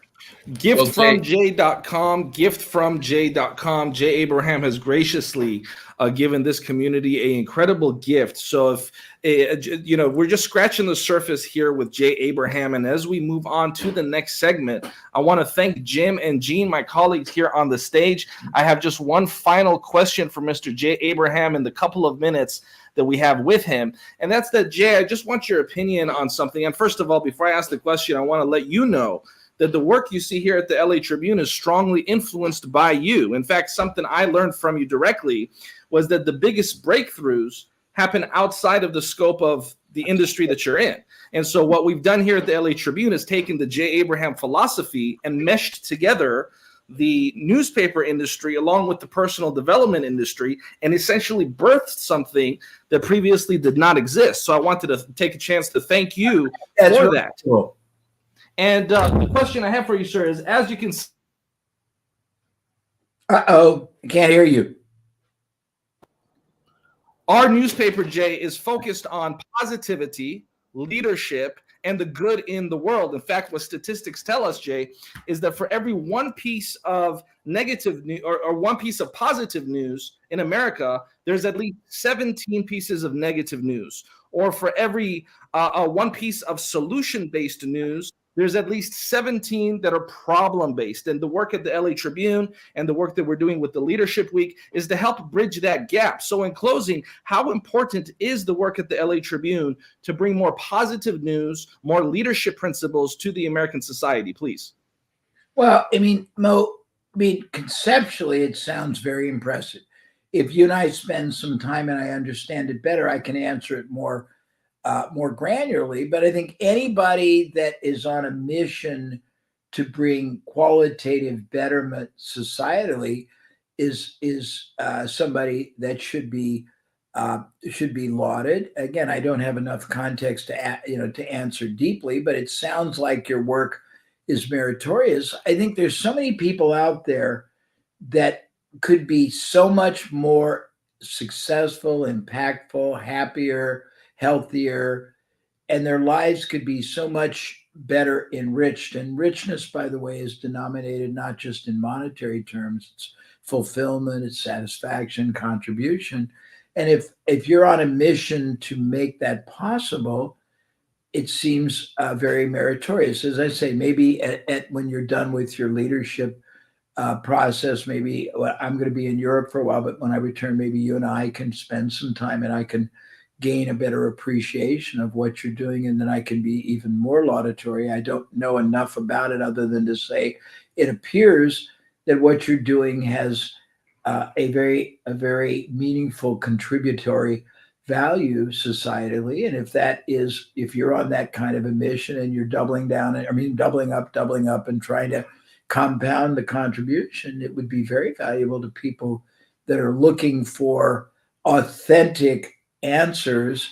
And a lot of people are silently begging not just to be led, but to get this connection made, because they're driven to want more in terms of fulfillment, contribution, success, impact, but they don't know that's even what they're striving for. And if they do, they don't know who they can trust. So it's sort of interesting, but it sounds like what you are doing is very intriguing and impressive. And at a time when you and I have the opportunity, I'd love to know a lot more and get maybe deeper and see where you are and see if there's some really wonderful things in it that might be worth us spending a lot more time trying to develop. Certainly look forward to that. giftfromj.com. Thank you very much, Mr. J. Abraham, for being a part of the movement that we are creating here. Much love and respect to you. We're going to take a quick 1-minute break, and then we'll be back to our next segment. I look forward to that conversation in person, Jay. Thank you. Thank you very much.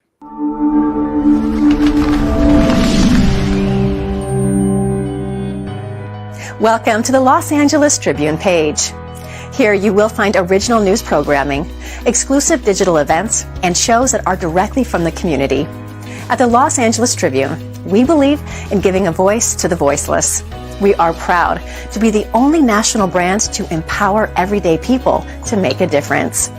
Since 1886, our reputation has been built on truth and responsibility. Thank you for watching and making a difference. For general inquiries, contact today. Thank you on behalf of the Los Angeles Tribune team.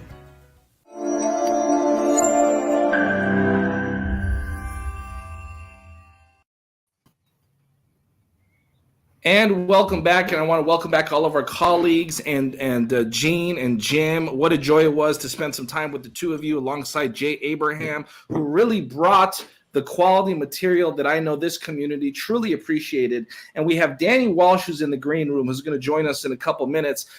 Real quickly, before we bring Danny, I just want to check in with everybody, 30 seconds or less, some feedback from that powerful segment we had with Jay Abraham, starting with you, Rex. Well, Jay exemplifies understanding how people think and operate and adding value to them by seeking what's important to them instead of what's important to him. He pushes, he elicits instead of installs. And that's truly something that separates him from most. Donna Campbell. You know, listening to him, truly, I was blown away in ways I have never imagined before. I was jotting down my notes, and he was going so fast. I'm going to have to go back and watch the replay and fill it all in, because I can apply everything to all aspects of my life. And Joe Ingram in the virtual auditorium, so you want me to be on. You know the link, Joe. Hop on. Jim Miller. You're muted, Jim. Yeah. So, under normal circumstances, one would have to spend $5,000 to $25,000 to be able to sit for that long in an event or in front of Jay, and to be able to receive it from the Los Angeles Tribune as a gift to the world, which is what we're doing, is it makes me proud to be here and associated with this event and with this organization. Amazing. And of course, Gene, thank you for helping make that possible. The floor is yours, Gene. Any remarks you'd like to make for our audience? Well, I kept finding myself with my pen starting to take notes, and then I get a note from Jim saying, "Hey, you're on camera. Look at the camera." But what was really cool, Mo and Ava and everybody on the LA Tribune team is you're doing the strategy of preeminence. Mo, you pointed that out, and I'm like, gosh, that's so good. It's so good. Keep up the great work, guys. Thank you so much, Gene. And we want to thank Danny Walsh, who's been patiently waiting in the green room. Thank you, Danny, for being so patient. And I know you and Rex Sykes are going to have a very powerful segment coming on next. And Danny, we would actually like to also invite you to join us at some point later on in Leadership Week as well, and make at least one other appearance where Rex can pick your brain. So let's consider this part one of Danny and Rex, and then we will figure out a part two at some point in the Leadership Week. Rex Sykes, floor is yours. Well, I'm so happy to have had Jay Abraham on because he thinks deeper and further than many other people. He's got what's called depth of vision, but so does this gentleman, Mr. Danny Walsh. You know, Jay is a maverick and a maven in his field, and as is Danny when it comes to marketing and being able to positively influence and add value to people.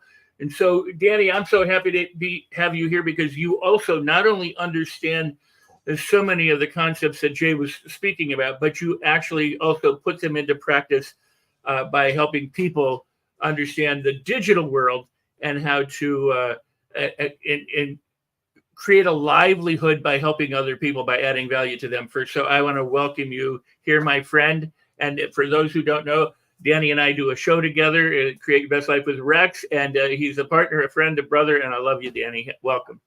Thanks so much. Hopefully you can hear me. Hopefully this is working.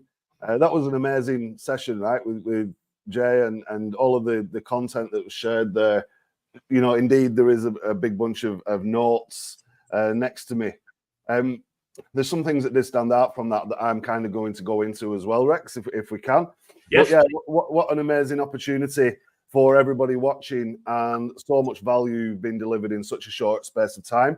The key for me is that folks go away and implement this stuff, right? Absolutely. So I'm going to ask you to take it away, and I'll pop back and forth for some questions, but I want to give you the platform for just at least for a little bit. So here you go. Yeah, thanks so much. So I wanted to show up today and try and give some practical things that people can take away and actually implement, right? So I want you to hopefully be able to unlock a leadership superpower that you might have overlooked or ignored. And hopefully we can unlock that in less than 30 minutes. It's probably going to be unlocked in less than 10, 15 minutes, right? So that's the plan of attack. That's what I'm looking at doing. And by the end of this, hopefully I can give you a little bit of insight, some eye-opening insight that can help you significantly increase your reach and your impact and maybe your sales. Is kind of important, right? Whether you're in big business, corporation, you've got a little business, you're running a store, wherever you are in your leadership journey, whether you're a solopreneur, entrepreneur, however you sort of classify yourself, hopefully there's something in this for you. And if you stick around with me for the next 10, 15 minutes, you'll have a workable strategy that hopefully you can implement. So that's the game plan. And it ties in nicely with what we've just heard in the last session. Let me know in the comments if this is making sense so far. Let me know if this is exciting. And hopefully, I tried to get permission, but I was hoping we could bend the rules a little bit. But you need to blow the chat. If I can bend the rules, I might have a little prize to give away to a lucky viewer or a lucky listener. I'm not sure if I can do that. So if you want that to happen, let me know in the comments and you guys go crazy. Big shout out to Laverne Brown, who has just joined us right now. So in the digital world, I believe there's one thing that people want more than anything. And as leaders, we need to kind of understand this and embrace this, right? So we've got this digital world out there that's forever growing. And meanwhile, in business owners and business leaders and people making decisions, they pretty much want the same things as they've always wanted, right? So they want more reach, more impact, more sales. They want the brand to be the best known brand. They want to have the biggest impact on the people that they serve, right? So there's this desire of the people, and then there's the desire of the leader, the desire of the people behind closed doors. And sometimes these things don't align. Does that kind of make sense? So I want to go through a little bit of this and talk about some of the strategies that I can hopefully help you steer you in the right direction so you can go out there and do more of the good stuff and make sure that you're aligned with the people. Does that make sense? So a little bit about me before we get into this. I've helped businesses and ran businesses for 20 years or more, and I've always had some kind of crazy venture or idea that I've taken out of my head. I've put it on the internet, put it on the web, and we've gone out there and impacted the lives of thousands of people in lots and lots and lots of different weird and wonderful niches, from music to hobbies to sports, fishing, And every single thing that I've ever done has always needed the internet to kind of power it, right? So I'm no stranger to the digital world. As I've traversed this digital world over many, many years, as technology's improved, it's become apparent to me that there is often this disconnect between what people want and what businesses decide should happen. And I'm hoping that in the next 5 or 10 minutes, we can kind of put some of this to rights and give you guys a strategy that you can hopefully go out there and make sure that you get it right the first time. So if you're a leader or you're an emerging leader, imagine if you could have a bigger reach, bigger impact, more sales, and you could easily motivate people to help you achieve this just by focusing on one thing. Would that be better than focusing on lots and lots and lots of different things, trying to run on a hamster wheel? Because that's often what happens. And there's one thing that I've realized over all of these years that's so important, that's often overlooked. If we can get this right in the next 7 minutes, my work here is done, right? I usually play a game at this point, and if we had a little bit longer, we could play this. So you need to imagine this before we get into the content, right? Imagine that you're in a conference room right now, and we're not all watching a screen. We're all stood in front of the stage. And what I want you to do is find somebody next to you and face that person. So you play the game, right? You face the person, and I want you to take a good look at that person stood next to you. If you are with somebody right now, you can have a go at this. Face your partner. And what I want you to do is turn away from your partner so you can't see them and make a subtle change to your appearance, right? So maybe you take your glasses off, right? Or you put your glasses on top of your head. You make a subtle change. You turn back and face your partner and see if you can guess what that change was. And you say, you moved your glasses, or you put the pen behind your ear. Hold that change, turn away, and make another change, right? So now we've got two changes. You face each other again, and you see if you can figure out what you've done. And then I want you to turn away one more time and make a third change. And then you face each other, and when you do that, you kind of figure out all these changes that each of you have made. It's a bit of an icebreaker. You have a laugh about it. But at that point in this boardroom, I will kind of go quiet, and I'll just step back a little minute, and people, they then do something quite profound. What they do is they go back to the exact same seat that they were sat in before I asked them to play the game. And every single change that they've just made, they put back. The glasses go back to the right position. They put the shoes back on, or whatever crazy thing that they've done.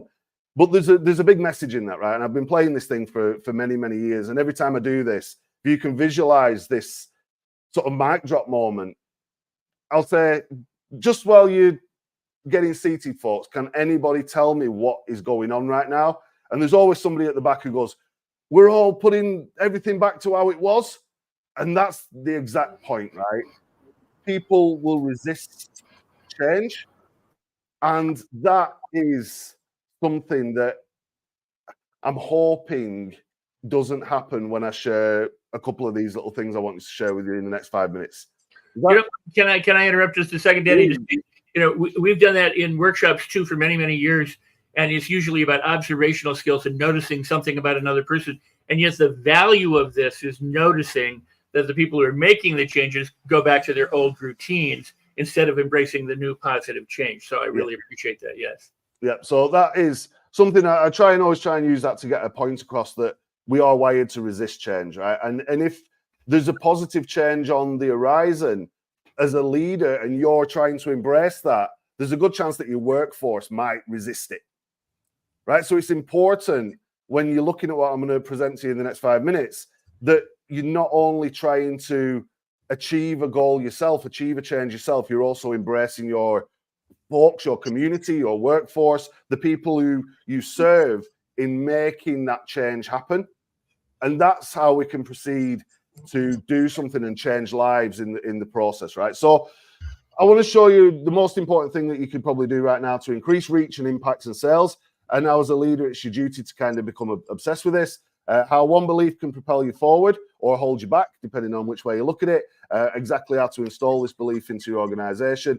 And the single biggest desire of your target audience that might not be apparent. So I want to run through this real quick, and hopefully Rex and Mo and a few others might be able to join me back on this. So the most important thing you can do right now to increase your reach and impact and sales, and how as a leader it's important that you become obsessed with this, right? So it's safe to say in the digital world right now that people are conditioned to go online before they go outside of the house, right? So your kids are on the iPad, you know, people are Googling stuff.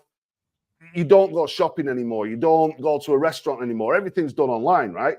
And this is the way of the world. And companies, entrepreneurs, leaders, business owners, we're all taking advantage of this, right? And there's social media and emails and blogs and live videos and adverts and all of this stuff going on. People are consuming media. You're consuming media right now. I want you to ask yourself a question, or ask your team a question, ask your people a question, right? And this is the first little strategy that I just want to share with you. Ask the question, how social is our media? Right? Because there's a big thing in that. It's like we're pumping stuff out, right? How social is this media? Is it engaging? Is it empowering? Is it actually helping our community to achieve their goals? Because if you ask that question regularly, what you might find is a different viewpoint and a different perspective that will help you move forward and scale, reach more customers, have a bigger impact, and ultimately make more money, right? If you're in business, you make more money. If you're a non-profit, you can go out there and change more lives. You can attract more funding. If you're a solopreneur, you're thinking of launching your business, think, how social is the media? Is it helping our community to achieve their goals? And the answers you get from that will be profound. Does that make sense? It makes a lot of sense. And I want to thank you, Danny, for giving us part one of a two-part series with Danny Walsh. And we do have a few more minutes. I'm going to give the floor back to you to finish, but I just wanted to thank you and thank Rex. And I have a question whenever you're done, Danny, that'll take a couple minutes of time, but please. Yeah, so the next bit is there's a big belief, right, that you can propel you forward in business or it can hold you back, propel you forward in life or it can hold you back. And if you install this belief into yourself and your organization, again, that will help you move forward and do more than you've ever done, right? So if you've ever felt like you're chasing money, let us know in the comments if you ever felt like you're chasing money, right? And this is what businesses are supposed to do, right? We go out there and make money. And I did that for a long time. And you've got to change your mindset. You've got to change your perspective on this, right? It's never about the money. Right. And sometimes people are like, hey, why are you in business? I want to make money. It's not about the money. Right. And this ties back into the last point. It's about the people.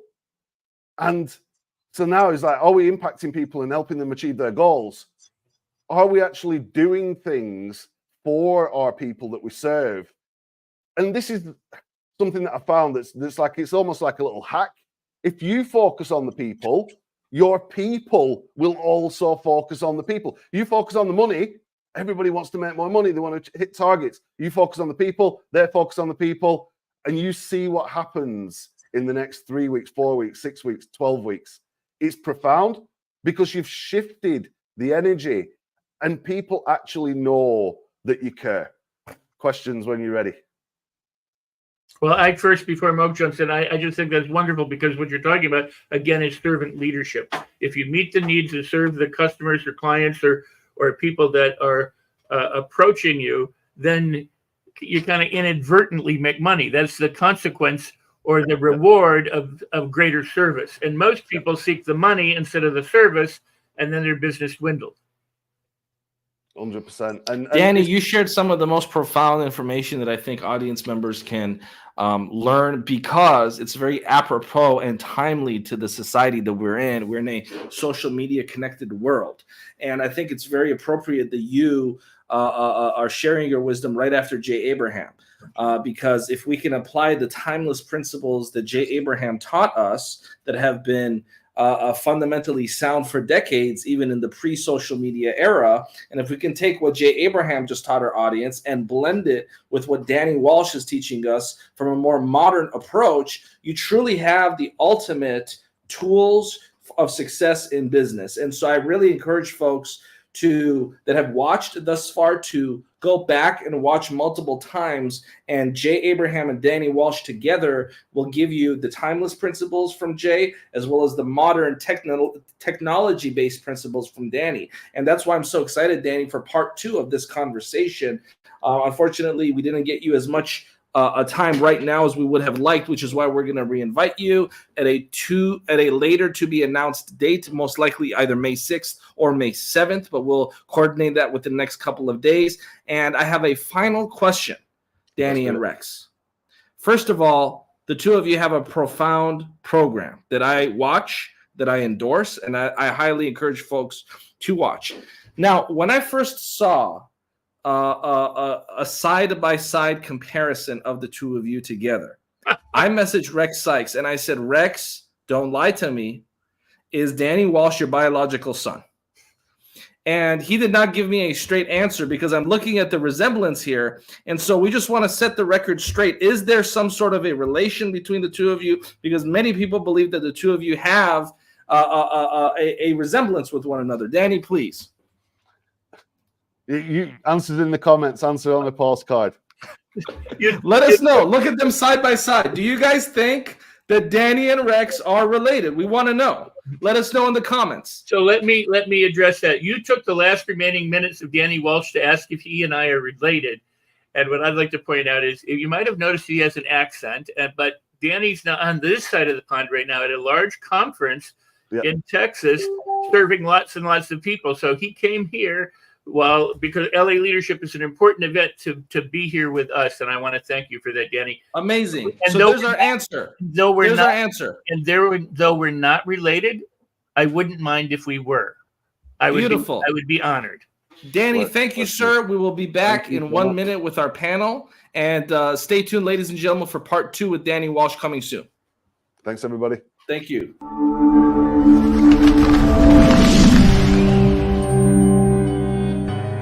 Welcome to the Los Angeles Tribune page. Here you will find original news programming, exclusive digital events, and shows that are directly from the community. At the Los Angeles Tribune, we believe in giving a voice to the voiceless. We are proud to be the only national brand to empower everyday people to make a difference. Since 1886, our reputation has been built on truth and responsibility. Thank you for watching and making a difference. For general inquiries, contact today. Thank you on behalf of the Los Angeles Tribune team.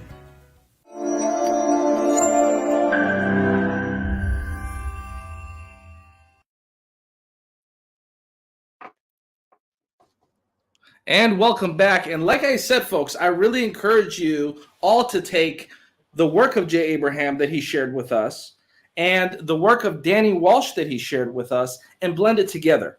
Right? Some principles are truly timeless, and some principles are directly related to the market that we're in. And because we're moving at a Mach 10 speed, you want to listen to the likes of Danny Walsh, because they're keeping their finger on the pulse of what's relevant today in today's marketplace. And with that, Donna, Julie, Rex, some statements before we enter our next panel. Donna.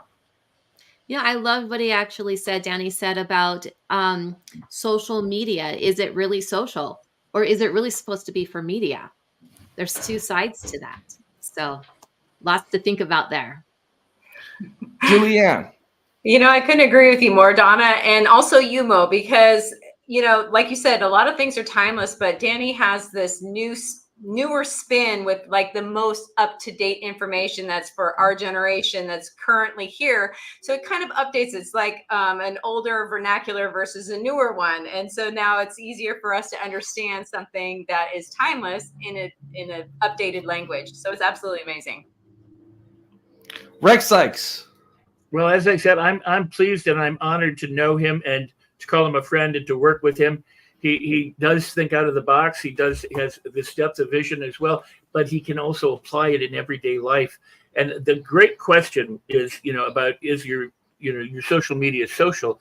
Is is it engaging with people? Are you enticing? Are you eliciting? Are you interacting with others? Are you just pushing stuff out there to try and get attention? And it really works. It's kind of like, how do you attract a duck? You hold something out, or a dog or a cat or an animal. You hold something out that they want, and then they can come to it. And the same thing happens when we can ask questions that are pertinent and relevant to them and that appeal to their values, not just ours. Thank you for that, Mr. Sykes. And Loretta, we want to welcome you to the stage. Loretta, I'm so excited. Mama Soul Wisdom. We love Mama Soul Wisdom. And Loretta is going to take the lead and help guide the next panel here on LA Leadership Week. And so, Loretta, before we give you the floor, we wanted to welcome you. We wanted to thank you for this next group of speakers that you're going to be leading the panel with. And Loretta, with that being said, we're just going to give you the floor to make some opening statements with your panel, and then we will have them join you momentarily. Loretta, so please. Thank you so much. I want to first acknowledge the Los Angeles Tribune, Mo Rock, Alva Manuel, other distinguished contributors to the LA Leadership Week. What an honor and privilege it is to be here and to listen to the range of thought leaders and trailblazers this week. We are speaking about leadership. But first, I want you to imagine a little Black girl, 8.5 years old, being sat down in the kitchen by her mother for a serious conversation. Sitting in pigtails with her play clothes on and being a bit fidgety, her mother launched into a conversation that would impact her life forever. Her mother went on to share that it was important for her to do well in school. When other students are receiving B's, you must receive an A. And when other students are receiving A's, you must receive an A+. But why, Mama? Kids, they're always going to ask why. Well, her mother went on to say, because when you grow up and go out into this world, you'll already have 2 strikes against you. People won't like you because you are a female. That's your first strike. The little girl stared at her mom with a puzzled look. The second reason people won't like you is because you are a Negro. That was the language used during that era from a parent who grew up in segregation. And that little girl, it was me. Wow. You see, my mother was already beginning to inoculate me against adversity and to lead in excellence in school, in church, everywhere that I went. It was important for me to lead. So today we have come together to discuss leadership from a Black perspective, not to exclude, but to understand and become aware of the unique challenges we face as Black and brown people in leadership positions. Sometimes we're the only ones in the room at a meeting. Sometimes we are in command, and yet presenters look to others to persuade them for a decision until they realize the final decision comes from that Black or brown authority figure sitting quietly and patiently.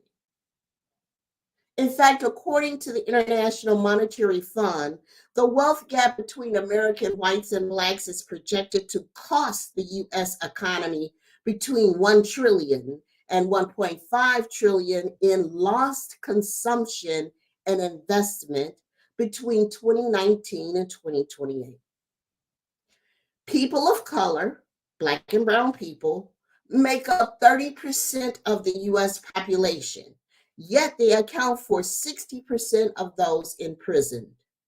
In fact, 1 of 3 Black men can expect to go to prison in their lifetime, according to the Center for American Progress. So today, my distinguished panel will share their definition of leadership and their thoughts on tackling this significant issue. First, I'd like to introduce Nicole Jones. Nicole is a senior data scientist at Denali Therapeutics, and she is an adjunct professor at Rutgers School of Public Health.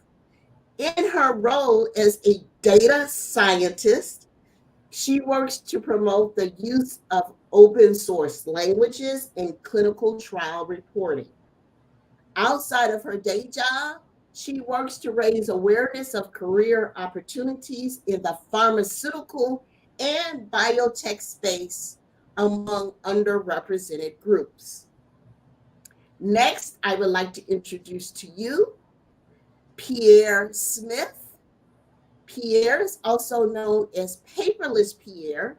He is the founder of Information Consultants, established 26 years ago. So initially it was a computer programming firm, but since then it is now a document management and process automation solutions company. Pierre has a rich background in software development, database engineering, and project management. Pierre excels in delivering his business to a wide array of clients, including Fortune 1000 companies, government bodies, educational institutions, and high compliance private organizations. And by the way, he also mentors small businesses weekly, guiding them to transition from a limited and fixed mindset to one of abundance. And my final panelist is Stephen C. Evans. He is a leadership expert and catalyst for success. He brings over 3 decades of distinguished leadership spanning complex global military operations and the commercial space. By the way, Stephen, thank you for your service. As CEO of the Leadership Lens LLC, Stephen is passionate about empowering leaders to maximize their potential and drive transformational results. He blends military precision and corporate innovation. And as a decorated veteran, he has founded a global consulting firm dedicated to helping organizations accelerate performance using the same strategic mindset, intense focus on people, and results-driven mentality to equip executives, managers, and aspiring leaders. Thank you, one and all, for taking the time out today. It's an honor and privilege. I want to start out first with Nicole, because I am interested in hearing your definition of leadership. How does that impact people of color today? And I know in our conversation, you mentioned that oftentimes you are indeed the only person in the room of color in many of your professional meetings. So share what that's like in your definition of leadership. Yeah, sure. Thank you, Loretta, for that introduction. A little bit of corporate on that. All these views that I share, of course, are mine and do not represent the views of Denali Therapeutics.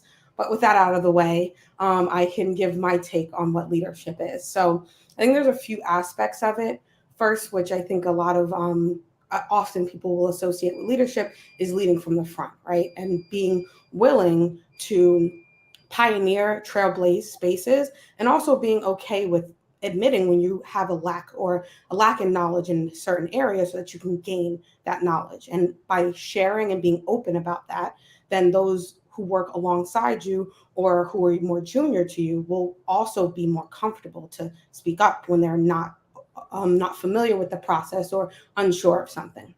I think the other piece of leadership, which I've started as I've become an emerging leader and I'm a very early career professional, I've realized that sometimes you have to step aside and make space for others to succeed and others to learn how to do what I already know how to do, right? So in order for my team to do well, they have to be able to pick up the baton and run with it. And so sometimes stepping to the side and getting out of the way is great. But then on the other hand, as Loretta said, I'm one of one in a room, especially being a young Black woman. There's almost no one who's going to look like me in that room when I'm speaking on panels, when I'm engaging with with the biotech and pharma community. And so Nicole, I just gotta ask, what does that feel like? I mean, so I'll give a very brief anecdote. So last year I was at a conference and I looked around a room and I literally didn't see anyone else that looked like me. And I'm sitting down at a table having a discussion about something that I am very knowledgeable on. That is like the primary thing that I do in my day to day. And everyone kept talking over me. I'd start getting a sentence out, they'd cut me off and run me over, right? And so I just had to get tough. I'm lucky I'm one of 4 older brothers. And so I made sure my point got across. They'd talk over me and I'd say, okay, and back to what I was saying. And just kind of break in. So sometimes I feel like a fish out of water. And initially when I came to this industry, I felt like I might not make it. I might not belong. And I have so many skills that suit me well. So I've had to learn, take up that space when they're trying to box you out.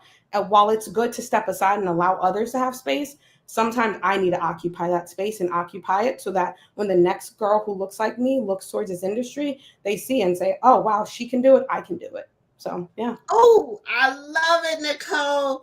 Take up that space because you deserve it. And you also mentioned making room and space for others to lead, because good leaders bring other people along. Thank you for sharing that. Do appreciate it. Stephen, I'm coming to you next. And then Pierre, you might want to unmute yourself because I'm showing you're on mute.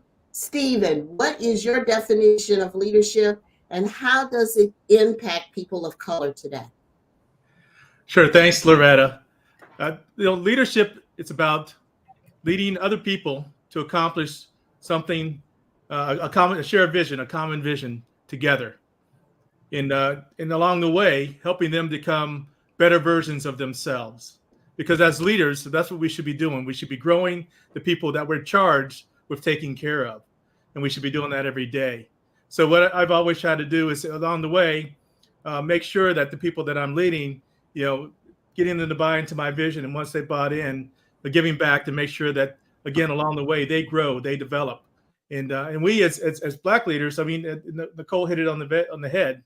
One of the issues that we always have is walking into a room is making sure it's establishing that credibility from the start. And so being able to do that is one of the things that we sometimes struggle with. And and my father, when I was growing up, told me something, my commissioning into the United States Navy, he stood up in front of me and he said, "Son, you said you're an officer now." And he said, "A good officer stands in front of his troops every morning and he tells them they're the best thing in the world. And then he spends the rest of the day making sure that that's true. So teach them to be successful so you never have to explain to them why they tried their best and they failed." And that, on that day, that didn't mean too much to me. But, 6 months later, I'm standing in front of my first group of sailors that I'm going to lead. And as I stood there, this thought came to me: how am I going to help these young men? It was all men back then on that ship, be successful. And the words of my father kind of just rung out of the back of my head. And so I started out by, again, setting those goals. We set team goals. And along the way, they had to have, everybody who worked for me had to have an individual goal and a professional goal. And, so we as Black leaders, we have to establish that credibility, because leadership really is about relationships, right? And that's the relationship you have with yourself is just an extension of the relationship you have with others. So as you start looking, so we have to really look at ourselves, who we are and who we want to be. And then from there, we can grow and then reach out and lead others. But it always starts with ourselves. And we sometimes forget that. And again, but we as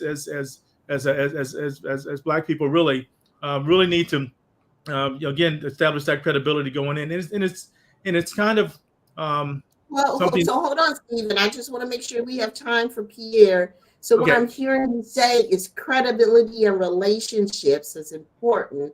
You also touched on confidence. So I'm going to loop back to that in another question. Just sit tight for a moment. how in the world did paperless come into play, Pierre Smith? Because you're known as Paperless Pierre.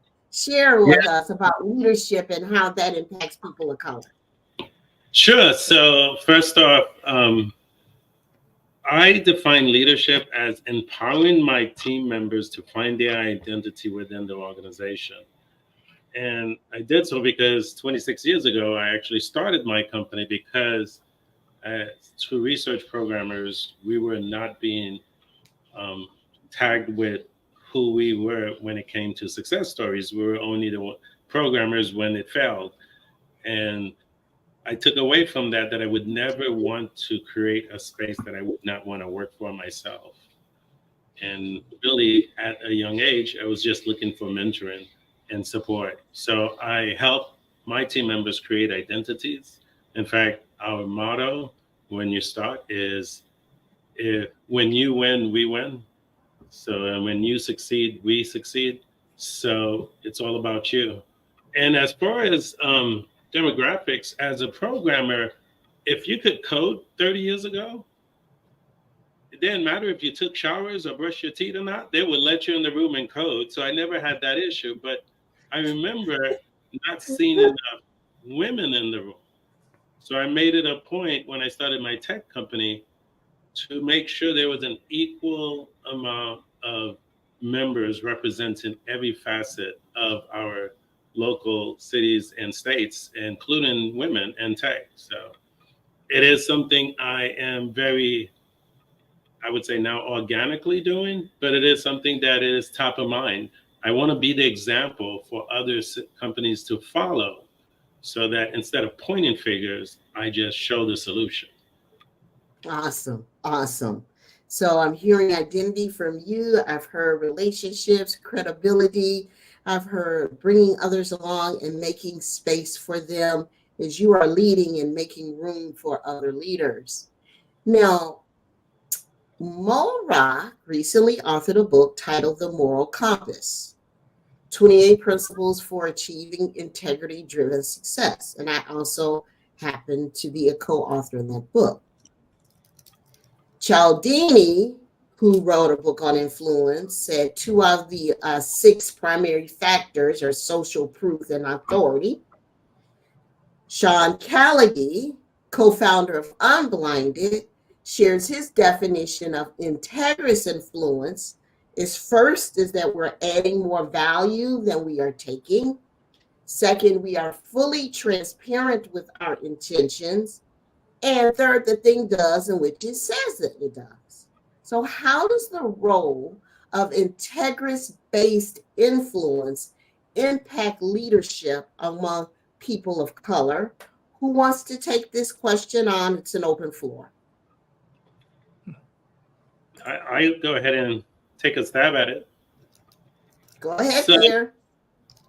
So integrous influence, if I heard you correctly? Yes. By setting an example within our own organization of what an ecosystem could be outside of our organization, I think we are showing that it's not just theory, but it is how we live every day. And that's where the integrous comes in. We're true to the meaning, we're true to the call, we just live it. It's just another Wednesday for us, it's not a special project. And then the second area, influence, by empowering my team members to succeed and grow, we organically, as leaders, empower and influence the next generation to have living examples to go by. And that's where I would say the second part lies. If a young man of color looks up to me and say, wow, I can do that too, but not just think it's a theory, but see it on a Monday and a Tuesday and a Wednesday and a Friday, every day of the week, then it's something that where I've heard before, wow, I didn't realize there was someone like that in the community, or I didn't know people like you exist. Because other than Paperless, yeah, I'm also a happy camper dad. So at the end of the day, I do hear that a lot, but it's just about making it who you are when you wake up in the morning and when you go to sleep at night. So identities. So I'm glad you mentioned that, because, you know, someone, Trevor Otts, he's the founder of Black CEO. He shared with me this principle that every strength we have and every weakness that we have is multiplied by the stories that we tell ourselves and others. So it is a bi-directional principle, and those stories shape identity. So what are people of color sharing about themselves in terms of leadership and the identities to step into? You mentioned being an entrepreneur, a leader, and also a dad. You have multiple identities. We all do. So what identities are important to hear today for people of color? And who'd like to take on that question? I could take a pass at it. Go ahead, Nicole. Yeah. So I think one of the, like, when it comes to identity, for me, it's one, trying to bring the core of who I am and what like motivates me to do my work, to do what I do every day, to the office. So I'm a very kind of quirky and different, like I have energy. Everyone always says I'm bubbly. So I try to bring that with me and not let like the corporate world stifle that piece of me, right? I think the other side of it is just also being able to be open when you're unsure of things, and open and honest, which kind of ties back to the previous question of an integritous leader, and being able to bring, not just have this air of, oh, I know everything because I'm a leader, but also being able to say, hey, I have this lack of knowledge, and maybe there's someone on your team that will be able to bring that to you and fill that gap. So, yeah. So, Nicole, for our listeners out there, where do you find the confidence to communicate the deficiency? Now, words mean things. Where do you find the confidence to communicate areas of optimization? Some people want to say something, they don't have the confidence to speak up. So as a young leader, what would you share? Yeah, so I think every time I held my tongue or didn't like speak that thought that was in my head, whether it was later on, like later in the same meeting, someone might bring that thought, or months later, we'd circle back and realize, oh, if I had only voiced my thought back then, we could have gone off this path a long time ago, right? And we could have been headed in the right direction. So literally learning from not speaking up, I've learned to say, okay, I mean, what's the worst that can happen right now, right? Everyone's going to say, oh, nope, we don't like that idea, and we move on. Like, that's not going to change. At the end of the day, my work product is still a good work product. So it's not going to change their view of me as a person and my ability to do the job because I presented an idea they may not agree with. Wow. In other words, don't worry about looking good. Ask the question, right? Because powerful people ask powerful questions, and questions steer focus. And in this life, in your personal life and in your business life, you only get what you focus on. So I hear Nicole say, take that leap of faith, step up and ask those questions. Exactly. Awesome. Well, let's talk about the lack of communication today.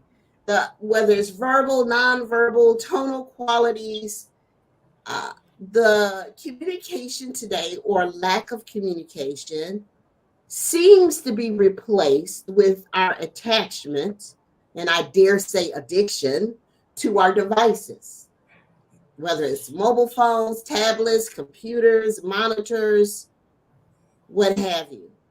So share with regards to what is it going to take for people to communicate what it is that they're seeking to create leadership in their own families, in their communities, and out in the world. Who'd like to comment on the communication? Stephen, I haven't heard from you in a while. How about you? Yeah, I'll take that one. I would say that communication is important. And if we as leaders have an obligation to, again, lift our heads up out of our devices, out of our screens, get up from our desks, walk around and talk to people, because that's where, again, the ideas are really going to be shared. And that's when you can look at people in the eyes. And again, as I said, leadership is about relationships. And that's where you're going to form relationships. You're not going to form those lasting relationships, by communicating over a device. I said, people don't care how much you know until they know how much you care, right? So again, having those, so communication is just so important, and it could be just as important that we as leaders. I mean, we need to know our people. That's the first rule of leadership: is know your team, and so a little bit about them. And again, you're not going to learn that on a device. That goes out and talks to finding out about their family, about their background, where they're from. It's so important to know where people are from, because that tells you a lot about how they're related. That gives you some insight onto how they think. And as leaders, we need to understand how to best utilize our people, and knowing them well helps us do that. Awesome. Well, each of you will have 1 minute for closing remarks as we begin to wrap this up. And we will start with where we began with Nicole. 1 minute of closing remarks. Sure. Thank you. I'd like to say thank you again. It was an honor to be here and be part of this panel. I'll say for any of the young emerging leaders who are out there, I'm like 3.5, 4 years into my career, and I'm learning that making waves is okay. And if I had kept my head down, I wouldn't be where I am. So definitely don't be afraid to speak out, speak up, and be bold. And I always like to share a book or a recommendation for reading. And one book I read recently was Mindset by Carol Dweck, and really changed my perspective on. I really thought I had a growth mindset, but I realized there's so many areas I can change my perspective and really lean towards just always learning, growing, and doing more. So yeah, thank you. Oh, disruption is in the air. I love it. Growth mindset. Thank you for being on the panel today. Pierre, we're coming to you next, and Stephen, you will be last. Okay, so I would say empower those who, I guess my kids would say, empower the haters to become your biggest promoters. Because that will require that you listen to them, understand where they're coming from, and then embrace their perspective before you can actually get them to believe in you. And the second thing I would tell everyone is don't stop learning. As a programmer, I continuously learn. And for anyone out there that wants really a growth mindset, you can't stop learning. So reading books or even learning online tools, those are the things you'll need to do on a day-to-day basis, week to week, to really continue the improvement and become a leader. Awesome. Listen, a growth mindset is so necessary. And have your haters become your biggest fans. I love that. Thank you so much. Stephen, 1 minute for final closing remarks. All right, just two things I would say.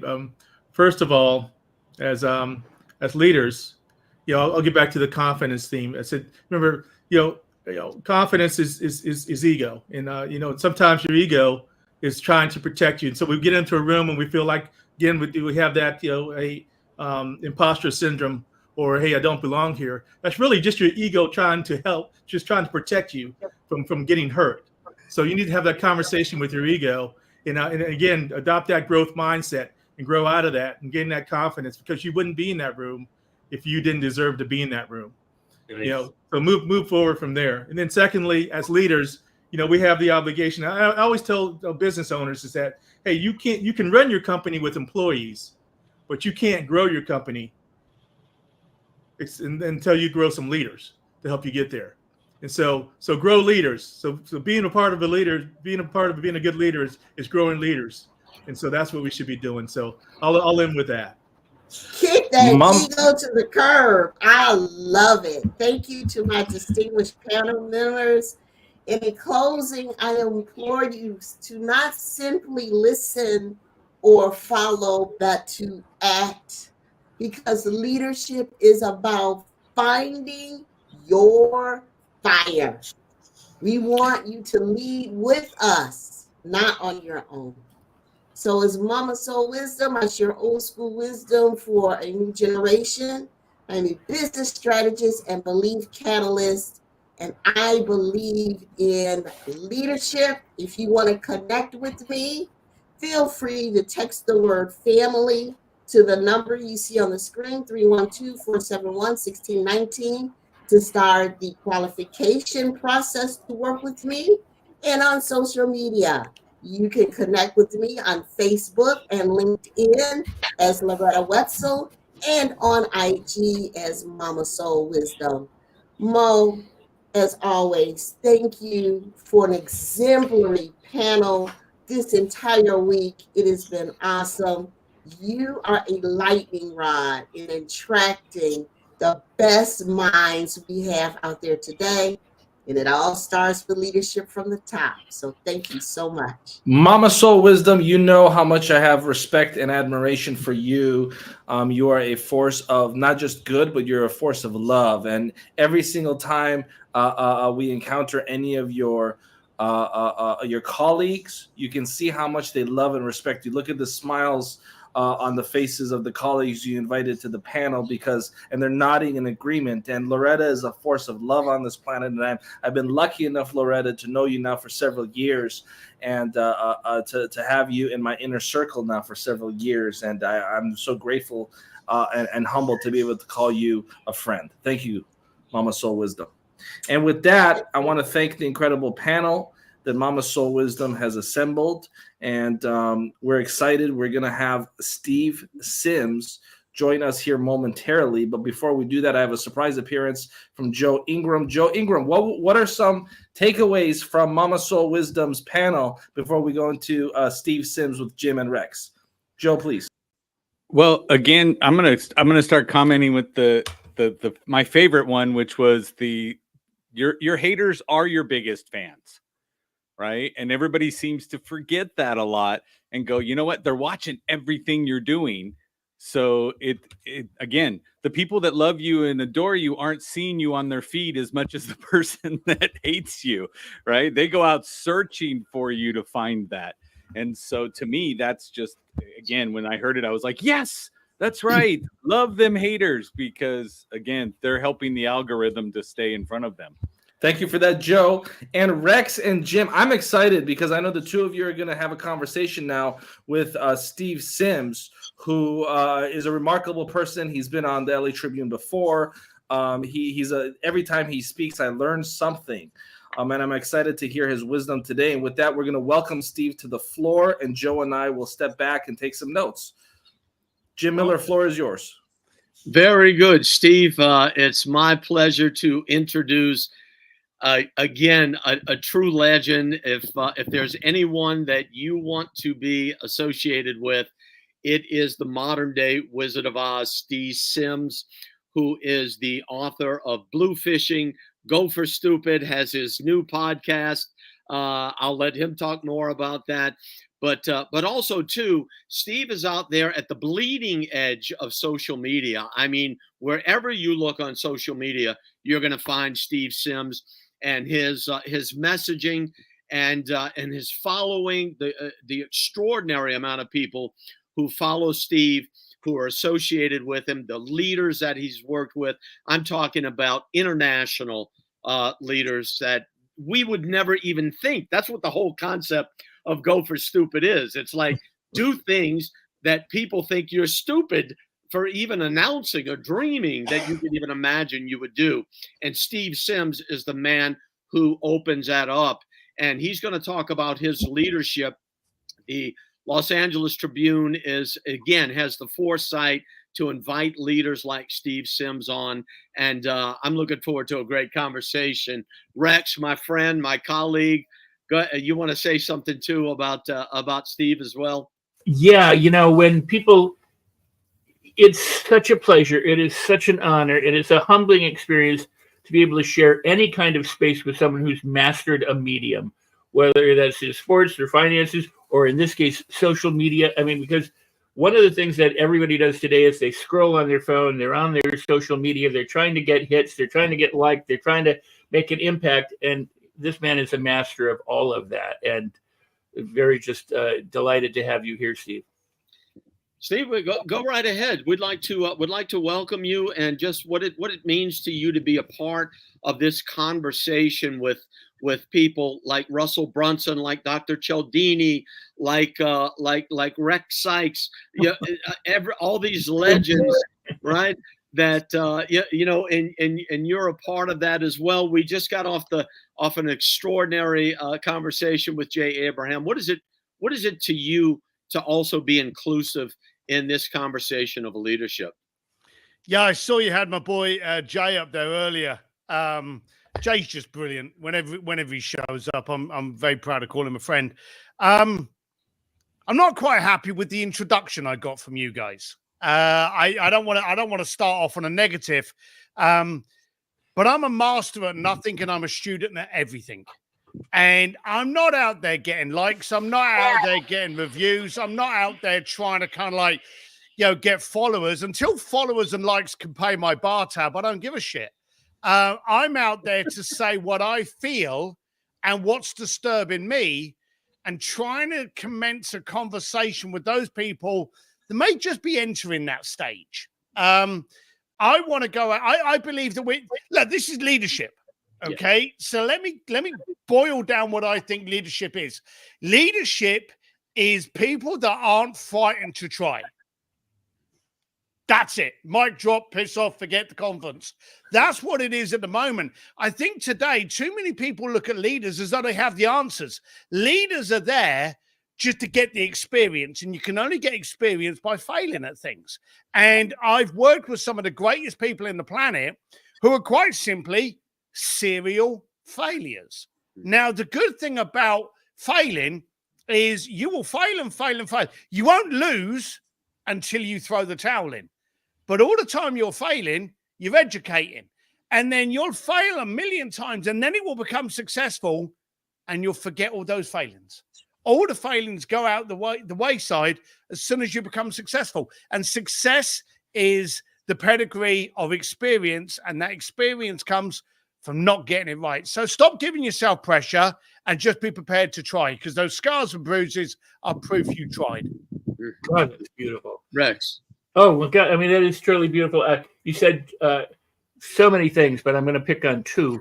One is you fail your way to success. The Wright brothers didn't know how to fly until they flew. They were experimenting all along and just taking that feedback. But you said, I'm not for likes, I'm not for this unless it pays my bills, but I'm for starting conversations. In other words, again, it goes back to interaction, a relationship. It's about something. It's about the other person as well as yourself, and not just, trying to get something from it, but to start a conversation, to initiate an action. It's all about communication. And I think today we're actually, and I'm glad you're doing this because it's breaking that mold. Today we're scared to have a conversation. Okay. We literally are freaking terrified. Young guys are scared to go up to a girl in a bar and strike up a conversation. Okay. They're terrified of that. You want to look, I actually have done this before. If you want to feel uncomfortable, try this. Walk into a Starbucks or any other coffee shop, order your drink, and then start to strike up a conversation with the person in front of you. And they will look at you like you're a bag thief. You just don't do it anymore. And the sad thing is, the less we do it, the less it works. And so this is a muscle. If you're not using communication, if you don't use it, you're going to lose it. And everyone's out there at the moment being terrified of AI replacing them. It will replace you if you let it. I was talking to Chris Voss the other day, and Chris Voss says that AI, at best, is a really good intern. It will give you 85% of what you need.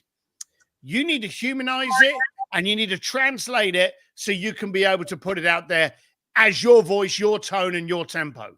And I feel that if people are stopping to communicate and stopping to dare to challenge what's possible and start to cower, oh, I can't say this, that may offend someone, or I can't enter into this conversation, I don't know what they're going to say. If you're scared, you're not going to converse. And if you're not going to converse, you're not going to grow. Wow.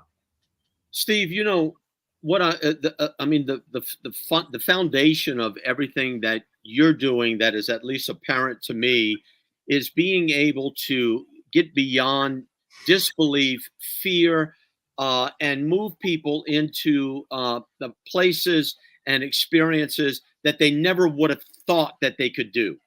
This is something that is a very unique feature that and skill set that you've had, that you've been able to build the #1 concierge experience and company in the world with, from that type of belief system. But here's my question. We all know, we know that 95 or more % of the people that are watching this are afraid to move into their dreams. They think that their dreams are preposterous. They think that they're undeserving, but yet there's something in their heart that is burning.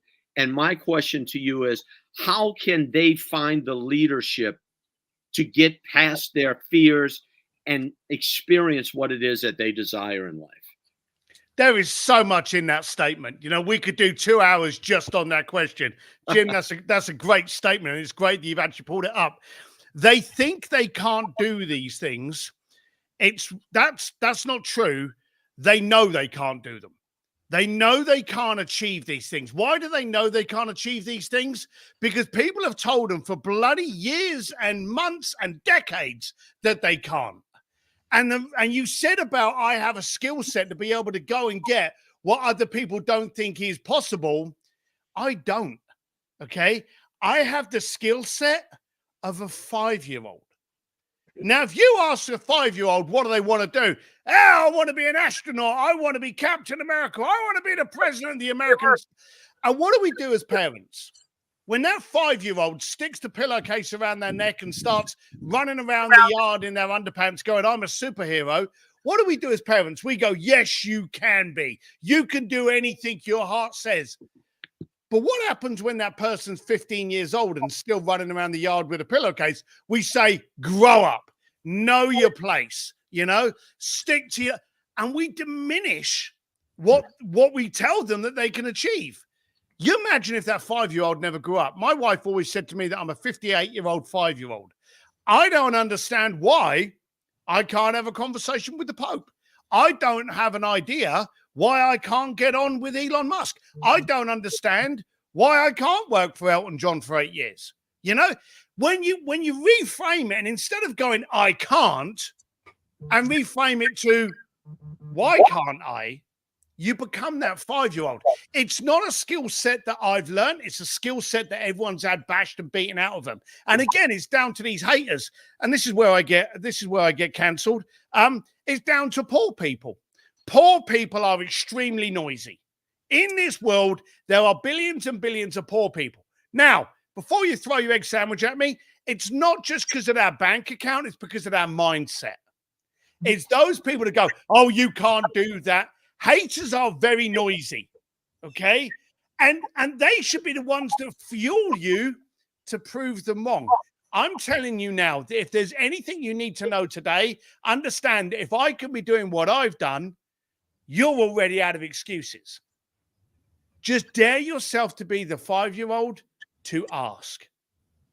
Wow, that is powerful, and it's beautiful, and it's positive. And what it does is provide hope, but not just hope. But if you can go from I can't to I can, or from impossible to possible, then maybe you will. Sadly, however, you know, these billions of poor people aren't just poor because they're poor. They're poor because of their conditioning, their mindset, the media, the way they've been brought up, and because they've been told to grow up and get real and get a job, and then they don't know what to do.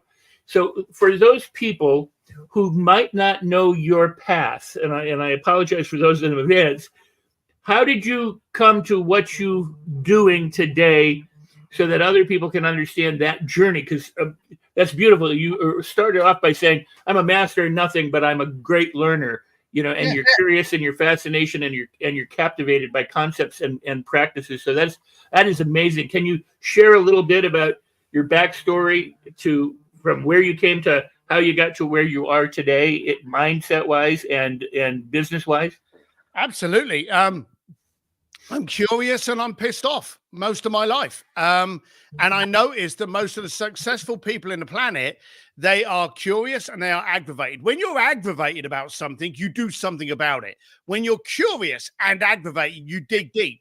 And as a bricklayer from East London, my modeling career wasn't taking off very well. And I had to find a way of making money. So I went out to try and converse with people that made money. So I tried to hang around with stockbrokers and entrepreneurs and people that had fancy cars. And I tried to get into conversations with those people. And as I've always said, I was podcasting before podcasting existed. I was interviewing powerful, successful people to go, how do you view relationships? How do you view money? How do you view time? And I started to do that. Funny enough, I got most of my education being a doorman of a shady bar in Wan Chai, Hong Kong. And I got to see the difference in mentality and positioning. My other meatheads on the door, all they wanted to do was to save blood on their shirt and go on with the latest girl that night. Me, I saw this as a pedestal to see human interaction. And as entrepreneurs, we're built differently. We see things differently. I saw being on the door as a phenomenal opportunity to be able to interview thousands of people a night, to be able to recognize the difference between someone that's successful and someone who's pretending to be successful. Those people that lean up against a car that they don't own versus those people that look homeless but just happen to own that city. And I got to be able to read and know what was important to them. And that's where I came up with the poor mindset. And you're right. A lot of people are based on that because of their location and their consumption. And here's an example. Algorithms are out there. Now, they're trying to help you, and they can help you if you work them, but you either are using the product or you are the product. And if you're looking at Instagram and you suddenly see a street fight and you're watching it and you're going, oh, that's terrible, that's graphic, that's horrible. And then you switch off Instagram for the day. You come back the following day, Instagram's going, whoa, he likes street fights. And then what's your entire feed full of? Street fights. Now you're thinking that the entire world is violent. No, you're just seeing a percentage of it. It's like watching the news. The news is never going to give you good news. You're never going to turn on the 9 o'clock news and have someone turn around and go, hey, today was a great day and we found a cure for cancer. No, someone's going to have died, been robbed, hurt, lost everything, because if it bleeds, it leads. And so we need to identify that if we consume shit, that's what we're going to think the planet is. So you need to really be in control of your consumption, the person that you're talking to, the person you're listening to. Why am I listening to that person? I put a post on my Instagram page today saying, don't listen to people that's entire income is made up from you.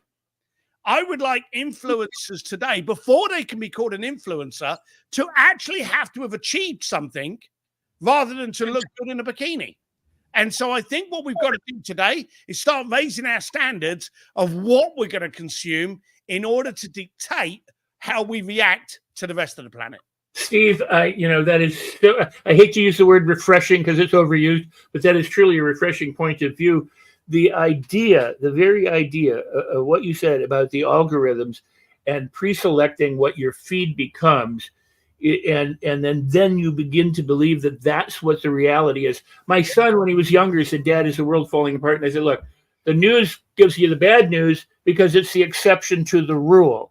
There's a lot more good going on than you see, but they won't report it because it's the rarity of the bad news that they make their money on. But that's what a lot of social media is just all about, is fractionating and isolating and this whole thing of we're just going to give the consumer what they want to see and hear, irrespective, of anything that else is going on. So what you just said is that people need to become aware of how they're consuming media and why they're consuming it because of how it's happening to them, and then go that extra mile to get out of that and consume better stuff for themselves. Please. Yeah, they're giving it. You said that they're giving you that kind of bad stuff because that's what you want. They're giving you that bad stuff because that's what grabs your attention. Yeah. If I show you a knife fight and I show you a pony, You're going to be focusing on the knife fight because we're people, we're animals, and we need to protect ourselves. And we see someone with a knife and it makes us alert. So we're always going to react to shock and awe. So they're feeding us that because they're grabbing your attention. And in today's world, we're in an attention economy. Who has your attention has your credit card. So you very, very firmly and strongly need to go into the social. And I love social. It's a great way for me to just browse around what's going on the day. But the second I don't like something, I don't just go past it.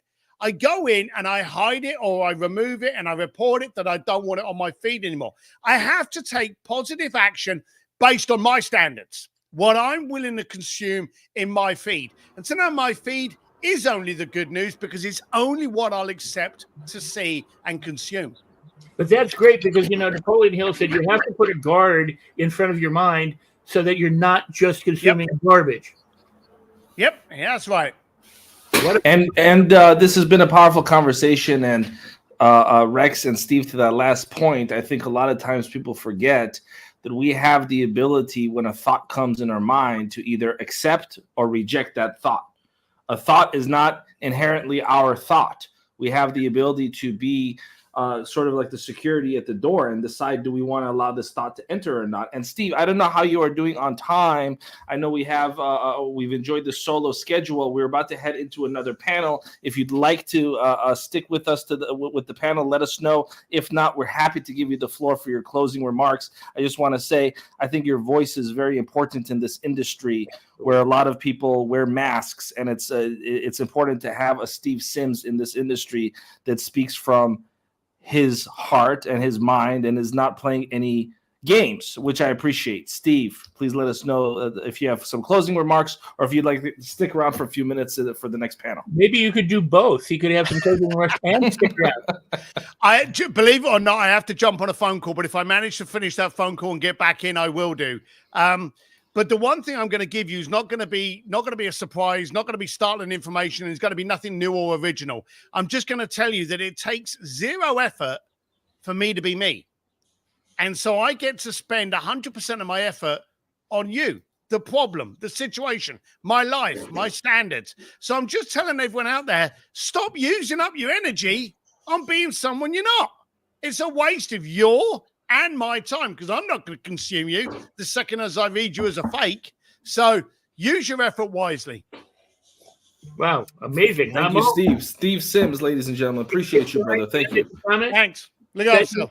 Can I make one comment? The LA Tribune and Mo's vision has been to supply the world of bad news with good news. And that's why they're doing LA Leadership Week and having people like yourself on this platform. Do you have anything to say about what that mission that Mo has shared with the rest of us? What you think the LA Tribune is doing and with that regard of trying to appeal to the world with positive news and positive inspiration? The beautiful thing is I don't think they are trying to appeal. I think they're trying to stand out and build a community. And they're trying to build a culture of people that want to make that change. So by doing these kind of things, you're not trying to grab everybody. You're trying to grab somebody to act and think differently. And if you're bringing people out here, then they're going to be changing people's mentality. It's the idiots that are going to watch this and do nothing with it. Mo, you've given people a platform to be able to change today. So let them be the ones to do that. Thank you, Steve. I appreciate you, sir. Thank you for that. And Rex, thank you for that awesome conversation with the one and only Steve Sims. And we're going to welcome back Jim Miller to the stage. I hope the technical issues have been rectified. And I'm excited because the next panel, Jim and Rex, and I'm going to ask the two of you to stick around and help co-host this next panel, consists of some familiar faces like Joe Ingram, who this community is very familiar with, Carlos, who, of course, this community is familiar with. I've talked about his book, Work Like an Immigrant, quite a bit on this platform. I've quoted him quite a bit. The days that break you are the days that make you. And, of course, Lillian Walker, who's also joining us. And I'm going to kick it off with you, Carlos, to get the energy and the flow going. And Rex and Jim will help facilitate the conversation. And, Carlos, the first question is, What does leadership mean to you? Floor is yours. Oh man, I'm just super excited to be here, Mo. Much big hug for the entire LA Tribune family. It takes an army to put this amazing people together. And one thing, when it comes to leadership, one thing that I always think is a framework that I want you guys to remember. KGS. What does that stand for, ladies and gentlemen? A leader knows the way. A leader goes the way, and a leader shows the way. Say it again, brother Carlos. It knows the way, it shows the way, and it goes the way, baby. I think I said that twice. It shows the way. So that's what leadership means to me, ladies and gentlemen, is truly leading from the front. Being yourself, because, you know what I mean, you are worth way more than a copy. Straight up. Somebody needed to hear that today. And that's what true leadership means. Walking the talk. Whatever you say, you document your promises, document your testimonials, document what you do for others. Show the world where were they before you and after you, because now nobody can question your integrity. You can lead the way, you can go the way, and you can show the way. I'm excited to be here with you guys today. And we're excited to have you. And your enthusiasm shows. Could you be a little bit more enthusiastic? It's always an honor, Brother Rex. Always an honor being around great people, man. I was listening to Jay earlier, and it's we guys are all leaders, man, who are leading the way, showing and going the way, right? The world needs more people like us because there's too many flakers out there, too many fluffs.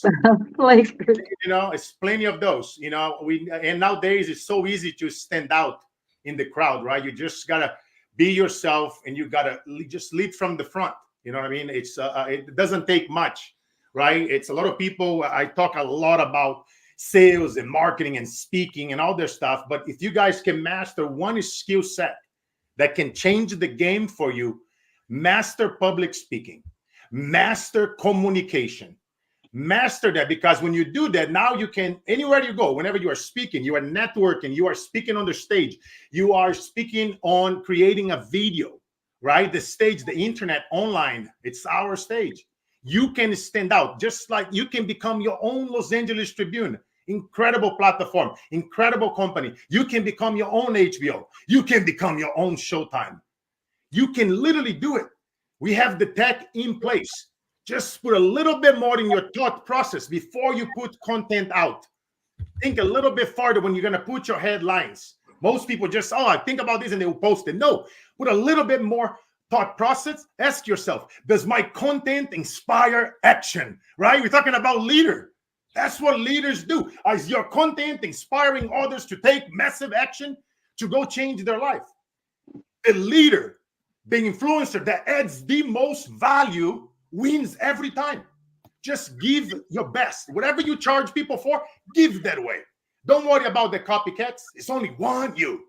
And I promise you, my friends, if a little boy can come from Brazil on the streets selling bread at 7 years old, that his father died in a car explosion when he was 3 months old, and his stepfather was murdered, I promise you, that little boy could leave the street.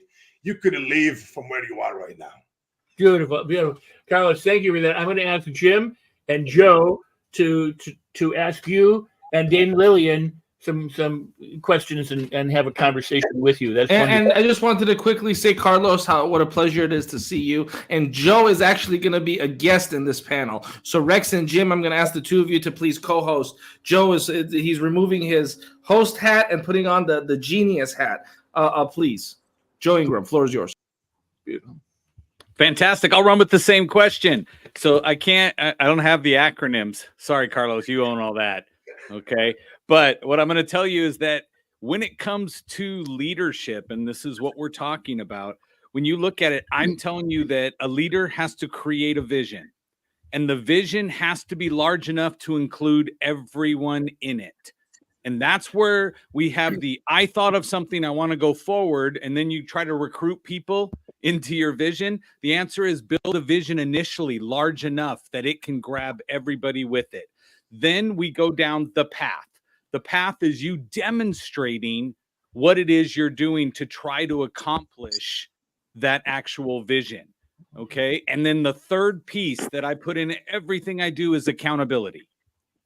It's accountability for what it is you're trying to accomplish. How are you going to get to the vision? If you don't have a goal all the way down the road, if you haven't laid out the path and said, here's checkpoint 1, checkpoint 2, checkpoint 3, checkpoint 4, right? You are going to miss it and you're going to end up someplace you never even wanted to be. Okay. And that's why, as the leader, the vision comes from you. And you're going to be building other leaders that can pick up the vision of that piece that they're responsible for to include their whole team as it includes in the leader's whole team. That's what I got. Carlos, I'd like to ask you. So I have another colleague who's also Brazilian. By the way, I'm married to a Venezuelana, right? So Roberto Monaco, who owns a company called Influenceology, is probably one of the best at training people how to tell stories and the importance of stories in your messaging to inspire people, to motivate people. We here at the Los Angeles Tribune are so inspired to be involved globally with every race, every religion. We are a universal, truly platform for people to come into. And what I'd like to know is this: what, as a leader, what was the biggest challenge that you faced in your life where it would have been a do or die and you decided to do, and you got to cross that threshold? You made it through that, whatever that situation was, to where you are right now, and it made you the leader you are today. What was that one episode, if there was one? Great question, Jim. And big shout out to Roberto, good friend of mine. And I love her, brother. And you see, Jim, when you asked me that question, my mind automatically went to a very dark place. It was one of the darkest moments in my life.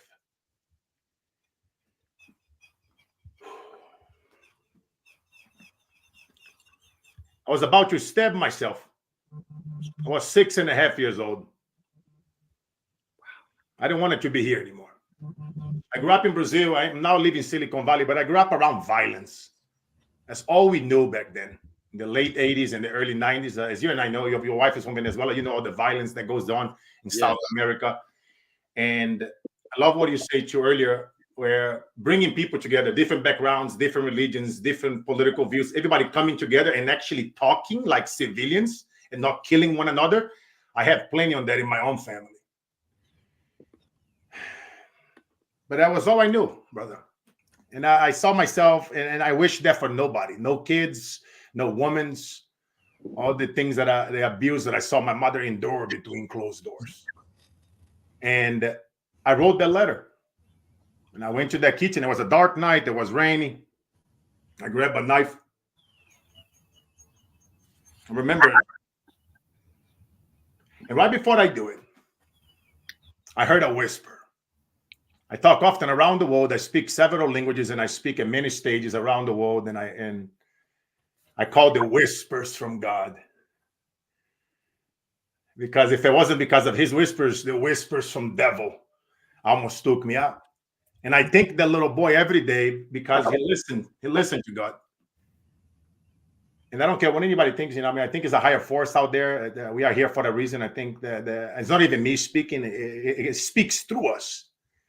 And you know what God said? He said, hey, kid, I know it sucks. I know you go on rice for weeks and weeks and weeks at a time. I know that you hear the abuse of your mother being abused behind closed doors. And you hear the pounding. And you want to do something about it. And there's nothing that you can do. You're 6.5. You're little. I guess I was never little. I'm 300 pounds, 6'5". I've always been a big boy. When I was born, I was 14.8 pounds. But that's a conversation for another day. You guys see what I did here right now? I've been telling you guys these stories, and I just did a massive pattern interrupt because, what I talk about here is something very deep.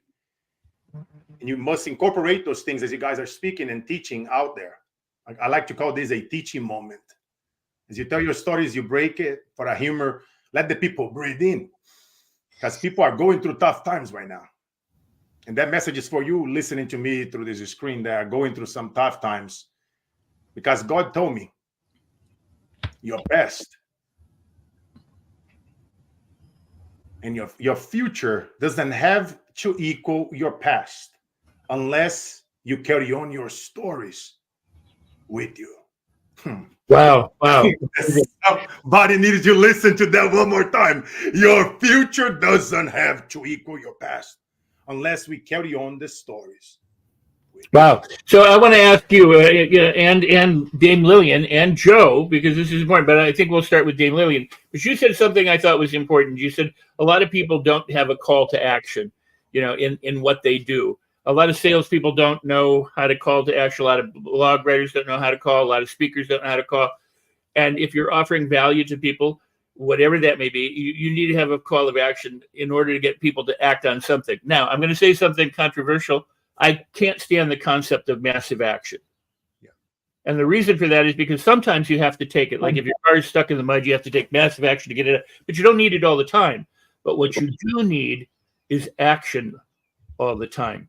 So how do we get more call to actions into what we do so that we get people moving in the direction that they can move in order to live their lives more successfully? I'd like to start with Dame Lillian.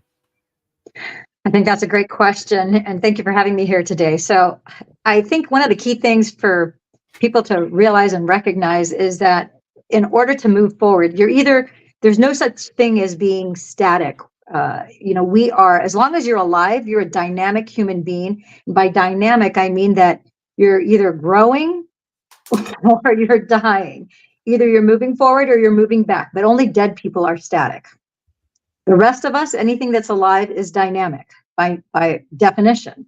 And so I talk about this concept actually pretty much every day in my practice, because as you guys may or may not be aware, I'm a stem cell activation specialist. And one of the key things that people oftentimes have a mindset that they're stuck with is that whatever diagnosis or whatever syndrome or condition that they've been told they have, they think that, oftentimes if there's no cure or no way to heal it, they think that that's a death sentence.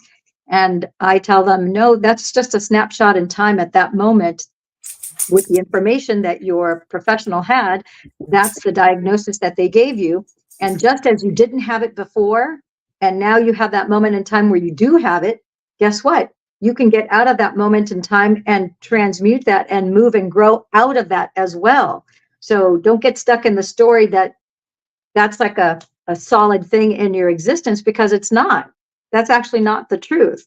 Even if they tell you, everyone has heard of people who've had miracles and things that didn't seem possible that have happened in every way, shape, or form, not just in health. And so this is a life principle that I think that's important for us to espouse and as to house in our ground of our being. It's not necessarily a left brain intelligence or book knowledge or experience component. It's getting out of the head and getting into your heart. When you get into brain and heart coherence, you get tuned in, tapped in, turned on, you have that alignment, everything changes. And that's when you have courage to move forward, even though you may not know how, but you will be divinely led and fed as that vision that you have of improvement financially, physically, emotionally, spiritually, relationally. It doesn't matter. Again, you are an entire being. That vision will create your provision and finances, provision, and any resource that the universe knows that you need, because it will conspire to make things happen for you at the right time, at the right place, with the right people.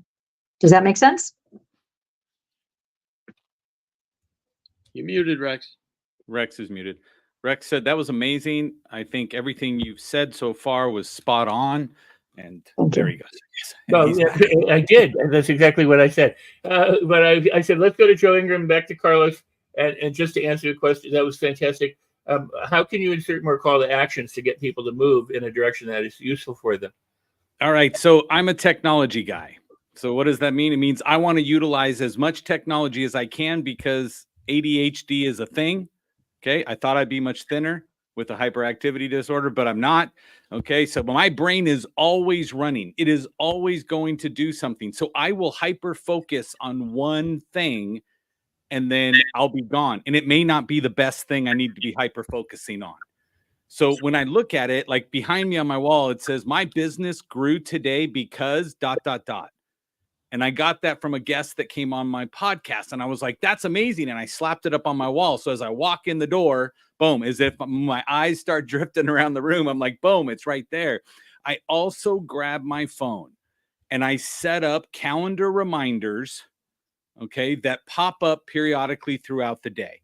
So I've gone in, I've set them up, I randomize it, then I tell myself, don't think about it, don't think about it. And then boom, it pops up and says, what are we doing today? Is this still in alignment with where we want to go? Right. And then it's a call back to the vision. So when I get lost in something, boom, within 20, 30 minutes, and my phone goes off all day, but 20 to 30 minutes, it's popped back up again. And so now I know, and that it's that, okay, come back to present moment, focus on where we want to go and start doing that. Otherwise, I could get lost on a social media platform watching every Los Angeles Tribune, replay. But that's what I look at. Carlos, talk to me. My brother, amazing. All of you guys. One thing, guys, I used to be a Marine, and I'm big when it comes to accountability. And a lot of people right now, I'm speaking in quite a few places, and I see a lot of people struggling. Whenever I'm done speaking on stages, I don't care if it's a stage, in Brazil or Africa, or I am speaking at the Coca-Cola Arena in Dubai for a bunch of Saudis. And other than Dubai and in third world countries, and even over here in America, I see a lot of people struggling for money. Right? People are not making money. A lot of coaches and consultants not selling their programs, not selling their courses. People are not donating as much as they used to churches and nonprofits. It's money, money, money. So what I challenge them, okay, guys, so then let's focus on income producing activities. Let's block a time on the calendar that you're going to focus nothing. It's going to be all about income producing activities. Whatever that means. Like, for example, I train people to get paid to speak on more stages. So they know a few times a week, they're going to block a time where they're going to do nothing but fill out abstracts, which is the speaker form that you're going to submit to become selected to speak on more events. So, but let's say, for example, you're not a speaker and you wanted to make some money. Here's a quick tip. You can open up an account on TikTok and start putting video content out. Did you guys know that TikTok pay $1 for every 1,000 views that you get?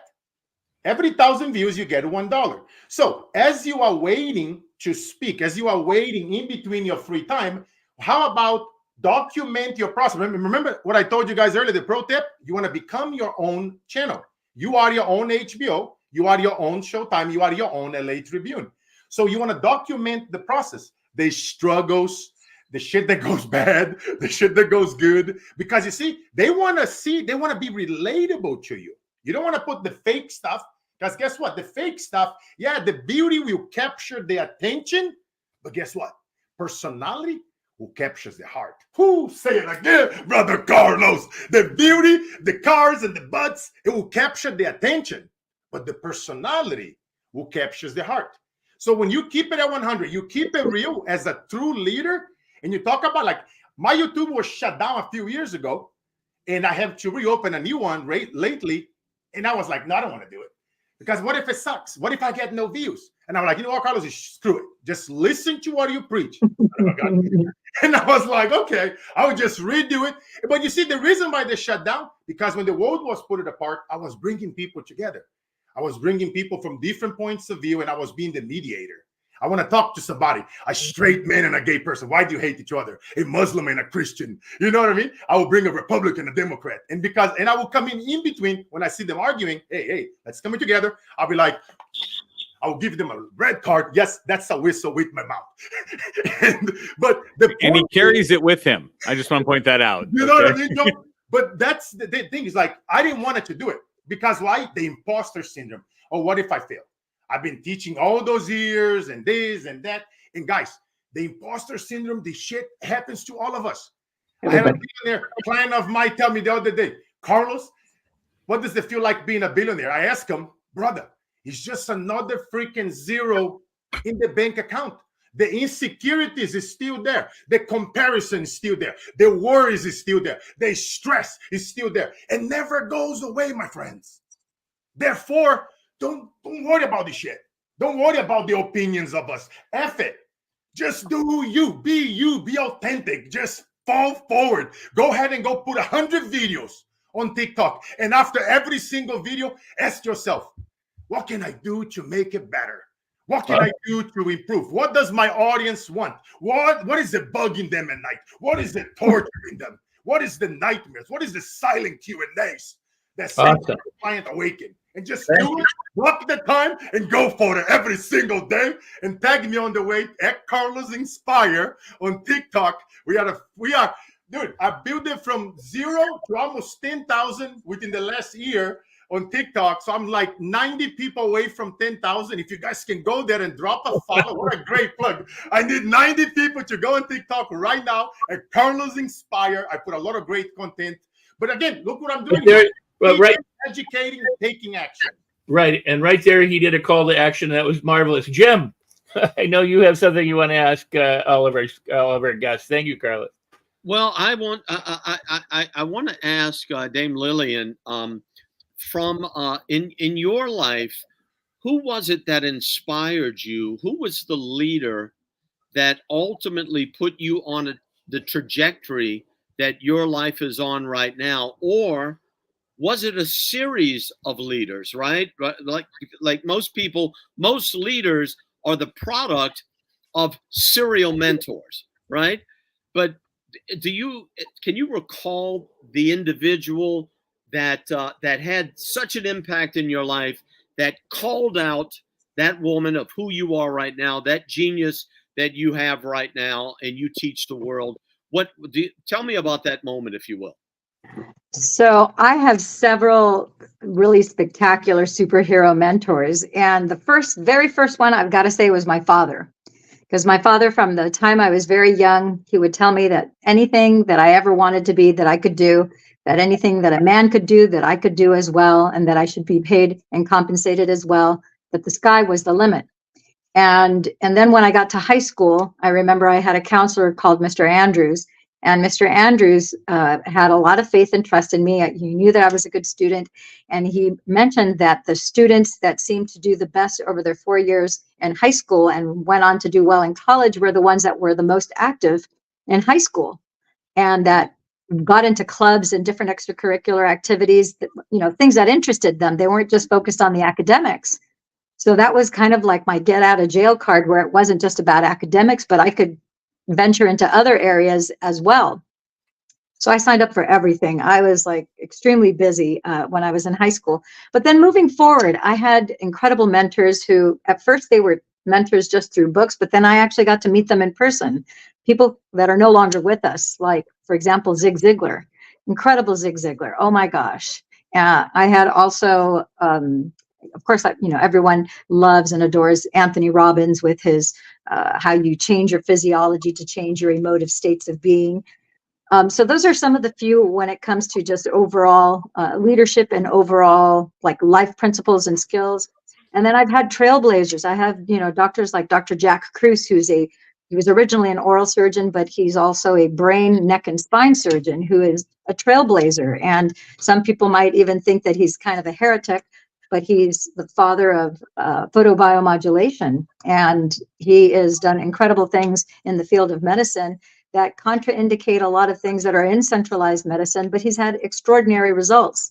And so I've looked for a lot of those type of mentors to move me forward so that I can follow in their footsteps, but also not just be a robot, doing copycatting what they're doing, but finding my own voice where I am free to go against conventional wisdom and follow my gut instincts and know that I'm divinely led in helping people achieve a healthier, better state of being.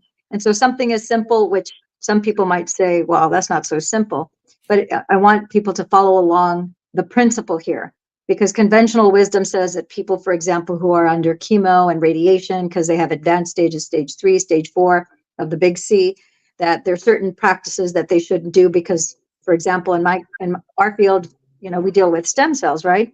And so they say, well, all your stem cells are, going to be dead if you go ahead and you're activating their stem cells while they're under those treatments. And I'm like, were you guys asleep during organic chemistry and some of the stuff that we took, at the beginning of our careers? I'm like, no, the only people who have, dead stem cells are dead people. If you're alive, you still have cells that are alive, right? We can still effectuate those. And so there are applications, if you will, of using cellular activation, which I have had an extraordinary amount of success in getting people out of all sorts of different things where conventional medicine said, go home, you need a liver transplant, and there's not enough time to get you something. And so being in authenticity and having the courage to move forward, even in light of what doesn't seem to be the norm. I tell people all the time, in 2019, I had a radical shift where I started to not care what everybody thought all the time. And I just decided, I'm just going to be unapologetically me. And, if I mess up, if I mispronounce something, if something doesn't go 100% right, I go, listen, if you're looking for perfection, keep moving on. You have a choice on YouTube. There's 400 hours a minute of content that's put on there. And if you're looking for perfection, you may as well just go ahead, hit that little X and get out of here. But for the rest of you, that perfection syndrome is what stops a lot of people from taking their action. Joe, what is your, thank you, Dame Lillian. Joe, what are your thoughts on that? Who is it that inspired you most? What was that moment that put you on the trajectory that you're on right now? So it was last night's guest, Les Brown.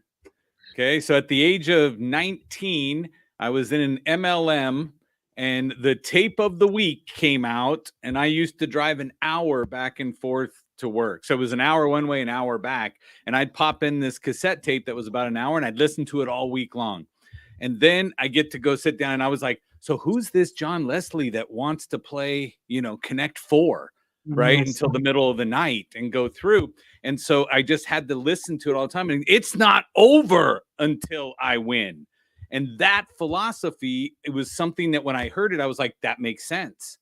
That makes perfect sense to me. And then it was consume as much as I can of everybody that is out there giving it. So then the Zig Ziglars, of course, right? And it's about how can I go through and find these people. So for me, Eric Thomas triggered that Les Brown experience for me, right? All the way till today, it's like James Dixon when he starts talking and he starts telling you that this is where you got to go and this is the motivation you need to find and go through.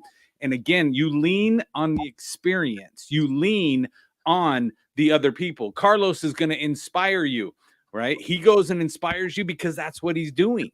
He inspires somebody to take action. And then you have to take that action. So I would say find someone that motivates you, find someone that inspires you, and find somebody who can map out a plan of action, which is what I like doing. I like putting out here. So don't just be spun up and excited. Now you're just a moron that's enthused, right? I need you to go out and I need you to have a plan of action, go there, get everything kicked up. Now I'm an auditory person, so I listen all day long, right? If I start to get down, boom, I'm going to go put on my favorite stuff. That's going to get me amped up and go through. But Mr. Les Brown was the first one at the age of 19. Yeah. Jim, I want to concur with you because I think it's important with your plan of action, having timelines, tools, and tactics that you can employ. If you have a timeline that you know that you're going to stick to, and then you actually have a tool that you can use and a tactic, then that is a good way to move forward because now you're not just kind of with diluted focus. You actually have something like a laser that you can point towards. Brilliant. Absolutely. Brilliant. Carlos, any words that you have on who might it have been that inspired you, that has you on the trajectory that you're on before we move it to Rex for closing out? Yes, and I'll add one more framework since you guys were talking about call to actions. Write it down. LAT. Whenever you guys are out there, I want you guys to reach out. Anybody here struggling right now to grow your channels? So we've been giving you guys call to actions. I want you guys to apply what we are teaching here. And as you are building your channels, as you're reaching out to attract more clients to your business, when you are talking to people, you're going to follow the LAT framework. You're going to listen more. You're going to ask more questions. And after they are done talking, you're going to say, tell me more. So LAT, I want you guys to follow that. That's going to help you guys improve your sales, attract more clients, and help more people so you can help make a change in the world. The person that inspired me the most is my grandma and Liz Brown. And my grandma, you know, and I learned something so powerful from my grandma, which was to reframe from dark times into positive, going from negative to positive. Every time after my grandpa's from military, policeman would come home drunk, you know, he would abuse us, he would beat us. And, you know, sometimes what we would do, we push the furniture against the door for preventing him from coming. But that sometimes wouldn't work. But every time after the abuse and the beating was done, I would be on the floor below her hammock. And we both crying. And she says, son, é melhor sorrir do que chorar. It's better to laugh instead of crying. A função dos líderes is to produzir mais líderes, não mais seguidores. The function of leadership is to produce more leaders, not followers. Wow. E vai para a lua, meu filho, que você vai chegar nas estrelas. From my brother Les Brown, go on the moon with others, that all of you will land among the stars. Wow, Carlos, I gotta thank you. We're running out of time because we have another guest coming up, but I wanted to say a couple of things. One is everybody here seems to love Les Brown, and so those of who haven't, and those of the audience who haven't seen the show with Les Brown or our section with Les Brown, they can go get that and replay tonight. You know, after our break, we've got incredible speakers too, and one of them is the top MLM network marketer in the world, one of the top 25 people. So you're going to want to come back after the break. And lastly, let me say that I appreciate each and every one of you, and what you said matters to me and to, I'm sure, to Jim and to all of us. I also do need to say that, you know, because the Los Angeles Tribune is a there you go. The views and opinions expressed in a presentation are those of the author and do not represent the perspectives of any organization. That goes for my opinion and as well as everyone else's. So all of our audience take heed and notice that. But I want to thank Dame Lillian Walker so much for being here and for what you shared. Carlos, my brother, I love you. And Jim, my ADHD friend who called me some kind of loony something earlier. I'm sorry, I said Jim. I meant Joe. Jim, you are a beacon of light in all of this world. And we thank you for being here, each and every one of you. Thank you so very much, everyone. And everyone watching, stay tuned. We got more coming. We got a lot more coming. Oh, yeah. We got a lot. Dr. Cialdini. We've got Russell Brunson. We've got just an extraordinary lineup that you're going to want to stay tuned to. Ty Lopez. Ty Lopez, right? We've got boxing legends that you're going to want to stick around to, right? So it's good to have you here. And I think we're going to run a small commercial break right now, or a small video for people to watch, and then we'll be back with our other guests. Thank you, everybody. Absolutely. Thank you.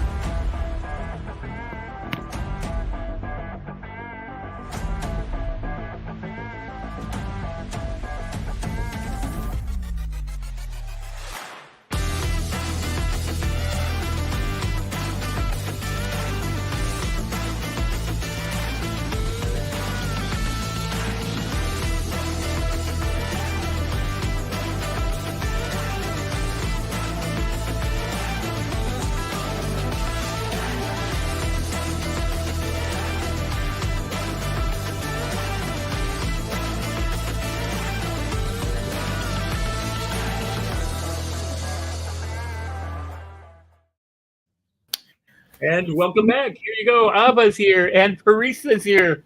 Wow, cool. Well, we are excited because our next guest is a internet sensation.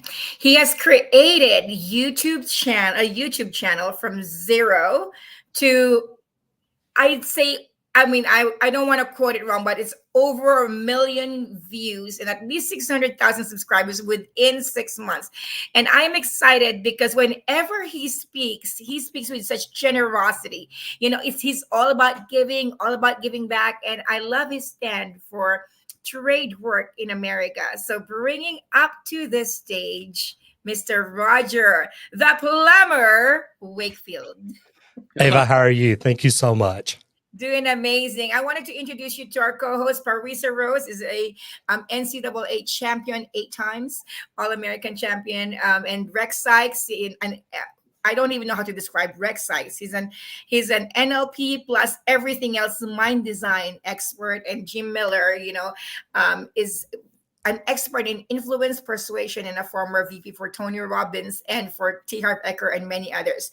Now we get to listen to this intelligent minds with Roger Wakefield. I'm excited. I'm going to sit back and watch.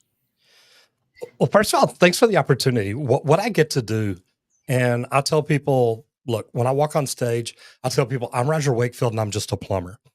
And everybody starts laughing. And I love that because I'm like, no, look, I really am. I was unstopping toilets the other day. I'll be unstopping them again next week when I get back. But look where I'm at today. And what I've done is I've taken an industry that, number one, we're hurting for in America. We need people in the trades each and every day. Right now, there's over 1 million unfilled trades jobs across the United States. And I was on Dr. Phil about 3 weeks ago, and he says in his research, in the next 3 years, that's going to be over 3 million unfilled trades positions. And I want y'all to think about that because I would imagine each one of you are a homeowner.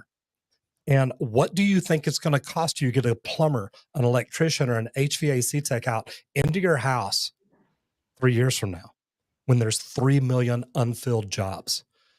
Cost and demand, supply and demand is going to make the cost go up exponentially. And I hate to say this, but I truthfully think that plumbers, electricians, and HVAC techs are going to be making more money than attorneys because nowadays you can use AI to do most of your attorney work for you. And so far, I have not seen the program that you can use AI to fix your plumbing system at home. So, no, you're a real plumber. That's not a metaphor for the mafia plumber, Oh, now see, Rex, why do you have to ask questions like that? I mean, this is a big broadcast here. There's a lot of people watching. No, but what I mean is that the trade that you're in is an honorable trade, and you have done so much to enhance it. It's not something that is a joke. It's not something that isn't real. You have the ability and have done so much good in that regard that I wanted to draw attention to that for you. No, I appreciate that. I am a Texas master plumber. I've been plumbing in Texas for over 44 years. And what I did, we're talking about leadership, and that's why I wanted to start off telling people, look, I really am a plumber. But for leadership, I owned a plumbing company. And I'd spent $47,000 on marketing companies that actually made my phone stop ringing. And I want you to think about that. A small company spending $47,000 and the phone stops ringing. So as a leader, what I did, I started looking outside the box. What can I do to make my phone ring? And I discovered social media. Now, at the time, I'm 54 years old. This is literally 6 years ago this month. I discovered social media, and I'm walking down the hall. And at the age of 54, I'm headed to another Facebook room. But I saw a placard outside of a room that said, get in front of your customers using video. And I thought, wow, you know what? We could do video. And I want each one of you entrepreneurs to think about what can you do different for your company? Because it takes a leader to step up and do something completely different. I walked in and I sat on the front row, and the guy comes out, and the first thing he says is, YouTube is the second largest search engine in the world. And I shut my notebook. This is how ignorant I was. I shut my notebook. I thought this guy has no idea what he's talking about. YouTube is just where I store some videos because we had shot some for commercial type advertising. And I put my hand on the chair next to me and I turn around. I'm fixing to get up and I look back, and the whole back of the room is standing room only. And I turned back around and I looked at him and sat back down in time to hear him say, and it's owned by Google, the largest search engine in the world. And I thought about how much money I was sending to Google every month for pay-per-click advertising. And I thought, why am I not doing social media? Why are other plumbers, HVAC techs, roofers, why are they not doing social media either? Why aren't there more people like me here? So I decided then, over the next 2 days at that conference, I decided we're going to start doing social media. And literally the next month, so I was at the conference the end of February, the 1st of March. By the first week of April 2018, I started doing YouTube videos. And it has completely changed my life. And that's really what I want to talk to people about is you have the ability to listen to these speakers. This is Leadership Week. What can you do to get out and lead your people, lead your team, lead your company? And what I did is I grew on social media very well. And we actually started making money at it after just a couple of years. And it didn't take long till we had a big problem. We had to figure out, do we quit doing social media or do we sell the plumbing company? Rex, it's not a big problem when you're a plumber who's doing something that he loves now. And don't get me wrong, I love plumbing. But being able to help people through social media was phenomenal. Beautiful. And we literally looked at it and we decided, okay, I'm going all in on plumbing. I'm going all in on social media. And we let my management team run the plumbing company, but we did sell that 2.5 years ago. Now, one thing y'all have been asking about is mentors. One of the first books I read that helped me grow was Michael Gerber. He wrote the E-Myth books. So after reading this book, I hired him as a coach and it was phenomenal. So one thing that I learned from him is when you sell a company, if you're selling it to people that are going to grow it, try to keep a percentage of it. And I was able to do that. So 2.5 years ago, I sold that company for $1 million valuation. Not bad, but we were doing good in social media, so we were okay. We sold that business last year at a $45 million valuation. And I maintained a percentage of that. So we're doing pretty good and we're having fun, but what social media, what not being afraid to step out and learn new things has done for me is put me out in front of the public, making me learn new things. So when I hear the word leadership, I think about expertise and mastery. Can you teach the people below you how to become really, really good at what they do and how to master their craft? And teaching and mentoring. If we're leaders, we need to lead from the front. We need to show people the way. And you do that by teaching and mentoring them to help them get to where they want to go. And you've got to do this with integrity and honesty. You have to be honest with the people that you're leading. But man, the big part is you got to be honest with yourself. What do you want to do? How do you want to do it? And do you have what it takes to get you there? One of the other big things is communication. It's a top down and bottom up communication. It's got to go both ways. And then vision and innovation. How are you tying everything you see or everything you want to do and bringing it in and making it the next best thing? And then if you're going to be on social media, one of the other big things for leadership is community building.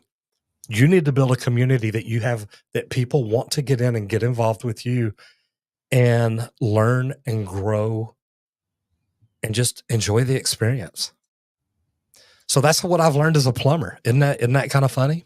That's amazing. And I want to have Jim and Teresa ask you something, but I got to know this. You went from plumbing to video, and in this hodgepodge world of so much, I don't want to call it competition, but there's so much competing for attention. What did you hit on that you could take from zero to a lot of money over a few years by attracting attention on social media? Because I know there's a lot of people going, okay, well, I could put up videos. Do I do it every day? Do I do crazy things? How do I attract my following or my views to make money at this? Well, the cool thing is, Rex, number one, I don't do crazy things. I don't dance. I keep all my clothes on. I'm doing things right, at least as far as I was taught. So I think that what I do different than everybody else is I literally try to bring value in every single video I make. And I think about the viewer. How is this video I'm making going to help this viewer? Whenever we started out our channel, it was to make a phone ring at a plumbing company. So I was literally teaching people how to fix their own plumbing. And then through reading the comments and the analytics and everything, we realized we've got more people watching us that are plumbers and electricians and HVAC techs. So we started talking more about plumbing. And then later it even became more of all kinds of trades. So we changed it again. And I mean, I've studied under Brendan Burchard, high performance habits and things like that.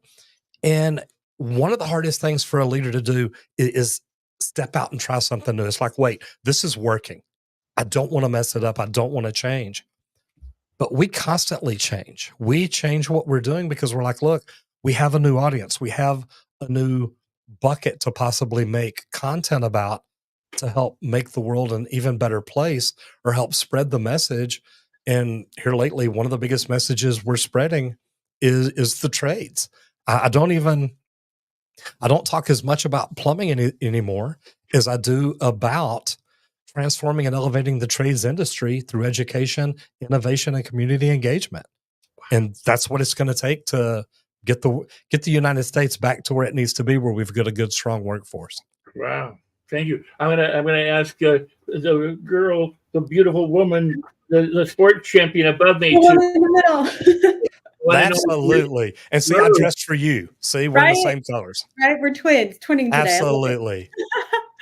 Okay, so I've so appreciated hearing your story, and I am blown away at the 1 million unfilled trades jobs right now, right? Mm-hmm. Yeah, and it's getting worse every day. I believe it. I actually have this conversation with my dad quite often, but to actually hear the number about it on it it's confronting.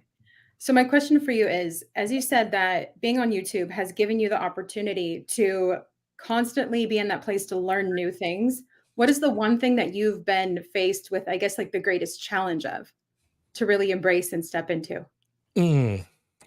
I guess the getting recognized everywhere you go. It's funny because I look at people. I've had people come up and they've got tears in their eyes, and they're almost crying, and they're like, "Look, you changed my life. You taught me about a career that I didn't know about, and I started watching you 4 years ago, and now I'm a licensed plumber, and I'm out in a truck, and I'm making more money than I ever have."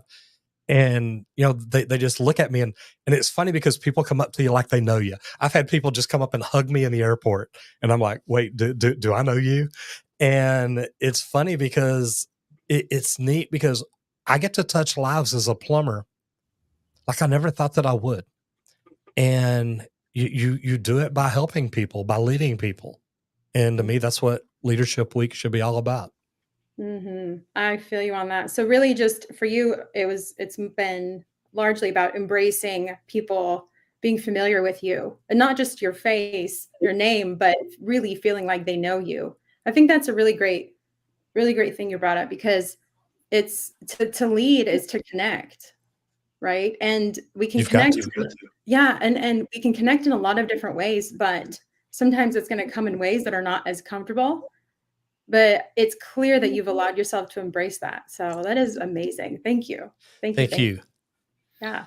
Hey, Roger, it's nice to meet you, Jim Miller. Jim, thank you so much for letting me be here. I appreciate it. Hey, listen, I worked in the home remodeling industry for over 25 years. I still consult companies with their sales forces and everything. So I know the value of having a reliable craftsman that is going to show up on the job, that's going to be honest in doing the work, that's going to be competitive in their pricing, and that's going to be there if they're needed, right? And so, I mean, the integrity that's required to be a tradesman is something that that is fundamental, along with that skill set, because you've got people that are relying upon you.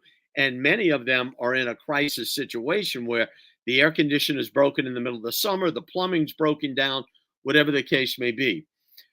So I appreciate what you're doing, because 52% of all college graduates are not going to go into the field that they studied. They're going to go into sales, which is my field.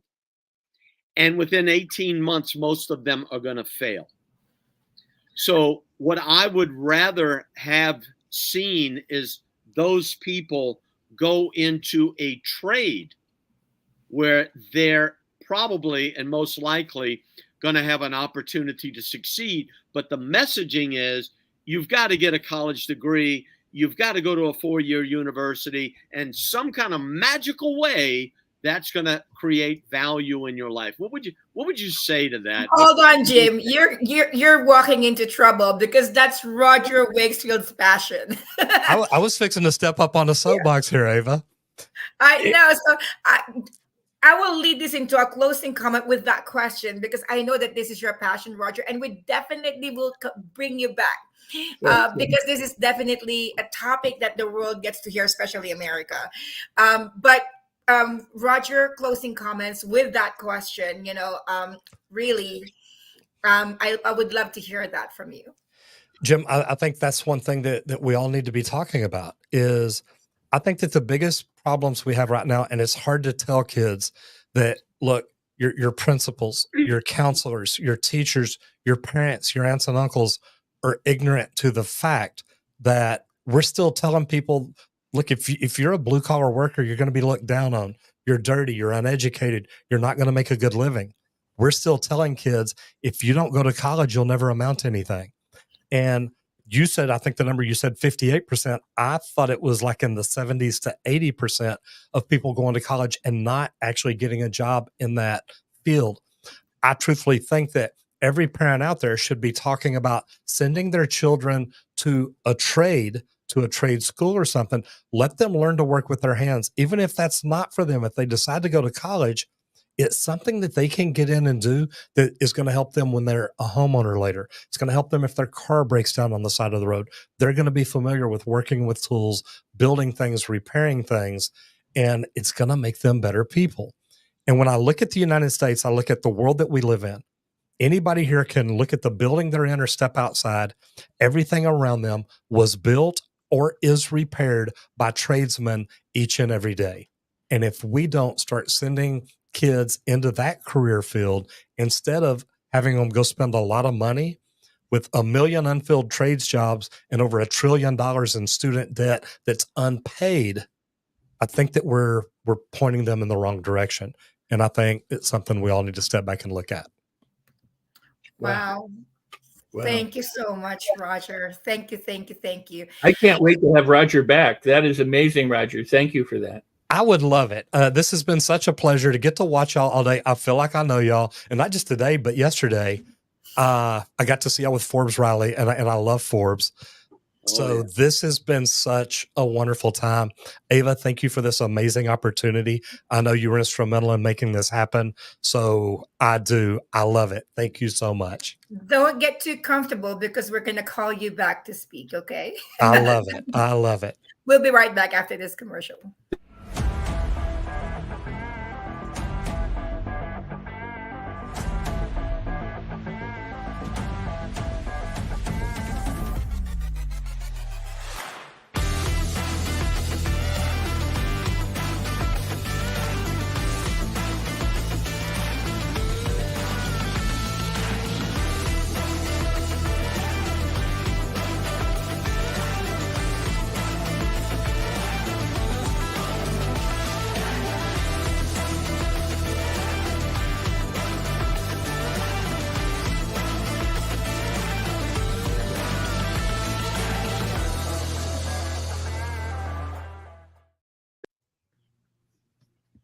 Wow. Amazing, huh?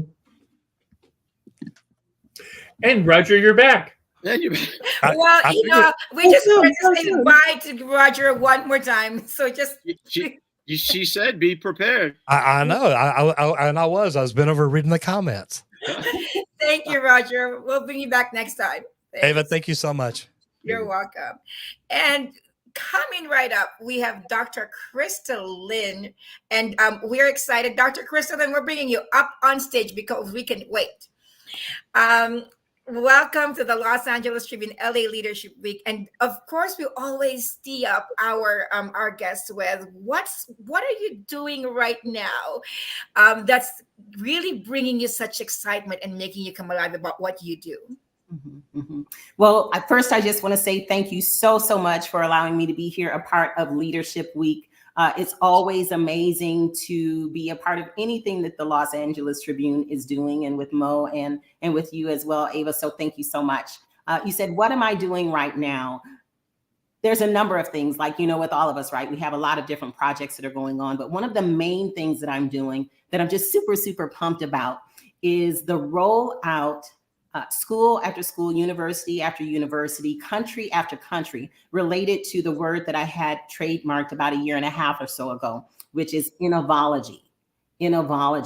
And it simply means the manifestation of creative thought in motion. So how do we manifest our thoughts, and how do we actually put those thoughts into motion? How do we have impact in the world? How do we create sustainability in our communities? And how do we monetize and have the impact that we were meant to have? Like, all of us, I believe, were born to have some type of impact in the world. And so I believe, with all of the different people that I'm partnering with right now, at universities, businesses, and whatnot, that I can actually truly reach my goal through everyone else, which is to positively impact at least 1 billion people before I die. And so as we go through some of the different things that I want to talk about related to Leadership Week, we've been rolling this out, Ava and the team that's on the screen. We've been rolling this out at various universities through our ICE program, ICE, Innovation Centers of Excellence. And I tell you, it's amazing to speak to all of these students and all of the different people that are in industry that are really picking up on how to implement innovology.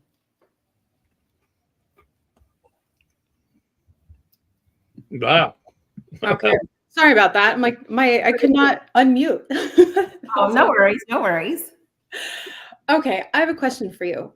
With your set goal and allowing all of these people to come along this journey with you to accomplish this goal, what part of your journey, what part of your life brought you to realize, like, hey, this is what I want to do. This is where I'm at, and this is where I want to go?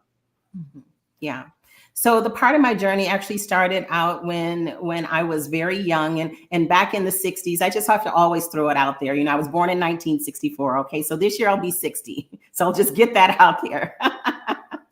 So in the 60s, early 70s, we weren't at least talking about entrepreneurship. We weren't talking about kidpreneurs and all of that. But that's exactly what my brother and I did. Like, we had at age 4, 5, 6, he was 4 years older than me. So I was helping him on different things that we would do in the community, cutting rose bushes, shoveling snow, raking leaves, like helping senior citizens and other people in the neighborhood. And we would get paid for it. When he was old enough, he had a paper route. So I helped with that too. So we started out early, understanding how to make money with those kinds of things. And so the part that really stands out to me in my journey is my parents and allowing us to get out there and make our own way related to that. And also sending me to kindergarten with my little plastic briefcase. And I've told that story before, that you can be anything you want to be. You can do anything you want to do, Crystal. And so I believed them. And when I stepped in there in kindergarten with my plastic briefcase, I was all gung-ho, but I was met with bullying. And that kind of stayed with me for a long time in my life, up until age 50, actually, where I had already gone a lot of places, done a lot of things in over 30 some countries. Now it's been almost 40 countries, but I had done a lot of things, but it was, did I have the confidence that I was really exuding on the outside? When I told people that I was bullied, they couldn't believe it. They're like, you're so strong, you're so this, you're so that. But we are really good at having on masks. And that's exactly what was going on up until age 50, when I said no more. Ooh, touching on some good stuff right now. I've heard that same thing said to myself. You're so good at it not looking like what you're going through. So question for you.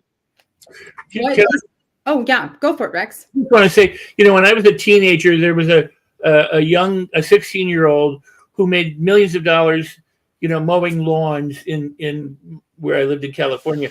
Recently, in the last few years, I met a multi-millionaire who attended a conference I was speaking at, and he as a kid made tons of money, literally became a millionaire, collecting golf balls and washing them and reselling them to the golfers. Right. What I admire about what you said is that my brother and I, our family, we did all these different things. I got to admit it, I didn't want to do any of that stuff. But when somebody like yourself or these other people are so enterprising and go, I can do this or that or the other thing to better myself, to make money and to add value to people, it's just amazing, and I really appreciate that. I think that is so fantastic. Thank you for sharing that, because that's how it all started. Yeah. And in relation to Leadership Week, Rex, I really appreciate what you said, and thank you for that. There's so many different things that we can do if we just put our mind to it from an innovation perspective. And so one of my main quotes is, creativity breeds creativity, but it needs to be that creativity that breeds creativity is based on something that people actually need. So if you look at LEAD related to lead in leadership, I always talk about learn. We have to learn, and we need to elevate, and we need to attain, and then we actually need to disrupt. And so if we have a way of looking out into our communities, doing our research, the previous gentleman, Roger, was talking about analytics. I'm all about analytics. My degree is in engineering. So surveys and stats and what's out there, and doing our own, not just using what's already out there. If we have those KPIs, key performance indicators, and all the different things related to the numbers, see what people need so we can learn from that, then we can elevate our thoughts and our processes, elevate our products, and then we can attain the knowledge and even attain the customer base that we want, and go out and disrupt. And all of that has to be that we're putting the proper contracts in place, the proper IP in place, and all the things that go with inventions and creations. And so back then, like I said, we weren't necessarily thinking about all of that, but now I am, and that's part of what I teach all over the world. Dr. Crystal, Jim Miller, hi. It's nice meeting you. Nice meeting you too. Yeah. I'm fascinated by the work that you're doing. I'd love to learn more about it. And what I would like to ask you is this, is that you as a leader, it seems to me, has placed an extraordinary amount of value on education and on learning, and how important it is, because just from your speaking, I can tell that you've got such wisdom, not only in life and in what you, but in business, etc. There's a lot of young people that are watching this this presentation that we're doing this week, and they're looking and yearning for a voice of leadership. Would you please speak into the relevance and importance of investing in yourself, in educating yourself, in reading, whatever it takes? And what is it that inspired you to go down that path so that you're the person you are today? Would you please mind speaking into that for us? Well, to fully answer that question, it will take about 14 hours. I don't know if you have time. We have some other speakers. Go ahead. She's going to come and kick me off, but I'll do the best that I can. And so, like I said, it all stemmed back, Jim, to my parents. Okay. My mom was a housewife, but she had gone to nursing school. She had her degree, but she poured her life into raising my brother and I, who's 4 years older than me. And then my dad, he was a foreman. He was a supervisor at Fisher Body, which was a part of General Motors, like way back in the day. Mm-hmm. And they were able to put together money to, portions to send my brother. My brother actually went to the Navy, but to send me to college just for several years. And so I had to pay the rest of it. And I remember that conversation vividly when I graduated from high school in '82. And my dad is crying, like he's so sorry that he can't, pay the whole tuition. I'm like, that's okay, Dad. Like, you already have raised me to be the person that I am, that, I'm going to find some ways to make some money. And so I have right now, and I've been featured in Yahoo Finance and USA Today, and I've talked about Element 10, because I believe every single person should have 10 sustainable and substantial streams of income at any one time. Now, that's not 10 jobs, it's streams of income. So when we look at the cash flow quadrant, and I love Sharon, she's a friend of mine and all of that, looking at that, where we want to live our lives on the right side of the cash flow quadrant as opposed to the left being an employee. But utilize whatever you have to utilize to be able to then use that money to go where you want to go and go where you need to go. So when I was in high school, I had an internship. I started out as a tutor for the Red Cross, for the Red Cross.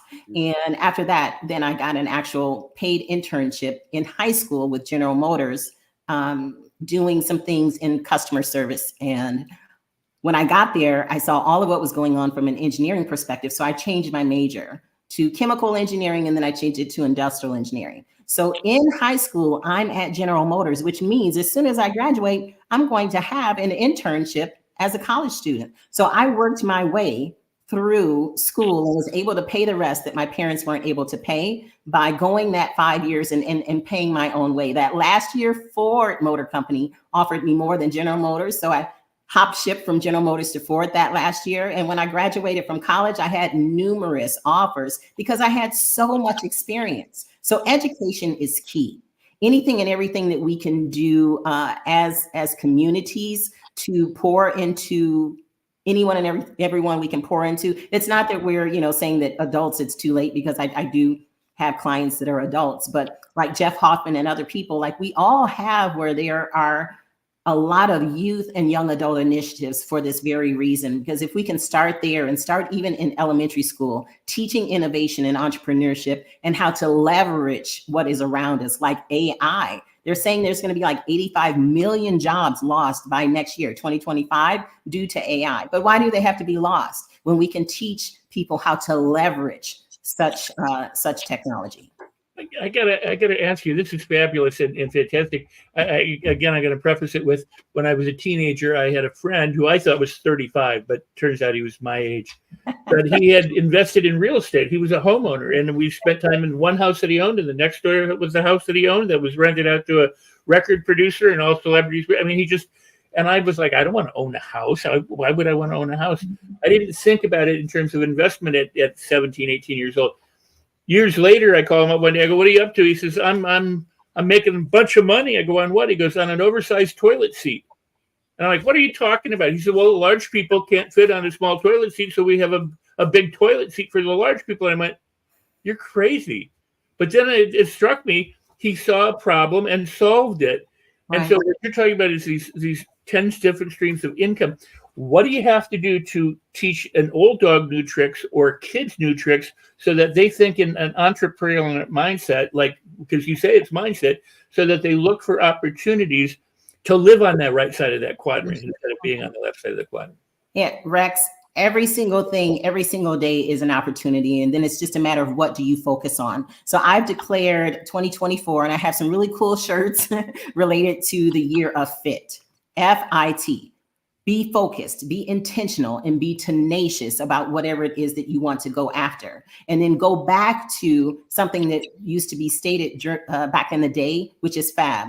Like, what are the features, advantages, and benefits of whatever it is that you have in your mind? Some people suffer just like I do of having like too many thoughts, too many inventions, too many different things that we can do. But every single thing that happens to us during the day happens for us. And it's a matter of what do we focus on. Now, I'm not going to tell you my invention because I have not this particular one. I have numerous, but I'm not going to tell you what this is, Rex, but I'm going to say this to you.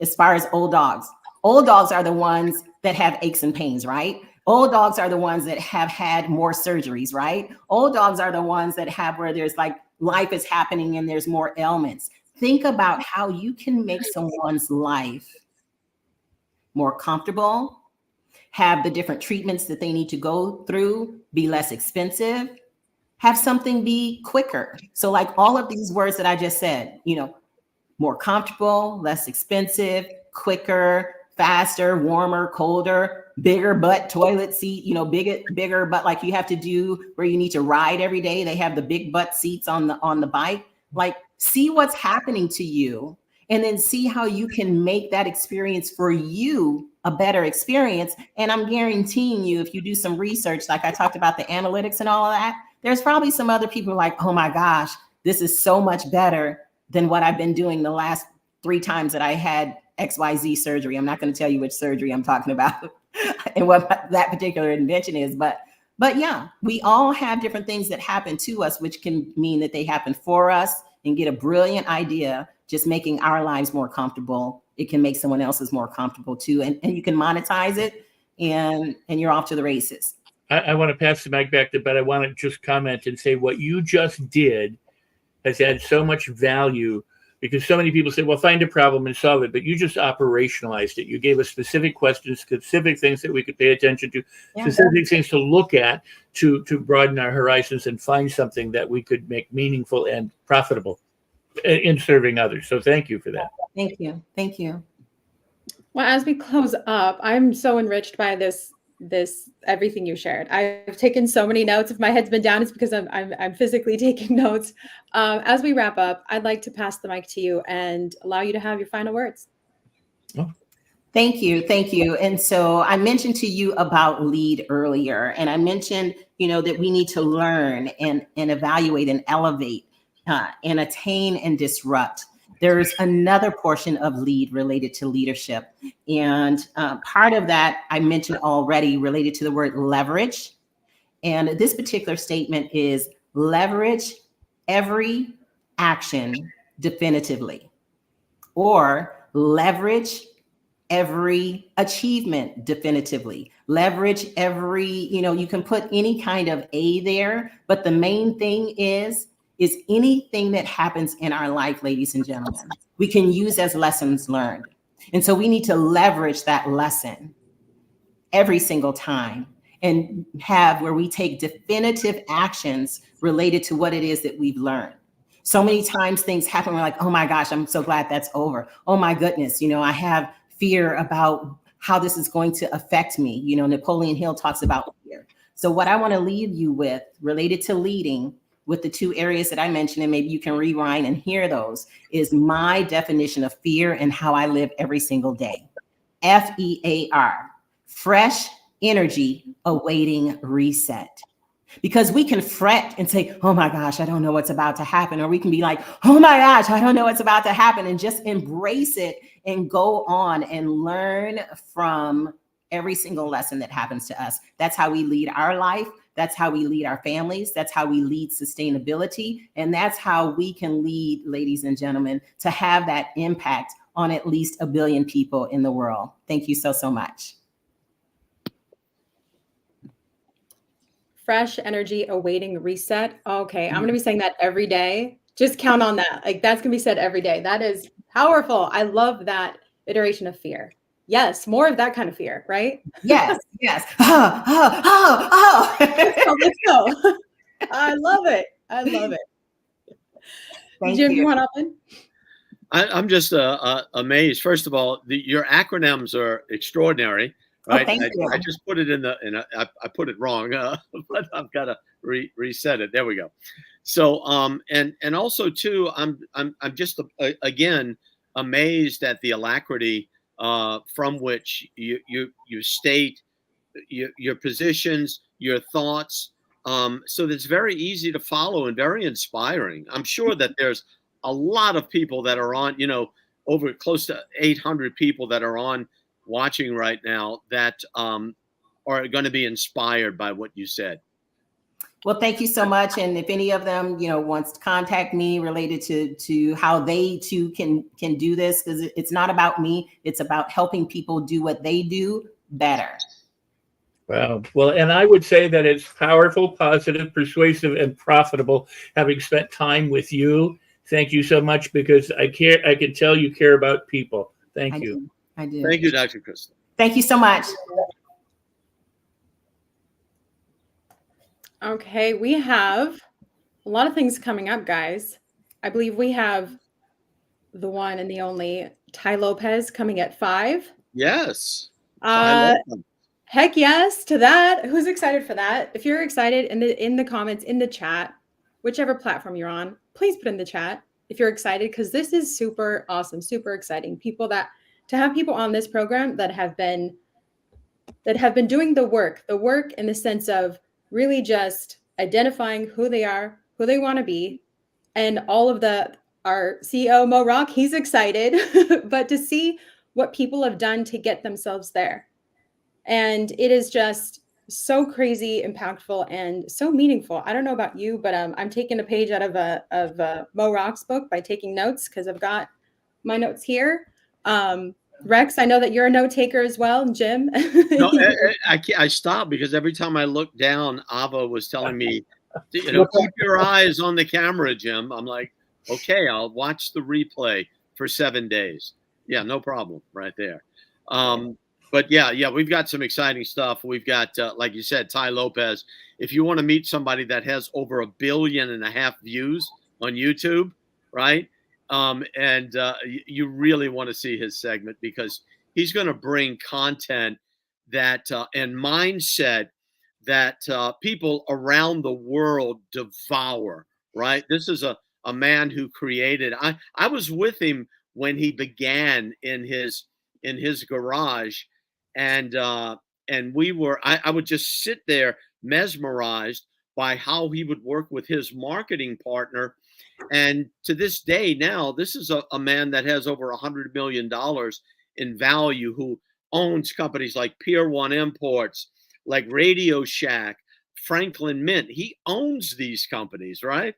And now brings them basically to the to e-commerce. But you're going to hear some extraordinary content that's going to shift your mindset about how you view the world on the other side of Ty Lopez's interview. Yeah, I'm excited for that as well. That's awesome. Yeah. So hello and welcome to the Los Angeles Tribune. Since 1886, our name has been a part of the world of journalism.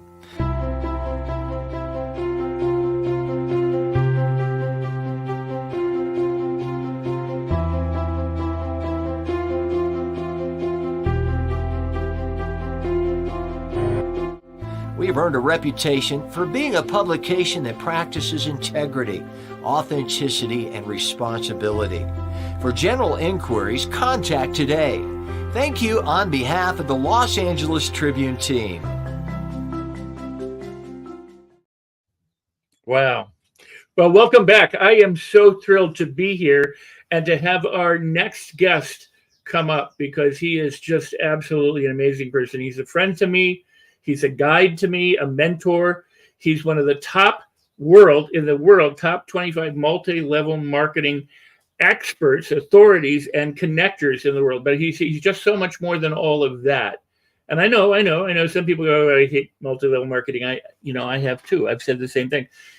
But this man is an authority in how to connect and create relationships to add value to them, so that you and they grow and prosper. So I'd like to welcome a good dear friend who I know you're going to be thrilled to get to know, Mr. Tom, my friend, who is ultimately not home, but out doing what he does best, speaking and talking and helping other people. How are you, sir? I am doing great, Rex. How about you, buddy? I'm fantastic, but I'm better now that you're here, my friend. Well, I am in Hawaii, so it's a really tough gig. I'm having the time of my life. I'm on a billionaire's ranch that on some island, and I'm telling you, we're riding horses, e-bikes, having the time of our life, and just living a life of giving and paying it back. And I'm thrilled to be doing that. And the LA Tribune, since 1886. Unbelievable, the history behind it.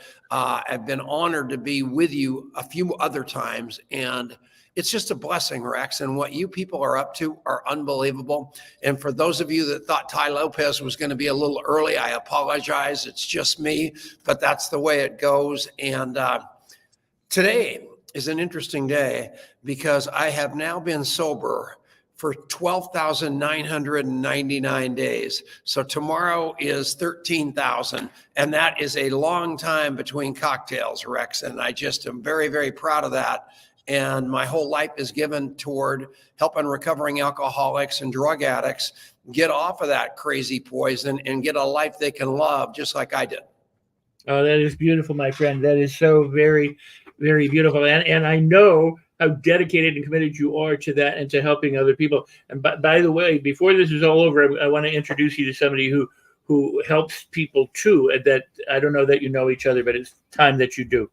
So with that said, I had mentioned, and I don't know if you heard my introduction, but I said that you were one of the top 25, multi-level marketers in the world, but you also had created an app for connecting people and helping them remember or retain what they learn about other people. Why is this so important? What is it about what you do that has been so different? Because people say, keep a Rolodex, or they go keep business cards, or but you do something completely different, but so much more superior to that. So what is it that you do that has created this movement of incredible people around the world, connectors?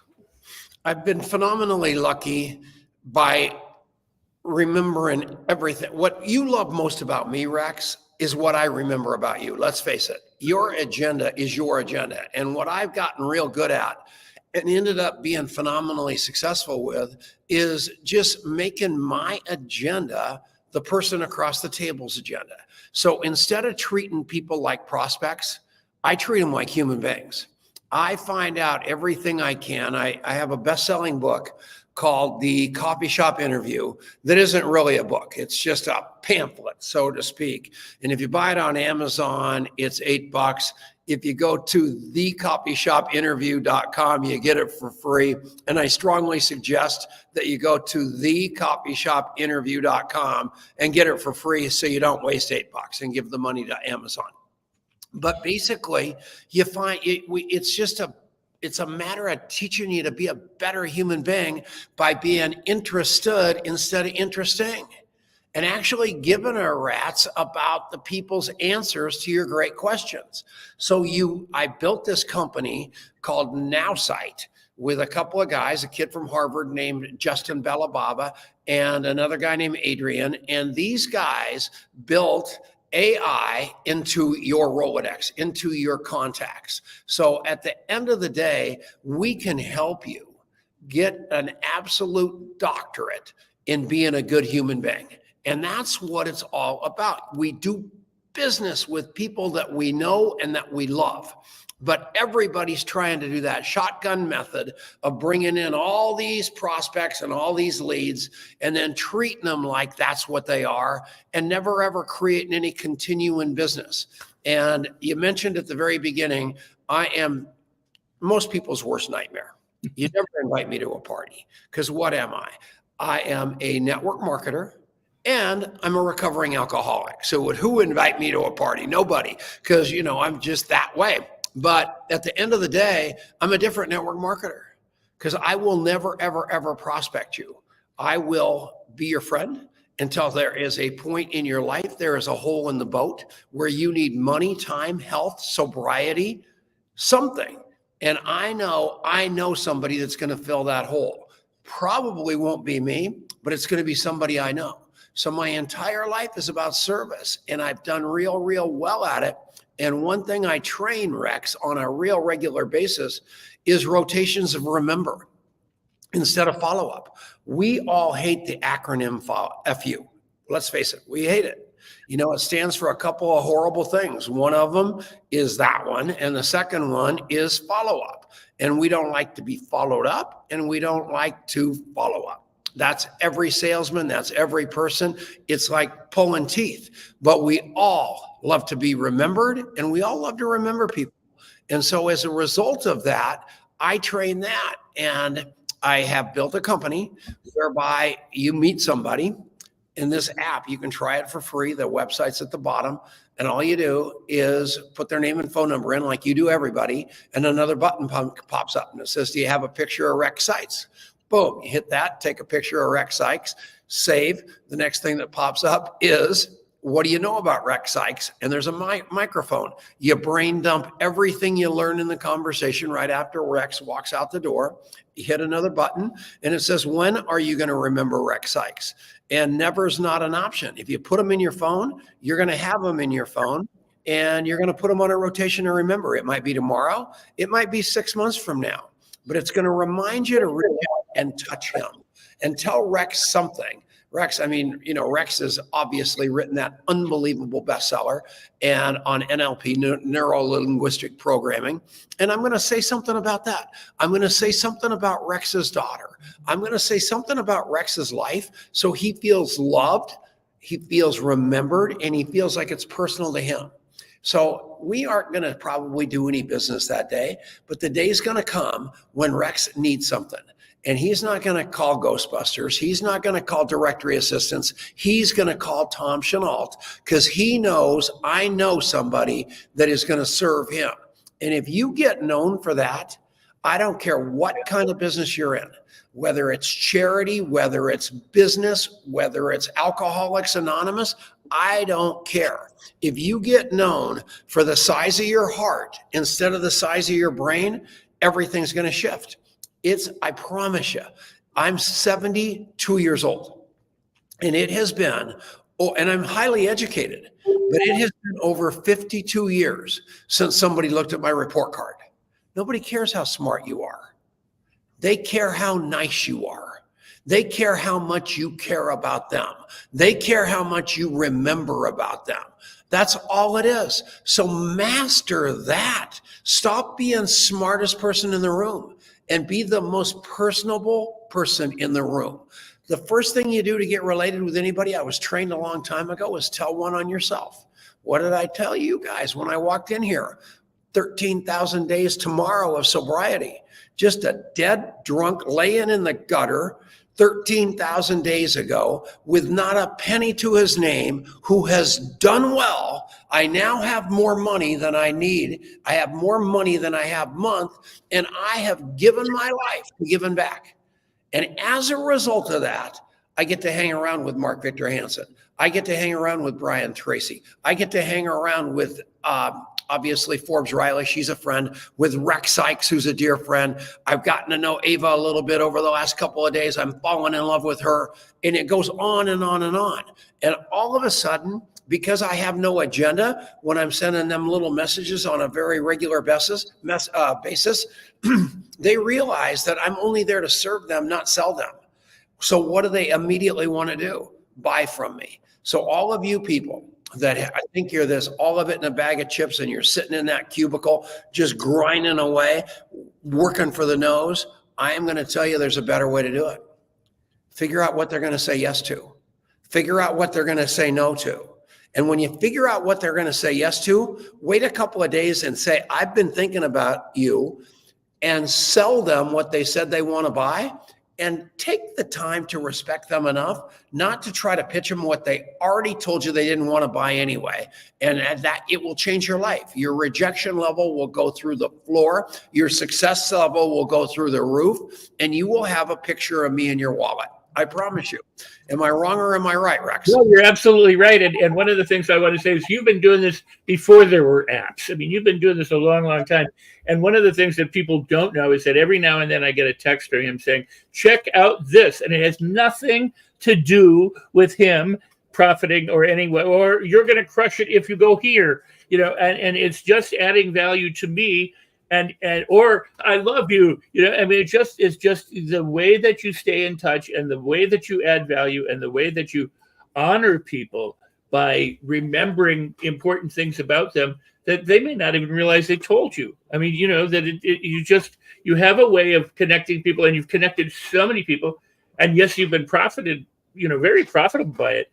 And I got to say this: every time I've had the pleasure of being with Tom, there is a priority, and that is he does 2 meetings a day.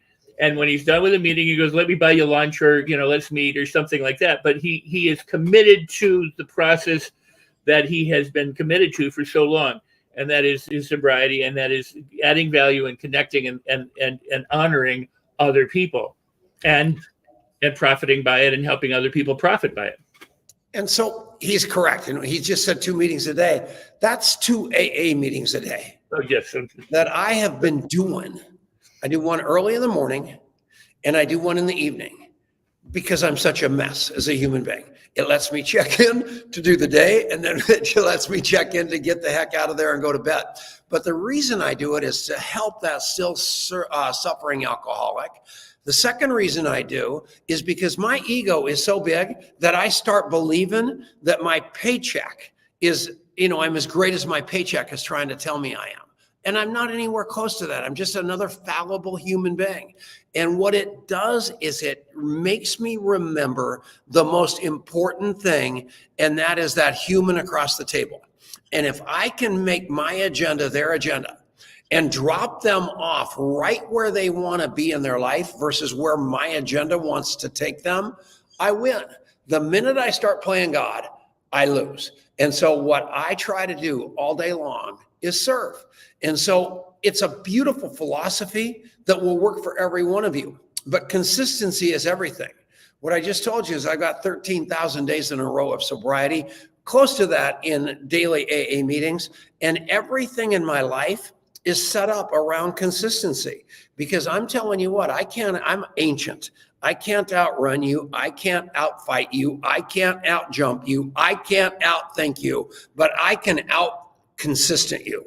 And every day of my life, and my app, the one there right there in the deal, tells you every day I interview 2 people, every day. And then every day I've got all these people in my app. And at the end of the day, I can go right there. And most of I'm so old, I can't remember who the heck they are. All I do is hit the button and I know their blood type. And I send them a text message and remind them something they love about themselves. And I promise all of you, I have become irreplaceable to so many people as a virtue of that. And if you call me on the phone, and my phone number is 720-840-7222. 720-840-7222. You'll get my voice message. And it's going to say, this is Tom Chenault. How are you? I need you to do me a favor. Leave a message, but also tell me something I don't know about you. People have confessed to everything but first-degree murder in that voicemail.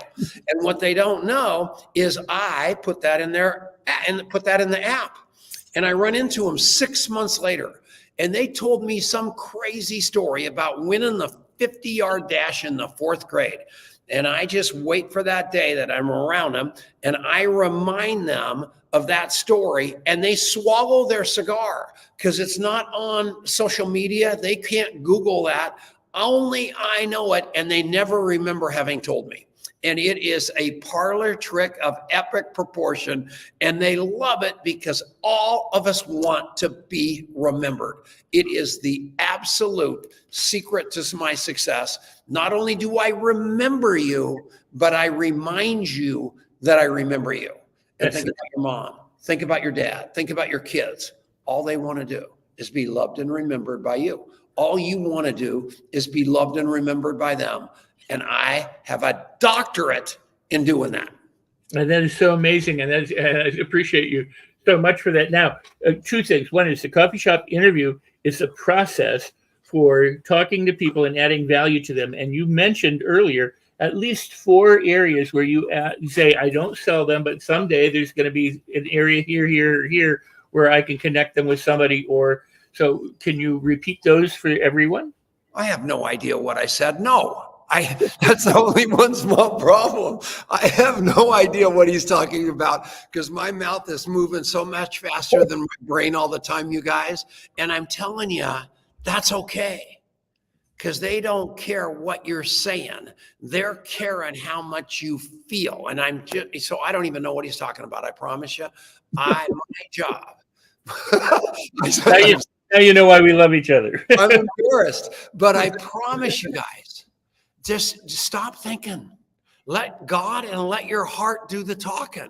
The right words are going to come out, even if they're the wrong words. Yeah. That's what I want you to get. Look at my hair. I just finally looked at the screen. I look terrible. I've been in this seminar all morning going like this, trying to get my they're just blowing my brains out with information here. And I had no idea. I never even spruced up my hair for this call. But you know what? I know you don't care because you either like me or you don't. And that's good by me because I'm standing right here. I'm the lighthouse. I'm not going to swim out with the sharks. I'm not going to try to talk you into hanging with me. I'm going to try to attract you with love. I'm going to try to attract you with the fact that I'm never going to forget you. And some people last night I just met for the first time, and I put them in the phone. They go, and I go, you guys don't understand. You will never get rid of me because I am going to love you until you can love yourself, no matter what's going on in your life. And it's just going to be this little rotation to remember that comes out, that pops up and goes, what the heck? Who is Tom Chenault? Second time, who is Tom Chenault? Then they're going to go, I think I'll Google him. Oh, that's that nut that I met in Hawaii. What the hell is he doing texting me? He knows I've got no interest in buying what he's selling, which is kind of ironic because they have no idea what I'm selling because I've never told them, because all I'm selling is hope and love. He's so completely taken aback by somebody liking them or loving them for the right reason, which is who they are as God made them. That's all it is, you guys. If you can do a little business, so be it. If you can help a drunk, so be it. If you can help somebody that's depressed, so be it. If you get nothing out of it, even better, because it's making you a better human being. Right, Rex? Yes, indeed. But can I point out the fact that the guy who says he's got this huge ego has such humility that when asked to give the thing that he said, says, I don't remember it, but it's because more than anything, he understands it's not about that. It's about, because people are trying to go, what do I do? And what do I do second? What do I do fourth? And all that kind of formula stuff. And he's going, love, just love and pour out love, because that's who he is. So it naturally flows from him. That's what he does. And as a result, that's what he has. That is Tom Chenault. This is one powerful person. Thanks, Tom. And more, please. Well, I got to go. So they're coming after me hard in this seminar. They're all walking in the door. They're looking at me like, what is Tom Chenault doing now?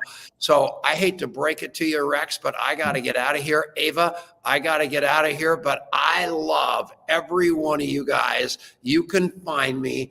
I'm not in the witness protection program. Tom Chenault, you probably can't spell it. So what? You will be able to. And thank you, Rex, for letting me be a part of this thing. And God bless all of you. You're amazing, my friend. I love you. Have a great rest of the time there, and enjoy Hawaii, because the rest of us are envious. Thank you. Hello and welcome to the Los Angeles Tribune. Since 1886, our name has been a part of the world of journalism.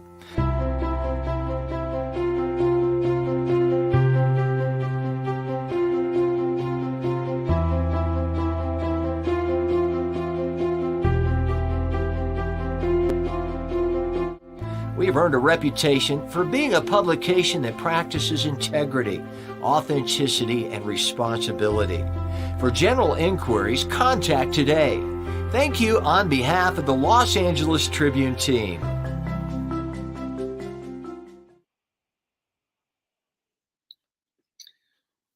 Welcome back, everyone. It's my pleasure to be with you here from yesterday, and for the many days that we've got ahead of us, the many wonderful speakers, interviews, the brilliant minds that are going to give us the roadmaps and also share with us their thinking, so that maybe we can actually see ourselves in them. We hear their stories. We hear how they started from places that we may be at it right now, right?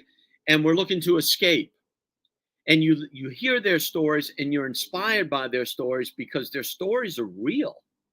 And what's unique about everything is that the door is wide open to be whoever you want to be. There is no door. It's simply a passageway.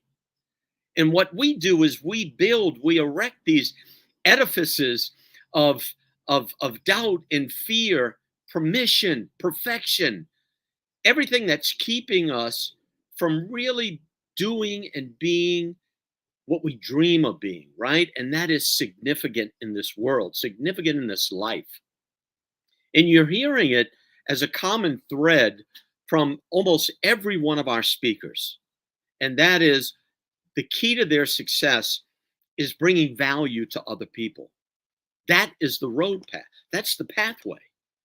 I'm going to bring on two men that are, one of them is actually a brand new colleague of mine, but one of them goes back, Gene McNaughton, who I'm going to let Gene give his own introduction because I won't remember everything that he's accomplished. But one thing I know that Gene and I have in common is that we were both executives at some places together. We were both vice president of sales at Tony Robbins.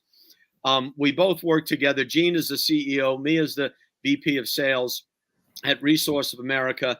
And Gene has been an inspiration to me simply because of the passion that he has for this industry, the industry of personal performance and the enhancement of human beings into places that they've only dreamed of going. So I've got Gene McNaughton here. And Gene, let's bring in Tommy also, Tom Schaff.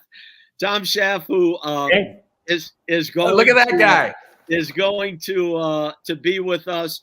Tom is associated with Dr. Robert Cialdini. He's going to speak into what he does. And if there's anyone who knows the industry and the career and the skill set and the art of persuasion, of sales, of influence, this is the man. And he brilliantly represents Dr. Cialdini, who will be speaking on May 5th, by the way, right? So you want to make sure, everybody, that you tune in then, because it is an extraordinary. So, Gene, if you would, tell us a little bit about yourself, and then Tommy, and then we'll have a conversation. I'd like for us to consider some aspects of leadership in our own life that people might find some relatability to. So, Gene, if you would, please. Well, I'll keep it really short. I consider myself a pretty lucky person. I was lucky to be able to get out of college and start at a little computer company called Gateway Computers back in 1991 and be able to be part of, witness, and play some leadership roles in taking that company from 50 million when I started to over 11 billion by 2001, 2002. Then I was fortunate to get recruited by Tony Robbins himself to come to California and be his global VP of sales and eventually his opening speaker. And there I was introduced to so many great people, including Jay Abraham, who we saw today. I got a chance not just to be around the guy, but to work with the guy. And we met a guy named Chet Holmes, who was really one of the greatest sales experts of his time. He wrote a best-selling book that's still a best-selling book called The Ultimate Sales Machine. And among that, I had the distinct pleasure of meeting our other guest here, Mr. Thomas Schaff. And it's just been a very interesting, wild ride of ups and downs and peaks and valleys. And I'm excited to talk about some of the things I've learned and hopefully be able to share some of the mistakes I made so that you don't make them as leaders either. But I'll turn it back over to you, Jim. And I want to hear about Tom Schaff because he's going to have a way better bio than me. Tom, go ahead. You're on. You know, I think it's all downhill after here. So we should just start and quit while we're ahead. You know what Gene and I have in common is we're deplorable Midwesterners. So yes. Gene is a kid from Sioux City, Iowa, and I'm from Mandan, North Dakota. And so I grew up on a farm, ranch, implement dealership. My beginnings started, I walked into a guy who was Esquire 40 under 40, top person in America. He was the tax commissioner for North Dakota. And I said, I'm a computer consultant. I was 19 years old. You should hire me to figure out your computer programs for the capital of North Dakota. And he hired me. That gentleman, 2 years later, became the United States Senator and then was top 10 experts on the United States budget. I shared an office with a young lawyer named Heidi Heitkamp, who became the U.S. Senator of North Dakota. And so that was my first professional job outside of working for my dad. After that, I had some great opportunities to work for Tom Monahan at Domino's Pizza and several other great entrepreneurs. And then Gene and I worked together as consultants with Tony Robbins. And see, that's what we all have in common, by the way. Here's the deal. In order to be a great leader, you must work for Tony Robbins at one time. That's what we have in common. It's all over, people. Just apply. Call Tony now. Tell him to thank you. Tell him we recommended you. That's funny. That's funny. You know, here at the Los Angeles Tribune, one of the things that we're committed to, and Mo speaks about this to us on a regular basis in all of our conversations, and that is the mission of this organization is to educate, right? Where we're bringing the news industry, the newspaper industry, and the leadership and personal development industry together. Because the truth is, if you look back in any news coverage from magazines to newspapers, there's really been a lot of negative coverage on the personal development industry, if you think about it, right? Where they're looking to basically expose this or underrate this. And this is the opportunity for us to have a platform to actually inspire the world with what it is. And you'll see, just like I'm gonna say something to you that surprised me. Virtually everybody that's on this stage over these next 7 days comes from, for the most part, somewhat of a common background and upbringing, right? You're not hearing many people that came from, aristocracy or the child of a CEO of a Fortune 500 company. No, a couple of Midwestern guys. I'm the son of an alcoholic cab driver from New Orleans, Louisiana. And what it should say to you is this, is that there's the door is wide open. There's a report called the CEO Genome Report, right? It was a Harvard University study where they studied over 6,000 CEOs to determine what are the common qualities of successful CEOs. And one of the things that really surprised me is virtually no CEO that was considered the 1 or 2% of successful CEOs came from an Ivy League school. Most of them actually came from somewhere in the Midwest, and they were humble people, unlike these two guests right here. Just kidding. But they were humble, and simply what they were great leaders. They took what were some of the 5 qualities? Number 1, they were decisive. They were decisive. They took action, even in the face of uncertainty and fear.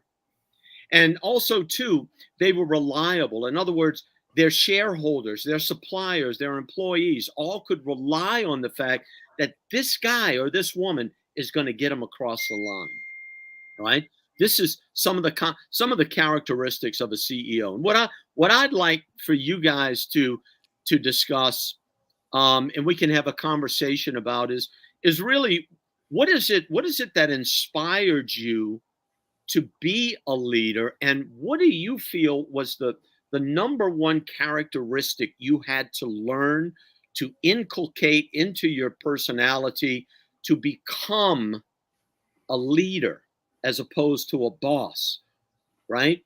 Somebody that inspires others in the positions that both of you are in. I know, Gene, you kind of stepped away from the personal development industry for a while, and maybe you want to talk about what it is you're doing right now in the private sector in regards to that leadership story. Well, I'll talk a little bit about, let's just talk about the baseline of great leaders. And I had the good fortune of playing a lot of sports and playing for some very, very good coaches. Some were okay, some were awful. And if you look, and I look at the common characteristics of the good ones, I look at the common characteristics of a guy named Ted Wade, who started Gateway Computers. That most people, if you're over 40 years old, Gateway Computers and the cow spotted boxes. Mm-hmm. All of them had one characteristic in common, is they knew where they were going. They knew the end path. I remember one distinct story, then I'll turn it over to you, Tommy, where I was still fairly new at Gateway, sales guy, and we were in a big call center, and Ted Wade, the CEO, came down and wanted to get all the sellers off the phone. And I remember him, he was standing on a chair. He had his sunglasses on. He had a long ponytail, smoking a cigarette, drinking a can of Coca-Cola. That was kind of how he rolled. And he said, guys, you know what? If you keep doing what you're doing, one day we're going to beat IBM. And I could hear people in the background going, oh, IBM was the big Goliath in the business. We were we were a bunch of farm boys or farm town kids in a, steel shed in South Dakota on a cornfield. That's no exaggeration. We didn't even have a paid parking lot. He said, one day we're going to beat the big boys.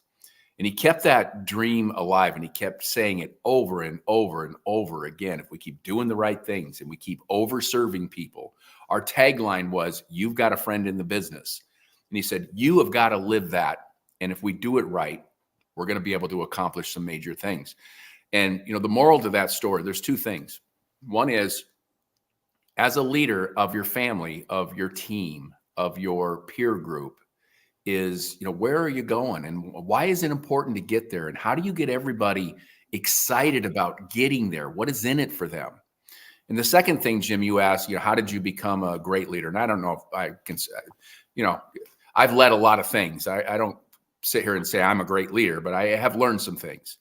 Is that the very first step to being a great leader?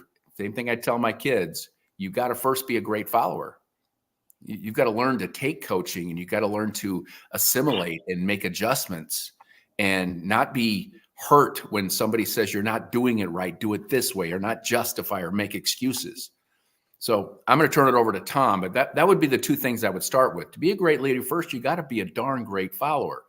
And maybe it's somebody that you're following online, personal development. My gosh, I mean, just Les Brown or Mark Victor Hansen or Jay Abraham, who we've had in the last 24 hours, Tom Schaff, Robert Cialdini. I mean, you can follow people from afar, but think about in your life the times, maybe it was a teacher, maybe it was you were in band, but somebody that inspired you to do more than what you thought you could do. That's a great leader. Find those patterns and live them. Thank you, Gene. I know one of the things too, one of the easiest ways to follow a great leader is to read a great book by a great leader, right? And I know that all three of us are very avid readers, and we have found probably a lot of our success by turning pages, right? Simply the turning the pages, or maybe now listening. I mean, imagine if you would have dedicated the last 12 months, 1 hour a day. 1 hour a day. That's 365 hours of either reading or listening to a podcast or a recorded book by some of the people that you're seeing here on this event. The leadership skills that you would be able to listen to, learn, and then execute into. Tommy, tell us what you're doing right now, by the way, because it relates to one of our upcoming speakers that we're so happy to have. Well, actually what I'm doing at this very moment is I'm in Dallas with Dan Kennedy. And one of the things that he said today that I think is really apropos to what you said, he said, rich people have big libraries and poor people have big TVs. And if I were to do 1 hour a day of self-development, I would have 730 more hours because I do 3. So, my mom said readers are leaders. And I grew up in North Dakota, and this isn't a reflection of North Dakota, but I wanted a bigger, better place. I wanted to go somewhere. And my journey was books. We didn't have a ton of money. My dad later on was a very successful business person, but very humble, had an 8th grade education. My mom took me to the library. And when I read everything in my age groups, in the city library to the county library and then the state library, I used to come home and bring books home by the wagon. Like I'd go down and bring a wagon and be the most annoying kid of the neighborhood. As I'd say, what the #1 state in flax is? So books have been part of my journey. You asked what inspires you as a leader. Candidly, in my youth, I was considered a good leader. I won some national scholarships for leadership, and I found out that what they looked at leadership was production. I was a very good producer, and I was a horrible leader. In fact, if I've ever become a leader, it's because of my disdain for, I'll move it back. As a young person, I wanted to be presidents of things so that I would have power and be able to run something. And in those roles, it made me a bad leader because it was for me. Today, those places that I'm called to, where I'd be considered a leader, it has nothing to do with any desire that I have. It's because I've been called to serve. Gene said a beautiful thing. I've actually, the only person I've ever heard say this, Gene, was you just now. Some years ago, I got asked to run a leadership ministry at my church. And they said, we need more leaders. And I said, that's interesting. I think we should have a followership program, because what we lack are followers. We have everybody that wants to bang the drum and be in the front, no one that wants to put away the chairs. And when we have people that'll put away the chairs, then we'll have leaders. When I was 10 years old, I worked for my father. He had an implement dealership. And he was a military guy. The first job he said, go get a bucket and fill it up with hot water and get a steel brush. And then I watched him military clean the bathroom for his employees, for his mechanics. It was disgusting. And he was on his knees and he was working. And then he said, this is going to be your job. If you don't like it, if you're too good for it and your old man can do it, you don't need to work here. And that was probably as big a leadership moment, even though I've worked with some great, great leaders that would be on covers of magazines. It was, your job is to serve and you're not above anything.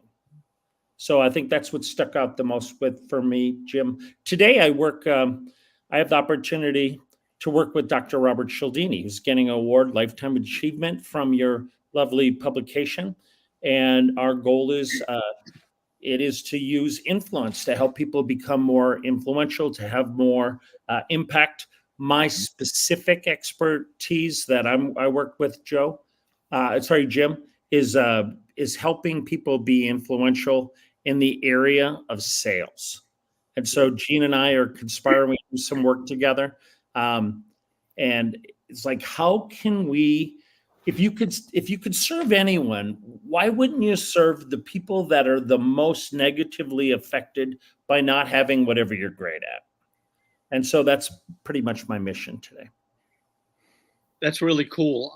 All three of us have something in common in regards to our love of, our study of, our leadership roles in the sales arena, and probably assuming correctly that there's a great number of sales professionals that are actually watching this presentation simply because of the numbers. What I'd like to ask you specifically is, how is it as a sales professional that you lead your client, you lead your prospect across the line when they're facing their own resistance, right? What in the sales industry they call objections, what I and the influence industry call subjections, right? Because they're basically subjective, right? I want to think about it. I need to talk to someone. I need to research. And really what it is their own inability to actually cross into what they really want to do. Because if you were to offer your product for free, they would take it, right? So how is it that you, Gene, in your conversations, either yourself personally or what you train your teams to do, to lead individuals into what it is that they want, whether it be a product or a program that you're offering? Well, let's ask. I want to talk to Tom Schaff about this, because there's nobody on this planet that I have met, and I've met a lot of people and I've read a lot of books, that knows more about this than Tom Schaff. Anything I could say, I've learned from him probably, and I won't say as good as him. So, Tom, I'm going to yield the mic to you. Well, I'm not trying to wimp out on the question. We get you. I've got I'm right there with you, brother. My mentor is here on the call. I want to hear from him. Let me grab my journal quick. To answer the question, I think if you're getting objections, you have sloppy selling. You suffered premature jubilation and you were celebrating the dance before you earned the right. A great salesperson understands that a person that you're selling to probably has an idea that you get paid if you sell them something. And as you say, a bunch of positive things, that they reduce their interest and have to defend themselves. A great salesperson doesn't handle objections. They bring them up. They say, hey, I have some ideas for you today. And before we start, these are the reasons why you wouldn't buy these things. These are the conditions where it wouldn't be appropriate for you. And yet I have something to share with you. Do you mind if we unpack that? So what you do is you bring up, if you want credibility, if you're going to be a person of influence, there are very few things that are all rainbows and applesauce. Like real world, there are trade-offs and there are hard things. So you bring them up so that there isn't use of superlatives. The more we say very and the best, and it's number one, the more I'd be like, you're headed to the slaughter. Now, the second idea that I go to is people buy to get rid of problems, not to get something. So the scarcity principle, popularized by Dr. Cialdini, is like, what does it cost them not to take action? If there is no cost to not taking action, they shouldn't buy.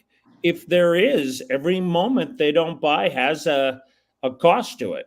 When I'd look at doing any change algorithm, if it was selling consulting, training, a service, a building, a football field, and I've done all of those things, there are always three investments, Jim, in anything, and it's true for leadership too.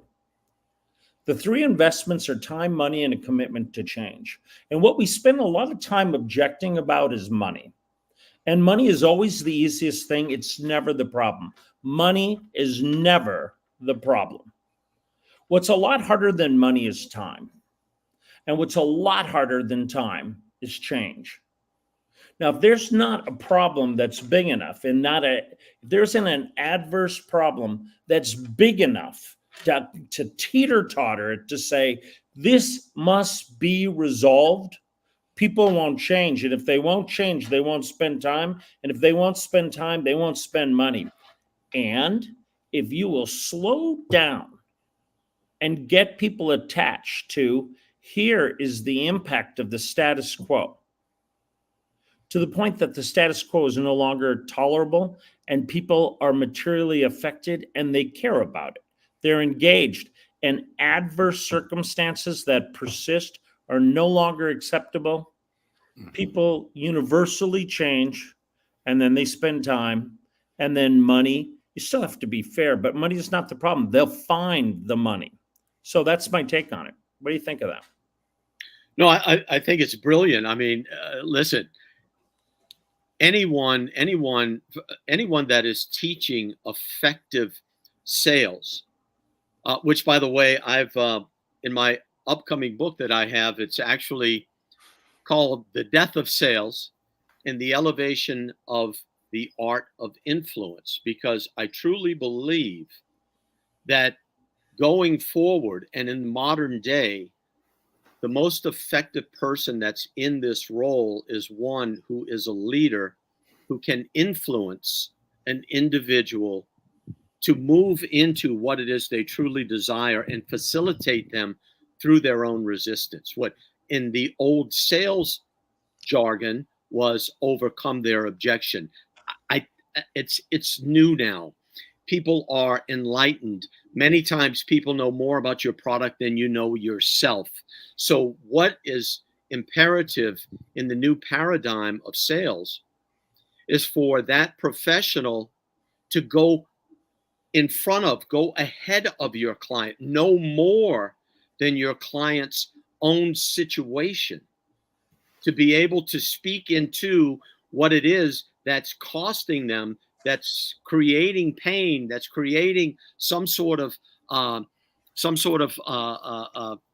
depletion in their life, to speak into it and to offer solution in a way that they can see themselves moving into it. You're not selling to.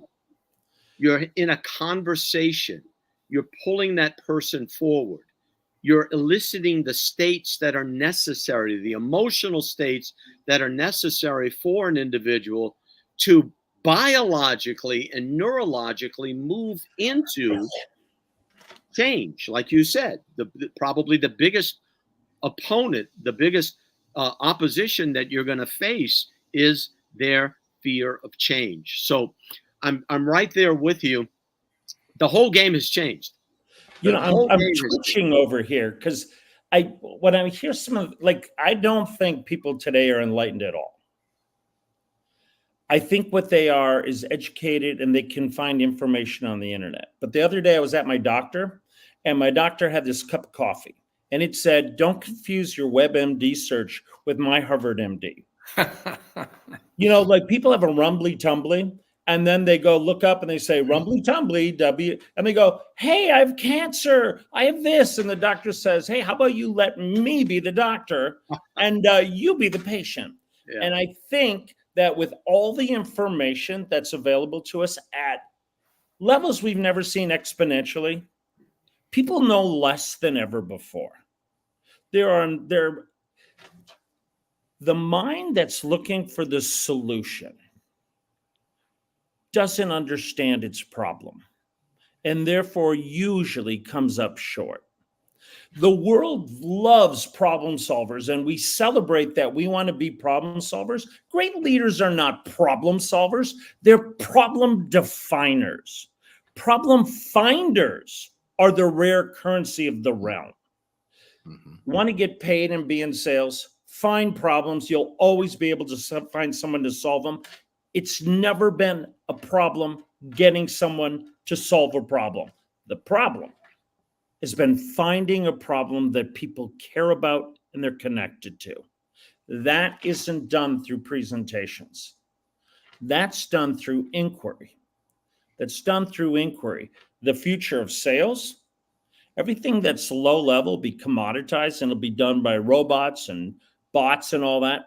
But the things that really matter will never be replaced by boxes and robots and the internet, because people will always get in the way of themselves. The ability to have a person, this is from UCLA, Hal Hirschfeld. The challenge in selling anything is that a 45 or a 50-year-old cannot associate with its 75 or 80-year-old self and doesn't realize that the short-term decisions they make for joy are going to cost them long-term pain that they're detached from. A great salesperson can help a person that's in a state of today associate with their future and have them understand what that'll be like, and then have them understand that if you do nothing different than what you're doing, the future looks lame. The future is going to be not something to look forward to, so that people say, I got to change that now. And great leaders, straight out of a good book I read, said, without a vision, the people perish. When people have a vision of where they're going and the consequence of not getting there, then people buy, and the presentation actually becomes almost irrelevant. It is possible to sell very large things with very short presentations if one has done a great job of warning. What do you think of that? Oh, I love it. You're just flirting with me. Well, probably so. Hey, Tom says it so beautifully, and it's told to us in so many different genres of our life. With clarity of where you want to go is the initial start, and that starts with us individually. Now, those of you that are watching right now, live or recorded, you're in a special category because you're taking the time out of your day to invest in yourself. So good on you and congratulations. Key is, what are you going to do with it, and why are you here? But every great leader that I've had the pleasure of working under and around has been clear about what it is we're all doing. What's the mission? Where are we going? I had this old coach in high school in my little town of Sioux City, Iowa. The goal of a football team would be to get to the Dome. The Dome is the University of Northern Iowa Dome. That's where they played all the championships. And he would say over and over again, I can tell you how to get to the Dome, but we got to take the back roads. And what he meant by that was we weren't bigger, we weren't faster, we weren't smarter, we weren't better athletes, but if we could outwork everybody, we could take that back road to the Dome. And we did exactly that. His name is Walt Fiegel, and he's in every Hall of Fame there is. He's passed away now, but I can associate that to Ted Waiton building Gateway, and Tony Robinson building his company, Chet Holmes building his consulting business, John Assaraf building his coaching business. I had the distinct pleasure of being around these people and seeing this stuff with my own eyes and seeing greatness in action. And it started with, hey, here's where we're going to go. And I already see it. Now, let me help you see it. And let's put the methods and the processes and the procedures in place so we can get there. Yes, there are going to be ups and downs. And then let's figure out how can we go find great people to help us get to where it is we want to be. At the tactical level, in terms of leadership, I'm in the process and have built a company from scratch in a field I knew nothing about, in ground engineering. And probably if I had to look at what were some of the things that have gotten us to let's call it a perceived level of success, we've got a long ways to go, is I committed to finding the best people in what they did and what I needed. I needed somebody that could engineer things. I needed somebody who could build things and deliver things. And, if you're somebody that's in the process of building a team right now, it's like, you got to get committed to find the very best and get out of their way. You got to be committed to pay them what needs to be paid to get them on your team. If you want to build a company and grow it fast, then get the best sellers, get the best operators, get the best financial people. And, one of the hardest things about building a company is, first, when it's just you got your hands in everything and you're doing everything, but your job as a leader is to do the things that leaders do, which is propel the company, put the people in the place, relinquish the control. You're still accountable, but relinquishing the control, that's been one of the more challenging things in building a company. Because especially on the sales side, like for me, it's like, hey, nobody can sell this stuff like me once I got it all figured out. But I realized that I was holding the company back. My job was to put the system in place and go recruit the talent and help those talents see the same picture that I see. So that's my 2 cents on that, is get clear where you want to go and get the people around you that are going to help you get there. Keep their vision going where it needs to go and support them in getting it done. Gino, I love what you said because it threads a lot of my experiences together. A common question that I've asked throughout my career is, if I met somebody that had the chops, I would say, like, what's the one? I'm going to give advice my whole life. I'm going to consult with businesses. What's the thing that I want to know? And so I'm with John Wooden in 1993. I'm putting on the McDonald's All-American basketball game. It's me and Coach Wooden. And I say, hey, Coach, what's the one thing from your whole career that I need to know to give advice? Because I'm like 29 years old at the time. And he says, and he's about 87 at the time. And he's got this, wrinkly thumb that's really gnarled. And he kind of points. He said, Tommy, you can't win without the players. It's like Gene said, like, you need the players. And then he pauses and he gathers himself and he winks and he says, but just because you have the players doesn't mean you are going to win. And then he went into a lovely thing that was engraved in my person. Get the right players, and then train them and develop them. Don't find somebody that isn't any good and then try to turn them into something. Find somebody where you can afford to train them. Go get an athlete, and then this is a football. And then he showed them how to put their socks on so that they didn't get blisters, so they could run, so they could outrun everyone. Now, a second individual that threads to that was Jack Welch over at GE. And so I was interviewing Jack Welch when I was about 30. And I said, Jack, they call you Neutron Jack. Some people don't like you in the world. What advice do you have for a guy who's going to be a consultant the rest of his life? He said, we're in Appleton, Wisconsin. And he says, Tom, if you owned the Green Bay Packers, you wouldn't spend all your time with your CFO. You'd spend as much time as you could with your head of personnel. If you want to make a big difference, make your first strategic hire the person who brings talent to your team. Your person that brings talent to your team is the biggest transformative thing that you can do.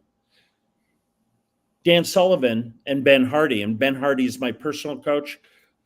They wrote their book, Who Not How. Yeah. And sometimes it's instead of figuring all this stuff out, what we figure out is the who that knows that stuff. And in 2024, that might be my girlfriend, ChatGPT.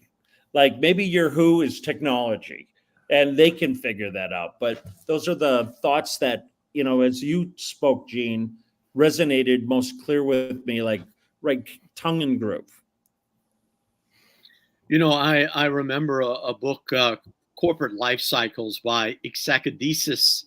And one of the things one of the chapters is the go-go phase, right? It's basically the different cycles, like human cycles that we have.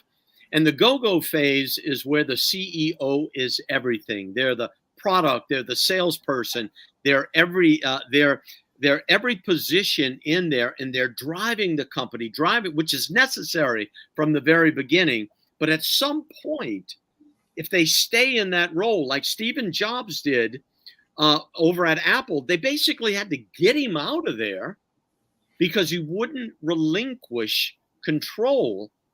And so it's so important, like you're saying, to hire the right people. And I know we've got a lot of entrepreneurs that are watching, and there's somewhat, I watched a Facebook reel by Gary Vee, and he said, listen, nobody's good at hiring, but you better get good at firing. Because if you're going to hold on to the wrong person longer than what you should, it's going to cost you a lot. I remember I helped consult with a company in the remodeling industry in Tampa, Florida. In the first year, they became Company of the Year for that city. And I started out with 3 salespeople. None of them had any experience. They were all in their later 20s. And what I looked for was one common denominator. And all 3 of them, by the way, in their first year, all earned over $500,000 in income. Wow, good hire. Here it is that was common, and I came upon it by accident. The commonality is I looked for these young people that had the desire to invest in their life. And when I say invest, I mean buy rental property, anything that would bring passive income and that they could build value. These were 20-something-year-old that were already constructing their life, right? And what they needed was an opportunity that would fund that, so that they were not so much focused on doing a job, they were focused on building a future. And this is something, and I got to tell you something, it's something that I use today to identify who it is that's going to be a good employee for me, right? So I don't know, maybe you want to speak into that, Gene, or I do. Yeah. I'm a fan of Gary Vee, big time. And you got to put in perspective what he's saying about hire fast, fire faster. I get that. But when you're a startup, that's not the way you can do it, because you're focused. You got to maintain cash flow. You got to make sure that you can pay the bills. If you're hiring people and firing them fast, you're always going to be in a hole and you'll never get ahead. What I would say is learn how to be the best hirer possible. Interviewing is a skill. Reading people is a skill. Asking hard questions is a skill. You're not born with this stuff. Mm-hmm. Holding people accountable is a skill. One of the things that has really impacted me over time is the difference between being liked and being respected. Now, a disease that I've had is I've always wanted to be liked. I'm a people-pleasing type of guy. And when you're in a leadership role with employees and direct reports, and then those people having direct reports, if you want everybody to like you, you're not going to be in a very good situation. Because or as a parent, even. Or as a parent. Yeah. So, I look at my job as laying out the ground rules, showing the vision, making sure the appropriate the how-to this is there, making sure I have very strong experts. But one of the biggest transitions I've had to make is being able to understand the art of having a hard conversation with somebody. Here's a true story. And I know and I'll tell you it's true because it has to do with Tom Schaff. About 15 years ago, I was working on as a consultant on an account that we were doing very, very well in, a company out of Iowa. And they needed after we got their sales process laid out, their metrics laid out, we helped them understand what clients were being profitable, which ones weren't being profitable. And they were a call center, so they were exceptionally busy with thousands of employees. One of the things they couldn't figure out was how to win big deals. And I knew one person that I personally knew, Tom Schaff, knew that science better than anybody. Tom came in and saw what was there, and I brought him in as a partner on the consulting deal. And there's only, they pay us a certain amount of money, and you divide that up among the people that are working. And then Tom, being the great leader he was, said, I know somebody even better than me. There's a guy named Tom Searcy. He wrote a book called Whale Hunting. And if you're anybody that's in the world of hunting big deals, that is the Bible of how to do it. So we bring in Tom Searcy. Now you've got three heavy hitters. You got Tom Searcy and Tom Schaff and Gene McNaughton. Well, after about a couple months, this company started making progress, and they were a $50 million company that were in line to win a $95 million account. And I remember Tom Schaff calling me and saying, Gino, you ever had to have a real tough conversation? So I brought Schaff in, who brought in Searcy. There was only so much pie to split up, and Schaff had to fire me off the account. I brought him in. And he did it so kindly that we're still best friends today. So I don't know. I don't know if that helps anybody or not, but Schaff, you remember that? I do. By the way, do you remember this company had 979 accounts, and we analyzed it, and 17 of their accounts were 91% of their business. And we said, here's our idea. Fire 950 of your accounts. And they're like, no, we can't. I'm like, you waste all of your time and all of your talent you are majoring in minor things. Like, what if we spend all of our time? And I said, and your sales force, it's not very strong. You have one keeper out of 7. So our big thesis was, let's go work on one account with one guy, and then you'll have to hire thousands of people. And they laughed. And we turned Mike Clausen out on one account, got it set up, brought in an executive team, and did more business by 2 times than they had done in their 100-year career. So it's that there are little things, little hinges swing big doors. There are little things, little principles. There are little amounts. Couple things done right change all the economics, change all the energy, change all of the company. The baseline of that story was I had to swallow my ego and swallow my pride and get out of the way and let the next level experts take over for the good of the business and for the good of that company. Mm-hmm. And it was some financial impact to me, but the way that Tom Schaff delicately had that conversation, and I knew it, I knew that. And, that could have ended in something bitter, and we could have been angry and fought over money. Didn't work that way. It actually worked the opposite way, because we've done a number of deals together. Now we're working on a business program together down the road. And I just went to his seminar 2 weeks ago, a month ago, going to another one with him and Robert Cialdini next week. So the art of having a hard conversation is something worthy of studying and mastering. But don't get me wrong. If you're going to be a good leader, you got to be willing to have those delicate conversations with people that work for you.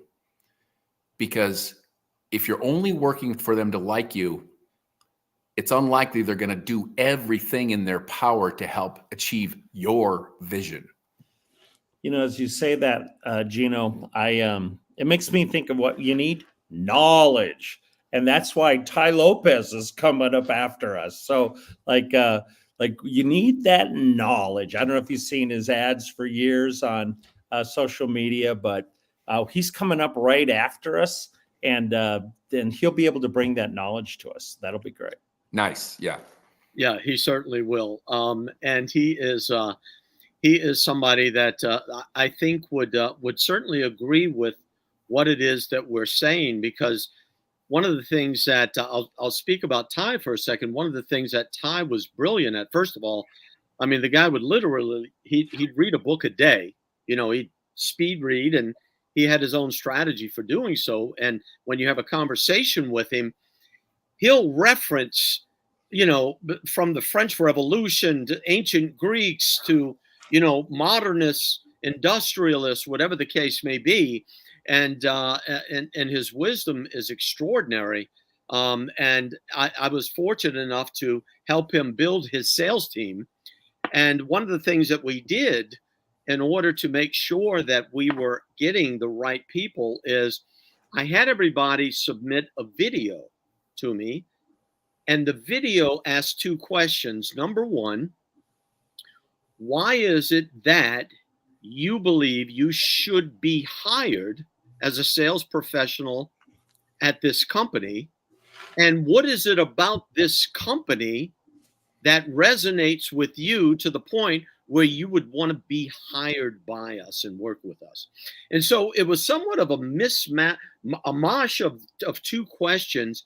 And what we were looking for was to see how the individual handled it under that type of pressure, because they had to keep it under 1 minute.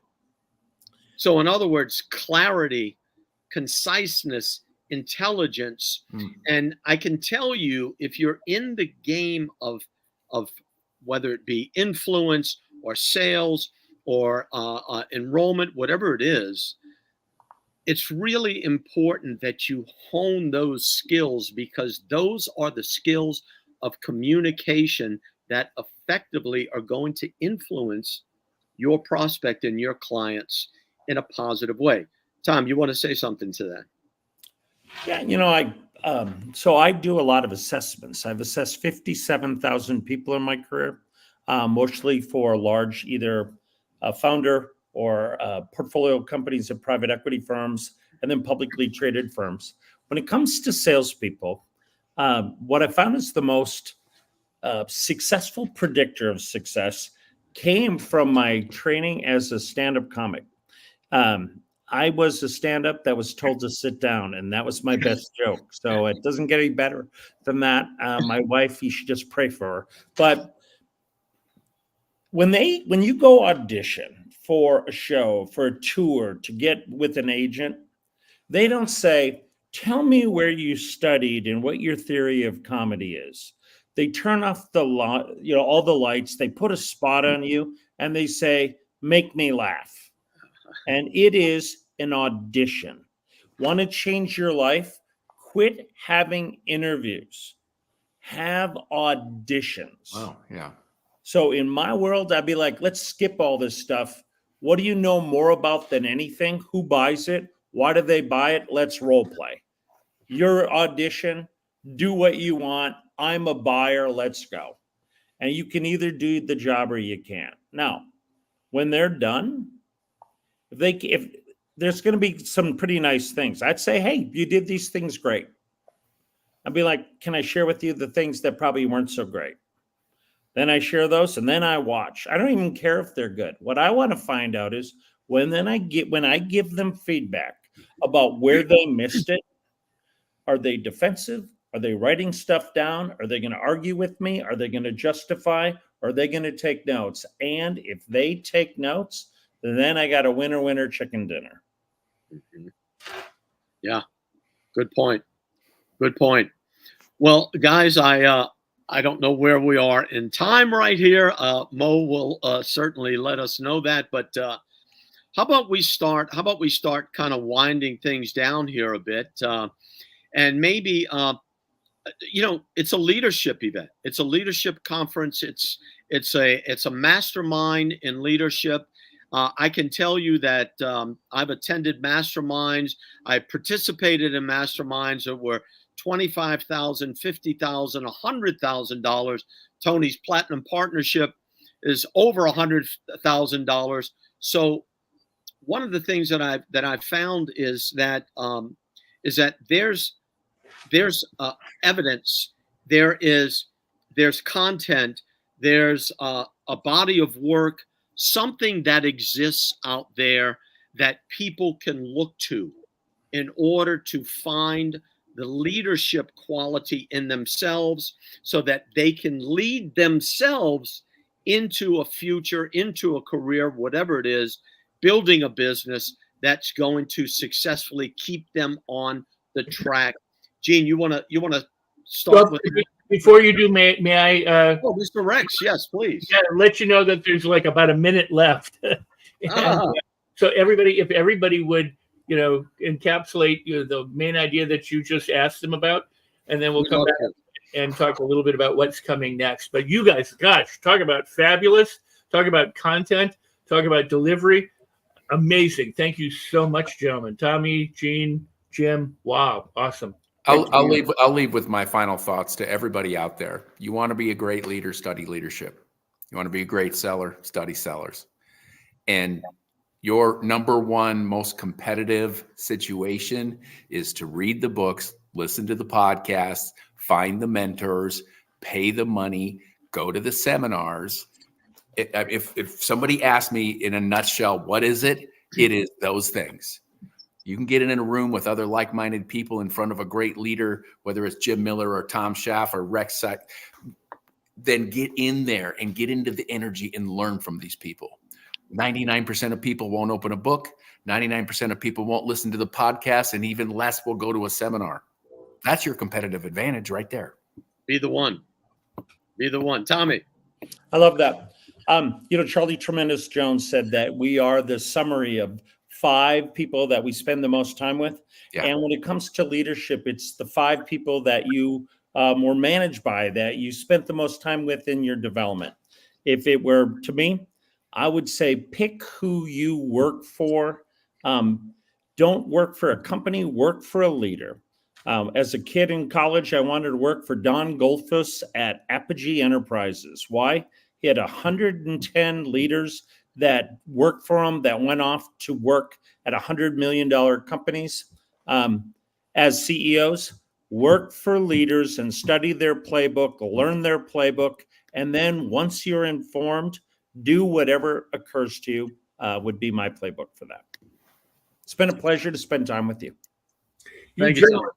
Jim, what an excellent conversation. And Gene and Tommy, marvelous, absolutely marvelous. I want to piggyback on what you just said. Edward C. Barnes wanted to partner with Edison, didn't want to work for the company, wanted to go straight to the man or woman. So what great advice you both have left us with. And Jim, beautiful. Thank you so much for this. Rex, can we come work for you and Jim? I would love it. I would absolutely love it. And can I also come work for you guys? Well, could you take the pay cut? Could you? Look, I'm ready to audition. You know what? Watch out. You might get the call. Get an agent. Get an agent. Thanks, guys. All right, gentlemen. Thank you so much. Jim, we're bringing up somebody else who and these guys can stay here for a moment and just all talk about it. It's Ty Lopez. We're bringing up Ty Lopez. And why Ty Lopez? Well, 1.5 billion people can't be wrong, right? I mean, the guy's got a continent for his viewership. So you're going to find out, I got to tell you something. Ty Lopez gets a lot of knocks sometimes on the internet about actually very incorrect information, because Ty Lopez is a marketer, and everything that he did was to build his viewership, was to build his client base, and it worked, right? Even the negative comments attracted, for every one negative comment, it would attract 10 positive contacts defending his position. And I can tell you, he's a very authentic man, a true leader.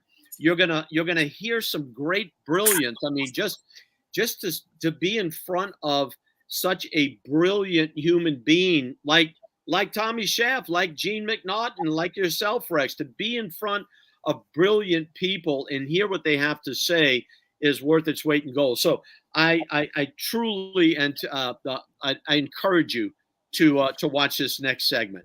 You know, I mean, he caught me. I saw him. Here are my cars, but these are my books. And I was like, whoa, there's something going on here that's really, you know, because it's mesmerizing. You know, I was led by the shiny object, but the car was a metaphor. It was just to get the attention and to get you to focus on. That's exactly right. Brilliant. The whole time he was playing the audience. Well, knowledge. Well, there's one other thing that all of you exemplify, and that Ty exemplifies is, you know, you can love me or hate me. That's not opposites. The opposite of love is to ignore. And so hate or love are part of the same two sides of one coin. That's given your attention. So if you love somebody, you attend to them. If you hate somebody, you attend to them. And somebody, I don't remember who said it on here today, but they said, you know, as well, people live, you know, in your head, not for free. They're renting their space, so you're giving it to them, or they're living for free. I'm screwing that up. This has been an exciting time. Let me shut up. I hope you get the point, not the way it was delivered. Thank you, Gene. Jim, I think we're going to a commercial right now. Thank you, everybody, for your attention. Hopefully, we've been able to impart some wisdom and help you on your journey to being a great leader. Great job being here. Thank you, sir. Thank you, Tom.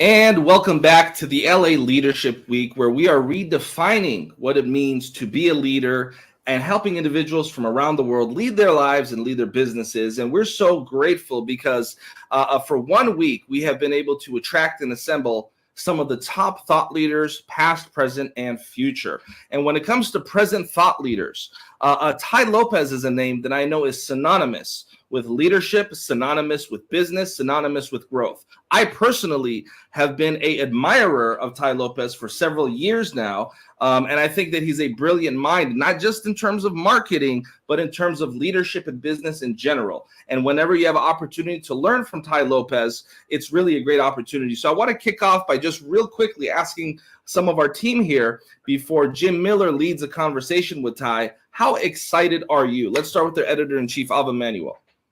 Well, thank you so much, Mo. I am thrilled. You know, I was one who was following Ty Lopez on his one book a day, daily books, and it really has transformed my life. I am grateful for the leadership, for the choices that Ty has made to invest on making his contents viral. I mean, he's the king of viral content before viral content was even a thing. So I am so excited that we have Ty Lopez here today. Amazing. Alicia Magnus-Lewis. I'm delighted that we have Ty Lopez joining us today. Ty is such a thought leader in helping individuals understand their self, have more awareness of themselves, intentionality, and his emphasis on individuals' ability to hone into their writing and to their speaking skills to really be an asset for themselves, to be able to advocate for themselves is so incredibly important. And it is just a pleasure to be here with Ty today. And Rex Sykes. Well, Ty Lopez is a global leader who's created so much of an empire, but he's also willing to share his knowledge, his know-how, and his methods so that other people can do the same. I've been a huge fan of Ty for many, many years. And of course, Jim Miller, before you take the lead and start the conversation with Ty on leadership, how excited are you? Well, I'm very excited. First of all, Ty's a good friend and a colleague, and we've known each other for a few years now. And there's no one that I can think of that has had the experiences met the people, been engaged in the conversations, done the business transactions that Tai Lopez has done. So just hearing conversations from that perspective is fascinating. Incredible. And with that, we want to welcome Tai Lopez to the virtual stage here. Tai, thank you for being a part of LA Leadership Week. Thank you for being part of the Los Angeles Tribune community. We're going to step back and have Jim Miller take the lead and engage in a powerful conversation with you centered on leadership. Tai Lopez, ladies and gentlemen. Thank you. I appreciate you all. I was born in LA, so I am one of the few natives. It feels like everybody's from somewhere else, but I was born in Long Beach, so glad to be part of the LA original world. I didn't realize the Tribune is back from the 1800s, so that's cool. They're probably reporting on J. Paul Getty and Charlie Chaplin. Yeah, we're the OG for sure when it comes to news. But it's good to see you, Tai. Good to see you. And again, I first remember. By the way, let me introduce you a little bit more formally to our audience. Tai is an investor, philanthropist. He's an advisor to hundreds of multi-million-dollar companies, even helped create probably almost all of them. Tai reads a book a day, has one of the most phenomenal book clubs with over a million, close to 1.5 million people in over 40 countries. It's amazing that many people actually read still, but that's all right. You've got over a 1.5 billion views on YouTube, and you share your advice on the good life, including health, wealth, love, and happiness. And I remember when one of the most fascinating things, Tai, that I remember, first impressions, we were in your garage up in the Hollywood Hills. And it was kind of like at the nascent stage of your launch to where you are right now.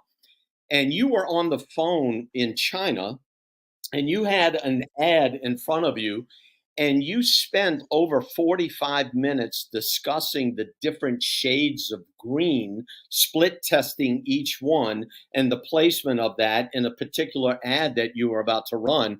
And I thought to myself, man, this guy's different.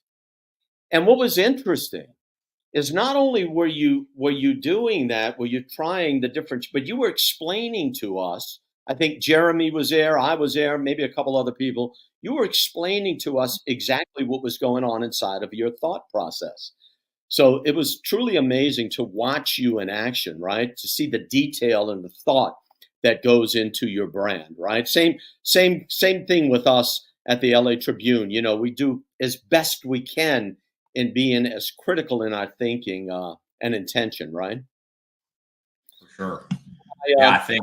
I mean, it's all psychology. I just saw a video with Drake the other day, and it was Drake at the beginning of his career, his music career. He'd been a TV guy, and he goes, this is all marketing and music. He's like, my brand's going to be different, not just because of my music, but he's like, all these people are good musicians, but they forget it's marketing. It's like the old saying, if a tree falls in the forest and there's no one there to hear it, does it make a noise? And so I sometimes say, is it good to launch a business and a product that nobody hears about? There's 5 million podcasts now in the world. I started mine in like 2012. There was like 1,000 back then.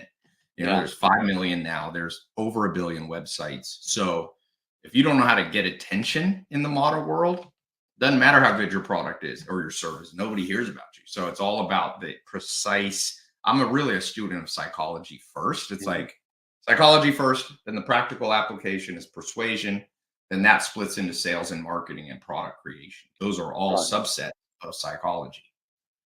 Yeah, I remember that when you and I were discussing in my interview in the 67 Steps, we both spoke about Daniel Kahneman and the psychology, right, of his work. And I know you to be a student of that. One of the things that that really died caught recently, sadly. I think Daniel Kahneman died. Yeah, he just recently did. Yeah, he just recently did. There was an interview that you did, and you spoke about your 5 principles of success, right? And reading and going through all 5 of them, breathing, share with me those five principles that you talk about. Yeah. So like, first I'll step back. I love frameworks. I'm going to share something with the LA Tribune I haven't shared with anybody. So, I started out talking about the 67 steps. That was like 67 frameworks. And then I have like the 5M. That's what you're talking about. These different frameworks, 4 Ps, that's an old framework, VRIN score. But I'm just now working on what I think will be my Magnus opus. It's not released yet. It's going to take me a few years to build, but it's the 484 frameworks to the good life. So it's 121 rules, principles, frameworks for creating health. So 4 pillars of the good life: health, wealth, love, happiness. So to me, and I'll answer your question, but I wanted to give it in this perspective because it'll make more sense to people. At the very top, you can only have one goal in life, right? One of my friends is a PhD in basically AI engineering. So he's always trying to reverse engineer the human brain. And so he said, Ty, we've done all the science. You can't really multitask. It's hard. Or you can multitask, but you lose efficiency. So he said, in life, you got to have one, he calls it the atomic use case. He used to work for NASA. So I started thinking, okay, what's the purpose of life on Earth? I'm not an expert on what happens after we die or spiritual things, so I'll leave that to other people. But life on Earth, to me, I came up with the good life.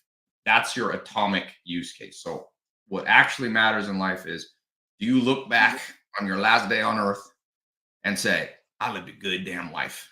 That's it. If it doesn't matter how much money you made, if you can't say that, you failed. If you can say that, you won.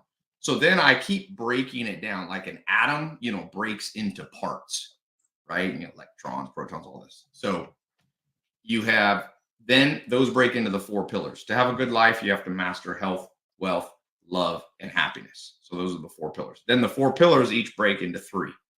So that you get the 12 foundations. And then the 12 foundations each break into 3, and you get the 36 principles.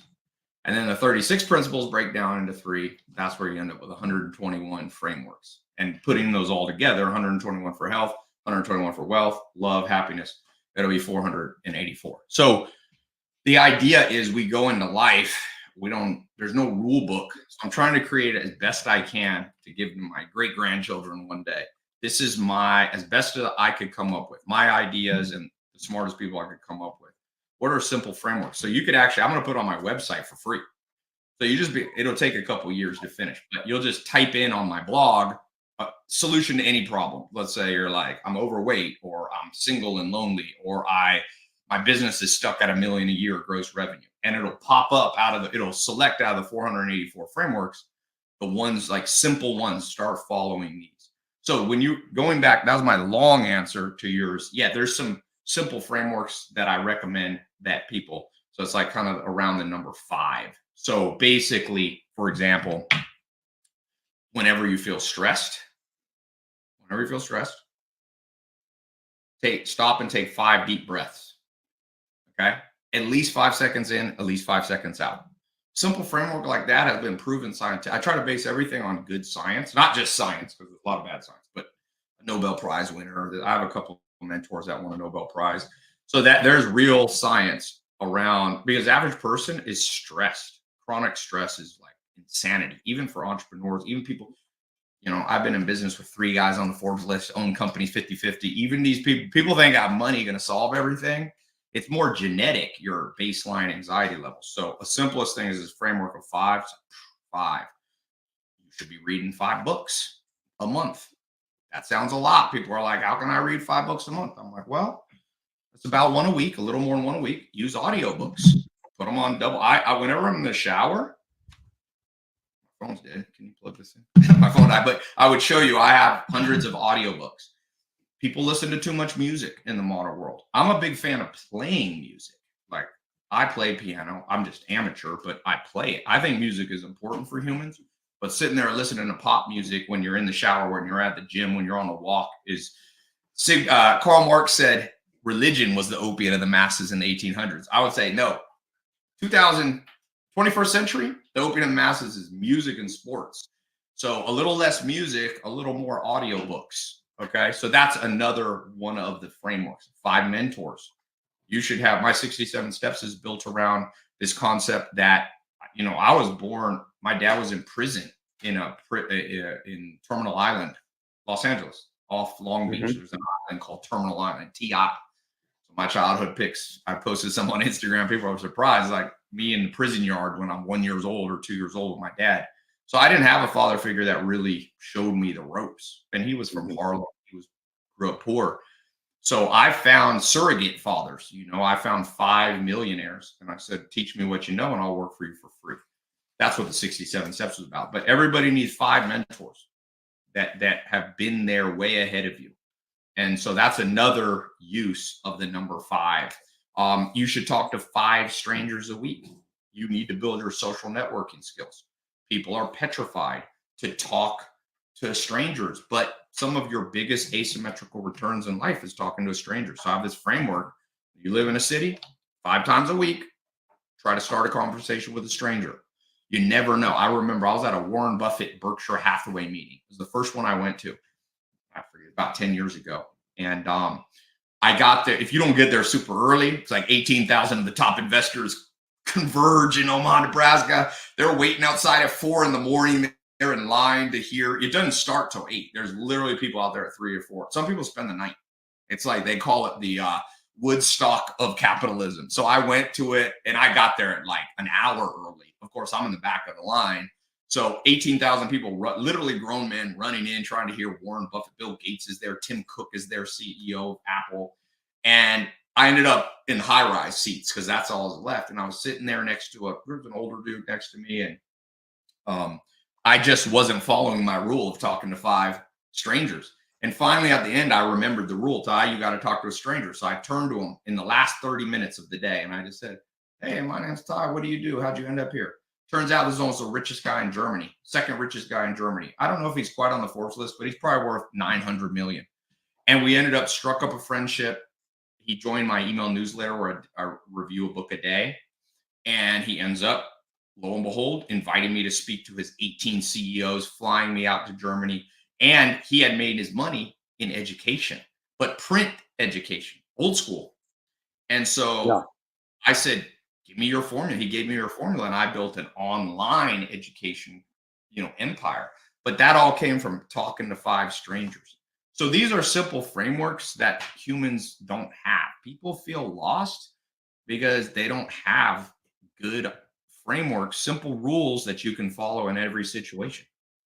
Well, these are all principles of leadership. I know at the Tribune here, we have probably one of the best book lists, along with yourself and others. As a matter of fact, Mark Victor Hansen was interviewing with Mo yesterday, he and his wife, and he said, without a doubt, probably one of the best book lists that he's seen. And also, too, we're now one of only 2 news organizations, the New York Times and ourselves, that actually have a bestseller recommendation.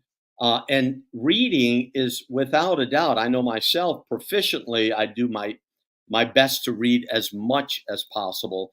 But reading and networking and taking care of yourself physically, all of these are within the grasp of anyone, and all of them, what you're claiming, are fundamentals of leadership, of leading yourself, right, of leading others, and building yourself into something in life that you would be proud of and enjoy looking back on, like you said, on your last day.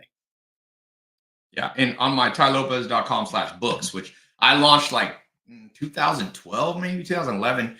At one point, it was the #1 thing if you Googled books. I don't know. I haven't done much marketing for it, but it went viral. And my first book that I list 100 books that I recommend you read in order for the good life: health, wealth, love, and happiness. I've got like 2 lists. One is my current reading list, and then the best ones make it onto the 100. I switch the order of them. But book #1 is by a business leader and a thought leader named Peter Drucker, who's probably the most respected management leader of the last 100 years. And the book he wrote, it's a simple book. It's amazing how few people have read it. It's called Managing Oneself. And so in the opening page, he says, what separates the Leonardo da Vinci's, the Michelangelos, the Albert Einsteins? They have the same 24 hours in a day. Besides their genetic high IQ, another thing that makes them different and makes them leaders, not just now, but not in their day, but forever. They go down in history as these archetypes of leadership. They knew how to manage themselves. And that's a framework. And the hardest thing to do is to manage thyself. You know, it's kind of like one of the principles that, if I'm not super religious, but the Bible, Jesus Christ said, physician, heal thyself. So you go to a doctor, especially modern doctors in America, you go in there, they're telling you to lose weight and they're fatter than you. The physician, heal thyself. You know, like, you're not even healthy. In the same way, a lot of people want to be leaders and tell other people how to manage our life. I'm like, your life's in shambles. So the first principle of leadership, I would say, without a doubt, is leader, manage thyself, lead thyself. And so when I talk, you know, there's kind of a trend now that's saying you don't respect, you know, there's a lot of business guys on social media going viral now. Oh, I wouldn't respect any business leader that doesn't have a six-pack abs because it shows that they manage themselves or can't manage themselves. Well, I don't know if that falls, that doesn't hold up to scrutiny. They're the richest people in the world don't have a six-pack, at least when they made their billions. Now Jeff Bezos is a little bit juiced up, getting his six-pack in, and Zuckerberg's doing jujitsu. But I don't know that it's a framework of life that to create billions, if your goal is the wealth pillar, I don't think that it's true you have to be hyper in shape. But if you want a good life, which is my atomic use case, that's my purpose of this earthly existence, to live a good life, then you do need to work on health and manage thyself. So, you know, the richest guy that I've ever had dinner with and really talked to one-on-one is Steve Ballmer. I just saw, when I met him, he was at 40 billion net worth. He owns the Clippers there in LA, but he's worth about 129 billion. And I remember asking him, I was like, Steve, question for you. You were the CEO of the largest company in history at the time, Microsoft, for 20 years. And you got kids. How did you, not neglect? You hear so much about CEOs being workaholics, neglecting their kids, or kids growing old and bitter. He said, Excel. I was like, what do you mean? He's like, I made a spreadsheet and I made sure that I had time for my children. So he created ratios. He'd be like, I can't go to every one of my son's football game, but I can go to X amount of them, 30% of them. And so that was him managing himself in a highly logical and organized way. And so I think the best leaders are people that get out of their emotions and really go, okay, what's a logical approach to time management, daily routine management, managing my money. I have a friend in LA made 18 million bucks selling his company, sold a media company, 18 million. He got zero. He went back to a 9-to-5 job. 5 years later, he had nothing left because he didn't manage his money well. He put it into he bought like a $2 million house, bought some cars, spent $1 million or $2 million partying, paid taxes in California. California, no joke with taxes. When I was living in Beverly Hills, you get in the 52.5% tax bracket if you make enough of money. So, and then Beverly Hills will try to slap a 1%, 50. You try to be, so you make 18 million, even at cap gains rates, you're going to end up, let's say, end up with 12 million, 13 million after tax.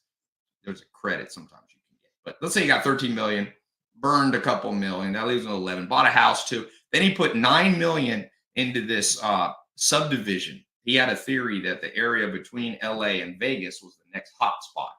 Well, you got one thing right. It is a hot spot. It's Death Valley, which nobody wants to live in. So he worked on a subdivision. This is back in 2006. I knew him. 2008 came. He wiped his whole 9 million. So that's an example of the true leadership starts with yourself. Can you manage your own money? Can you manage your own family? Can you manage your own time, your own dating life, your own gym time? And that's the ultimate obstacle, because at the end of the day, the other framework for leadership, I like this framework. I'm a framework guy. So framework number one is manage thyself, every leader. I'll give you three. We can talk about three main ones. Number one is manage thyself. Number two is the Steve Ballmer. Put it on a Google sheet or an Excel spreadsheet. It needs to be a ratio. It should be mathematical. It should be kind of ratios. I use the 60-30-10 ratio. Ballmer had his own. So 60-30-10 is I'm awake 16 hours a day. I'm going to spend 60% on the health pillar. If you're at the prime of your career, you're going to need, that's about 9.5 hours a day.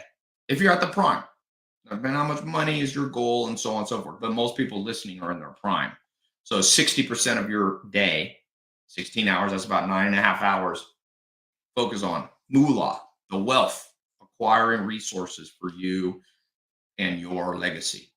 Then the 30% of your time is spent, in my opinion, you spend it on love, which is social life. Love breaks into friends, family, and romance. So I like to work in the day when I'm an entrepreneur, and then boom, come 5 or 6 o'clock, it's like hanging out with my friends. If you're single, going on dates. But 30% of 16 hours, about 4 hours. Just so if you got a family, spending time with your kids, 4 hours a day, you know? And then the 10% I put towards the health pillar. So that's about 1.6, 1.5 hours. And really, there's a lot of science. Like I'm on a treadmill desk right now. I'm actually building a treadmill desk company. I don't own this treadmill. Soon. I don't have a website yet. No shameless plug for this, but watch me. I'm going to launch in the next year a treadmill desk company, because the goal is for a man about 14,000 steps a day is optimal. For a woman, about 11 or 12,000. There's a Harvard paleoanthropologist named Daniel Lieberman who wrote a book on this called The Story of the Human Body. He studied the actual skeletal structure of humans, and he says men, we're framed to walk a little bit more than women, but both men and women need a lot of steps. The average American's getting 3,000 steps. So I think if you have an out 10% of your day at 1.5 hours is devoted to, health, 45 minutes walk. I wake up, I'm on my farm right now. I got different homes, but when I'm on the farm, I'm taking off to the barn. I was just over my horses. So I got 2 different barns. I walk the whole way. No gator, no tractor, no truck. Feet. I'm trying to get in and with my treadmill desk helping me a little, I can hit about 14 to 15,000. You don't want to do much more than 15 as a man, or you'll start eating into your muscle. You need muscle for anti-aging. So, and then 60, 30, 10, and then 0% has to be dedicated to happiness. That's the 4th pillar. Because if you get the health, wealth right, love right, you're going to be happy. Happiness is a byproduct of the other 3, although there is some stuff you can do. So that's it. Manage thyself. Be scientific about it. Use the 60, 30, 10 framework. Get it on a Google Sheet or an Excel spreadsheet. Okay, that's the 2nd principle of leadership. And then the 3rd principle, and this is the most important, and I forget, I heard this from somebody, maybe it was Tony Robbins or Jim Rohn. I can't remember. I'd love to attribute it, but I've heard it from a few different places. But it says, I can't teach you, but you can learn. So when you have employees, when you have staff, you can't teach them to be great. That's a misnomer. Just like your children. You can't this is the problem in the modern education system. You can't sit kids down and say, I want you to read more. I want you to do your studies. What do teenagers do? The opposite. But it's like Casanova said, be the flame, not the moth. You can seduce people. Okay. What do I mean? I don't mean literal seduction, romantic. I'm saying they see you and they go, I want that. That's why I posted a video in 2014 with a Lamborghini. I said, here in my garage, just got this brand new Lamborghini. But you know what I like more than that? And I just bought about 100 books. I'm like, these bookshelves back here, because the knowledge that I learned from those bookshelves allow me to buy as many Lamborghinis as I need in a lifetime. I bought quite a few. But if you go to kids, which is the modern way, and try to teach them, you should read.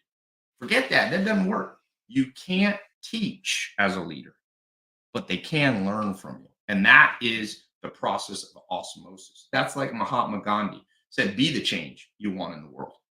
Be the change. He was a great leader in history. Mahatma Gandhi probably goes down as a top 10 leader in the modern world. He led India out of apartheid or their colonialism, I should say.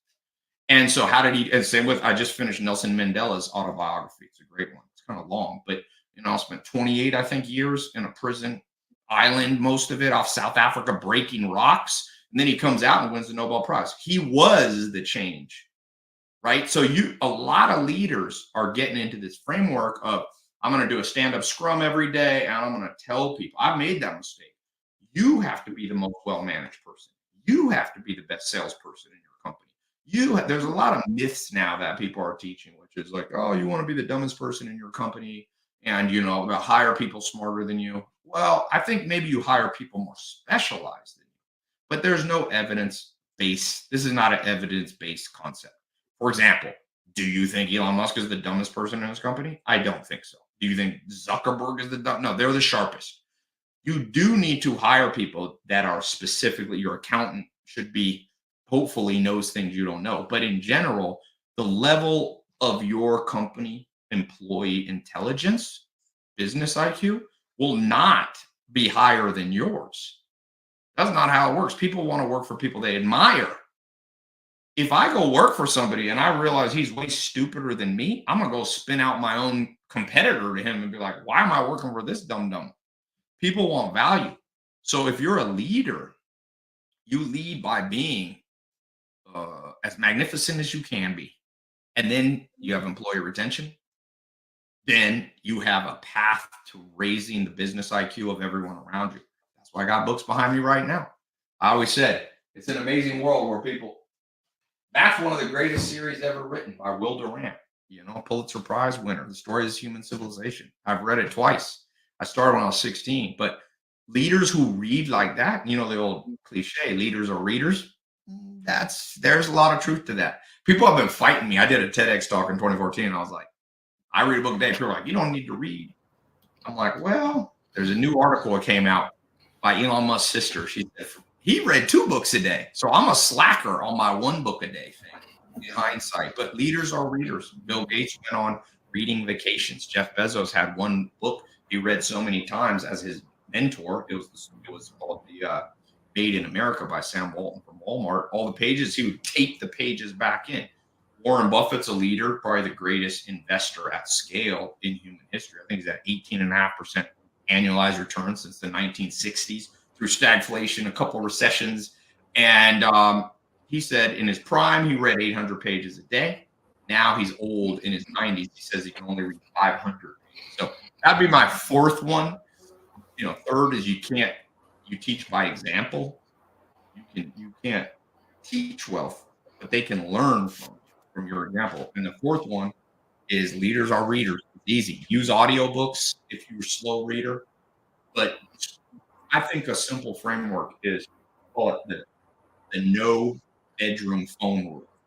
So never have your phone at bed with you. I'm like, you should have your romantic partner or a book. There's 2 choices. Okay? Yeah, you should have someone you're attracted to in the bed with you, or you should have a book. That's it. No phone. People are out here doom scrolling, burning up their dopamine. And so use nighttime. I get in a solid, I fall asleep after, let's say, 20 minutes. And it also is a natural, for most people, book is better than melatonin. You want to fall asleep. Most people don't read an overly stimulating book. I read the other day a crazy story of it's called Flotilla. It's the last voyage of slavery in America in the 1860s. It's traumatic. I had all these traumatic dreams. So read a book that's a little bit inspiring. The Nelson Mandela one's better. This is incredible, and I want to welcome everybody again to the LA Leadership Week, where we are celebrating leadership as well as men who wear awesome glasses right here with Ty Lopez, Jim Miller, and myself. And I've been in the back taking notes. And, Ty, I'm so excited to spend some time with you here. And you mentioned the famous Lamborghini video. I'm glad you elaborated on that because I felt a lot of people misunderstood that. Right. Sure. I think they didn't get the point of what you were doing. And for those of us that can kind of see through a little bit of the marketing, we actually respected what you were doing. And you got a lot of eyeballs on important material. And one of the things that we're big on here at the Los Angeles Tribune is autodidactic education. When we examine world history, Leonardo da Vinci, autodidactic education, Stephen Jobs, autodidactic education. And what you have done, and one of the things that we're excited to announce here during the duration of the time we have with you is you have promoted autodidactic education. And I think that a lot of the contributions you have had for American society have not been recognized at the level that they should be recognized. And so we at the Los Angeles Tribune, and we're going to invite our team to join us here in a couple minutes, but we at the Los Angeles Tribune, myself, Jim Miller, and the team have decided to nominate you and award you with a Lifetime Achievement Award that we will be sending to you in person, specifically, Ty. And the specific reason why we're honoring you with this is because of your contributions to autodidactic education, to entrepreneurial education, to helping individuals recognize self-reliance, the concept that, of course, Ralph Waldo Emerson wrote about famously. And so we want to bring back some of our team. I know we have a few minutes left with you, and we want to get into some other concepts, but we want to bring back our team to celebrate you for a moment here with the Lifetime Achievement Award for your contributions to entrepreneurial education. We're going to give you the floor now, Ty, to make some comments on the Lifetime Achievement Award, and then we'll go to the next segment. And I know we have a few minutes left with you. Want to get into something else, but for now, the floor is yours, Ty Lopez.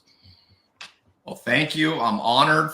I'm honored, especially from LA, my hometown. So I appreciate you doing that. I appreciate you, not just for me, but like understanding, like the more you learn, the more you earn, the more you know, the more you grow. All those little childish things we say are still underrated. Like it's what separates civilizations is how fast they can learn. And species that can't learn fast, I did my DNA test and we're all about 3% Neanderthal. The Neanderthals couldn't learn, they're our cousins, as fast as Homo sapiens. So as much as you look in the news nowadays and you see depressing things of war, and of course you're in the news business, but sometimes the news is exciting, sometimes it's depressing. Remember that the one hope for humanity is that we learn, and that's it.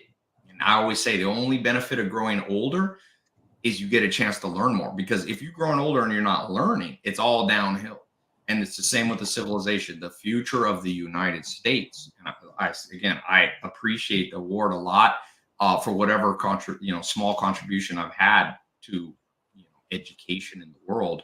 But that's the only thing that really can keep you optimistic in the world, is that the more we know and you look at things happening in Eastern Europe, in the Middle East now, what's the actual solution? The actual solution is, learning. And as we learn, you go less to war. Things get better. Civilizations get happier. Less crime. So I appreciate it, and I dedicate it to everybody who follows me, who is somebody that said, I want to know more things with an open mind. And I'll leave you with this. I like Charlie Munger, who sadly died, the billionaire partner he also is he's not around to receive a Lifetime Achievement Award, but he said, you shouldn't have the ability to hold an opinion unless you can argue the other side better than your opponent can. So I think the future of the world is us learning both sides of every big debate we have, whether it's presidential, economic systems, and that all takes right here. So I dedicate them to these books, and I appreciate everything you did, and thank you. I know that Rex Sykes, one of our colleagues here, has a quick question for you. Rex Sykes, please. Well, I just really want to say, Ty, that you are an example of a servant leader, and that's one of the reasons why you're getting this award. And I'm many years older than you are, or should I say younger than you are, but you accomplished so much. You are the flame to the, that you talked about. You go first and you lead by example. What I appreciate so much also about you is you simplify things that might be difficult concepts. So how do you do that so that other people can begin to learn how to simplify, make a concept that seems tough and make it easier to appreciate and apprehend and apply? Yeah, I mean, one simple thing everybody should do when you finish a book, whether audio or ebook or physical book, make yourself a YouTube channel that's private. So you don't have to worry about anybody seeing it, and record a video of what you learned and leave those videos to your great grandkids, because by teaching, you learn a lot. So I wanted to help the world by teaching what I learned and trying to make it simpler. But at that process of me trying to do it also increases my retention and application. So I think one of the things that has helped me, one's just practice. I've been trying to do public speaking. They need to teach public speaking in school more. Everybody, and a simple way now is just grab your iPhone and pretend there's a big crowd there, and so that's the skill that I started probably really hardcore in 2009 when I started building my personal brand. And over time it gets easier. Beautiful. Thank you. Incredible. And I want to thank my colleagues. And I know we only have a few minutes left with you, Ty, but I wanted to chime in here with you for a couple of moments and ask you some questions. I know you mentioned you gave a TED Talk. I also gave a TED Talk a few months ago specifically about journalism. And I was doing research, Ty, and I was surprised, even though I'm in the business, I was surprised to find that the correlation between negative news and positive news, or problematic news versus solution-based news, is 17-1. For every article that's negative, or excuse me, for every article that's positive, there's 17 that are negative. And some of the work we do here at the Los Angeles Tribune, Ty, is we want to bridge that gap. As one of the last remaining independent news companies in America, we want to focus on positive, empowering news. So my question for you is, since you understand human psychology, you understand the power of the input of information input, how important is the work we're doing at the Los Angeles Tribune specifically for empowering individuals with positive news? Please, Ty Lopez. Yeah, for sure. That's very important because you can't just bombard the world like most media sources are doing. I heard somebody say the mass media's job is to make other people's problems your problems. You know, we cannot solve. I think it was Goethe, the German, writer, who said, "Let every man sweep his own front porch, and the whole world will be clean." Meaning, yes, we want to know about global things. It's important to be aware, but you can overwhelm yourself with global things. So you also need to be focused in your own neighborhood.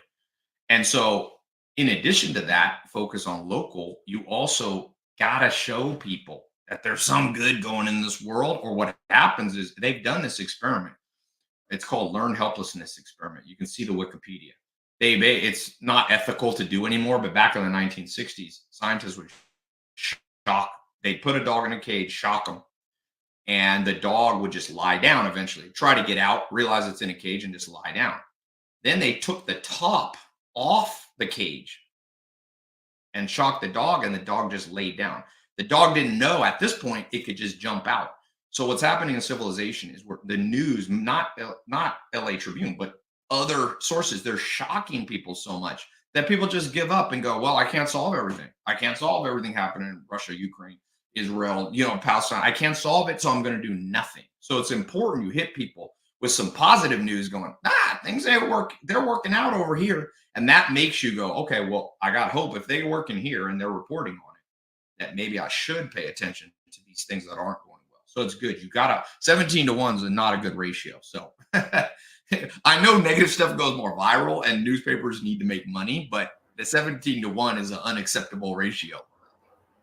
Absolutely. And we want to, again, thank you for taking time to be with us to celebrate LA Leadership Week. And the premise of LA Leadership Week, Ty, is, we were covering LA Fashion Week not that long ago. And I thought to myself, why don't we celebrate the human character for 1 week the same way we celebrate fashion, right? Why don't we have a week dedicated to leadership? So we actually invented and created the LA Leadership Week as our answer to Fashion Week, which is a great thing. But I also think it's important to take a week to celebrate the inner, just like how we celebrate the outer. So your thoughts on, and by the way, LA Leadership Week, you're part of the inaugural movement. You are one of the thought leaders that's helping make LA Leadership Week a real thing by helping putting it on the map. But I'm curious your thoughts on, as one of the co-creators of LA Leadership Week, what are your thoughts on what we are doing together? No, it's great. You should trademark it. You need to bring that global. That'd be a good thing. I have the best trademark lawyers, so that'll be easy. There you go. Because I'll tell you, I agree with you. It's not logical. I mean, look, fashion. I own some fashion brands, so I'm all for fashion. But fashion ain't as important as ideas and thoughts. So that's great. Good. I like innovation, man. That's the best thing. Every industry, you innovate or die. And a lot of media, the old school is kind of dying because they're not having good ideas like this. So that's fantastic. And with that, I want to just bring back the team, and we all want to thank you again. Ty, if you have any closing statements, if you have any final messages you'd like to share with our audience, any exciting things you're doing that you'd like our community of entrepreneurs and leaders and aspiring leaders to be aware of, please, floor is yours now. As much time as you'd like, please. Yeah, if anybody wants to see some free stuff, check out tylopez.com/books. I do think the one thing, I think education, I don't even like the word education now because it's so, people misinterpret it. I like knowledge. And so the one thing I'll warn and caution everybody is there's like 30 million books that have been published. Most of them ain't good. So make sure you read in order. Read the tried and true proven books first. So tylopez.com/books, it's totally free. I've had it up for a decade. I changed the order, but the same, 50 books have been on there, and I'm always adding some new ones. So check that out. The second thing I would say, just as like the simplest practical thing to do, and try as just like a really practical thing, take your phone. If you have an iPhone or Android, go to the Audible or iBooks or whatever app you use. Set a little place near your shower. Now, don't put it inside the shower. You'll break your phone. Set that thing and listen to an audiobook when you shower, because it's like, then you can take if you're in California, you got to control water. But if you're in Norway or Sweden, you can take an hour-long shower because they got too much water. But do simple, practical things. I think it was Benjamin Franklin or Thomas Jefferson who said, everything comes to he who hustles while he waits. So fill the little spaces that you have in your day with just a little bit of knowledge. I keep an iBook. If I'm at a dentist appointment, it's 10 minutes late, I don't care. I flip through there and just micro learn. People get overwhelmed. You don't have to finish a whole book. Scroll to the middle and get 2 pages out of it. So use micro learning to literally elevate your IQ, and maybe mess with ChatGPT because they can make you 20 IQ points smarter. So I use my ChatGPT app. I don't work for them, so there's no promotion of them, you can leave a voice memo into ChatGPT and just tell it about your life. I've left a 15-minute voice memo. And then at the end, I say, here's my whole life and what's going on. Here's how much I weigh, how old I am, my family situation, my dating situation, my money situation. And then I say, give me 100 things that might be my blind spots. And it will sit there and be like, it give you a list of 100. 80 of them are stupid, but 20 of them are smart. So use as many tools, books, but also AI to enhance your life. And so I wish each of you good luck and fortune. As my grandma would say, I'll do a cheer without alcohol. She used to say, salud, amor y pesetas, y tiempo para gozarlo. My grandma was German, but she spoke Spanish. And that means health, love, and money. And may you have time to enjoy them all. So I wish everybody those things. Thank you. Thank you, Ty. I appreciate you. I thank you. You're the best. I've been an admirer of yours for years, so it was a pleasure to spend some time with you. Thank you, Ty.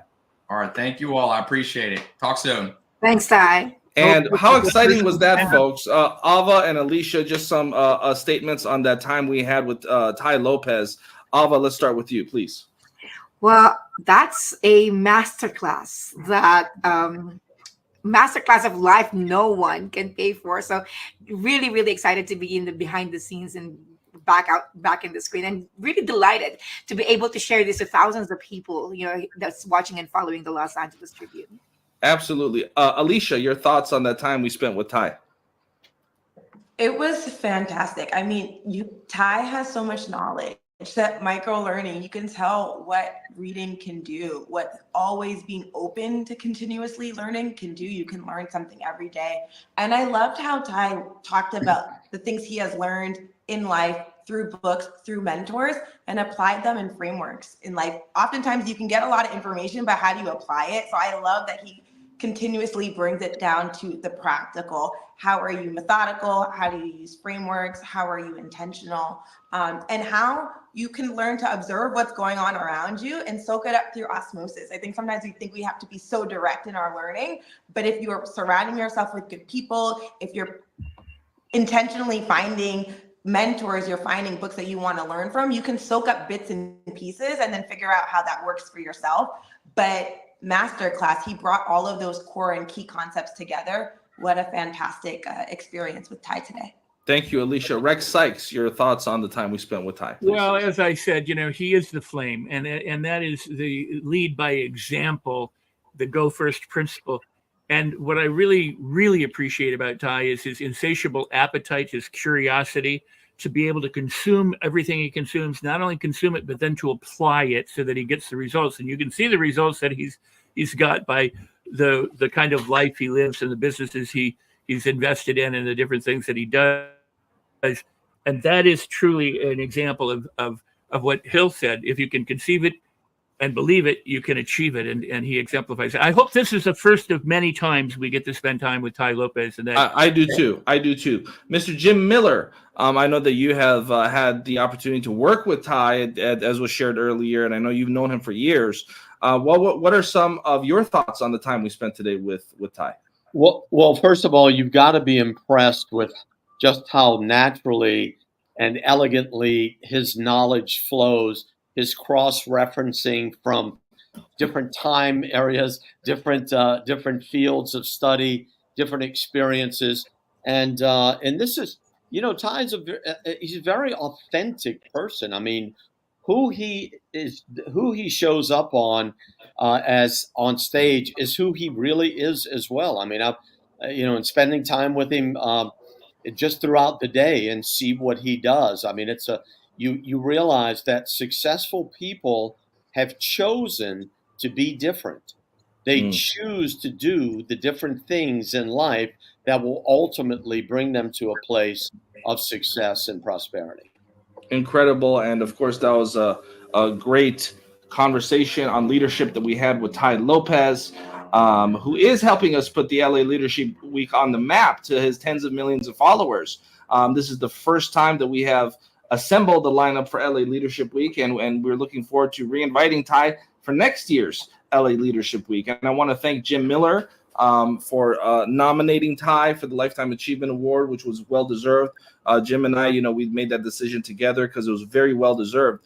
And stay tuned, folks. You're watching the Los Angeles Tribune LA Leadership Week. And up next, we have a very, very special segment that you do not want to miss. Stay tuned for it.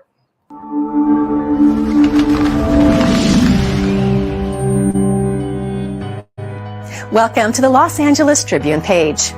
Here you will find original news programming, exclusive digital events, and shows that are directly from the community. At the Los Angeles Tribune, we believe in giving a voice to the voiceless.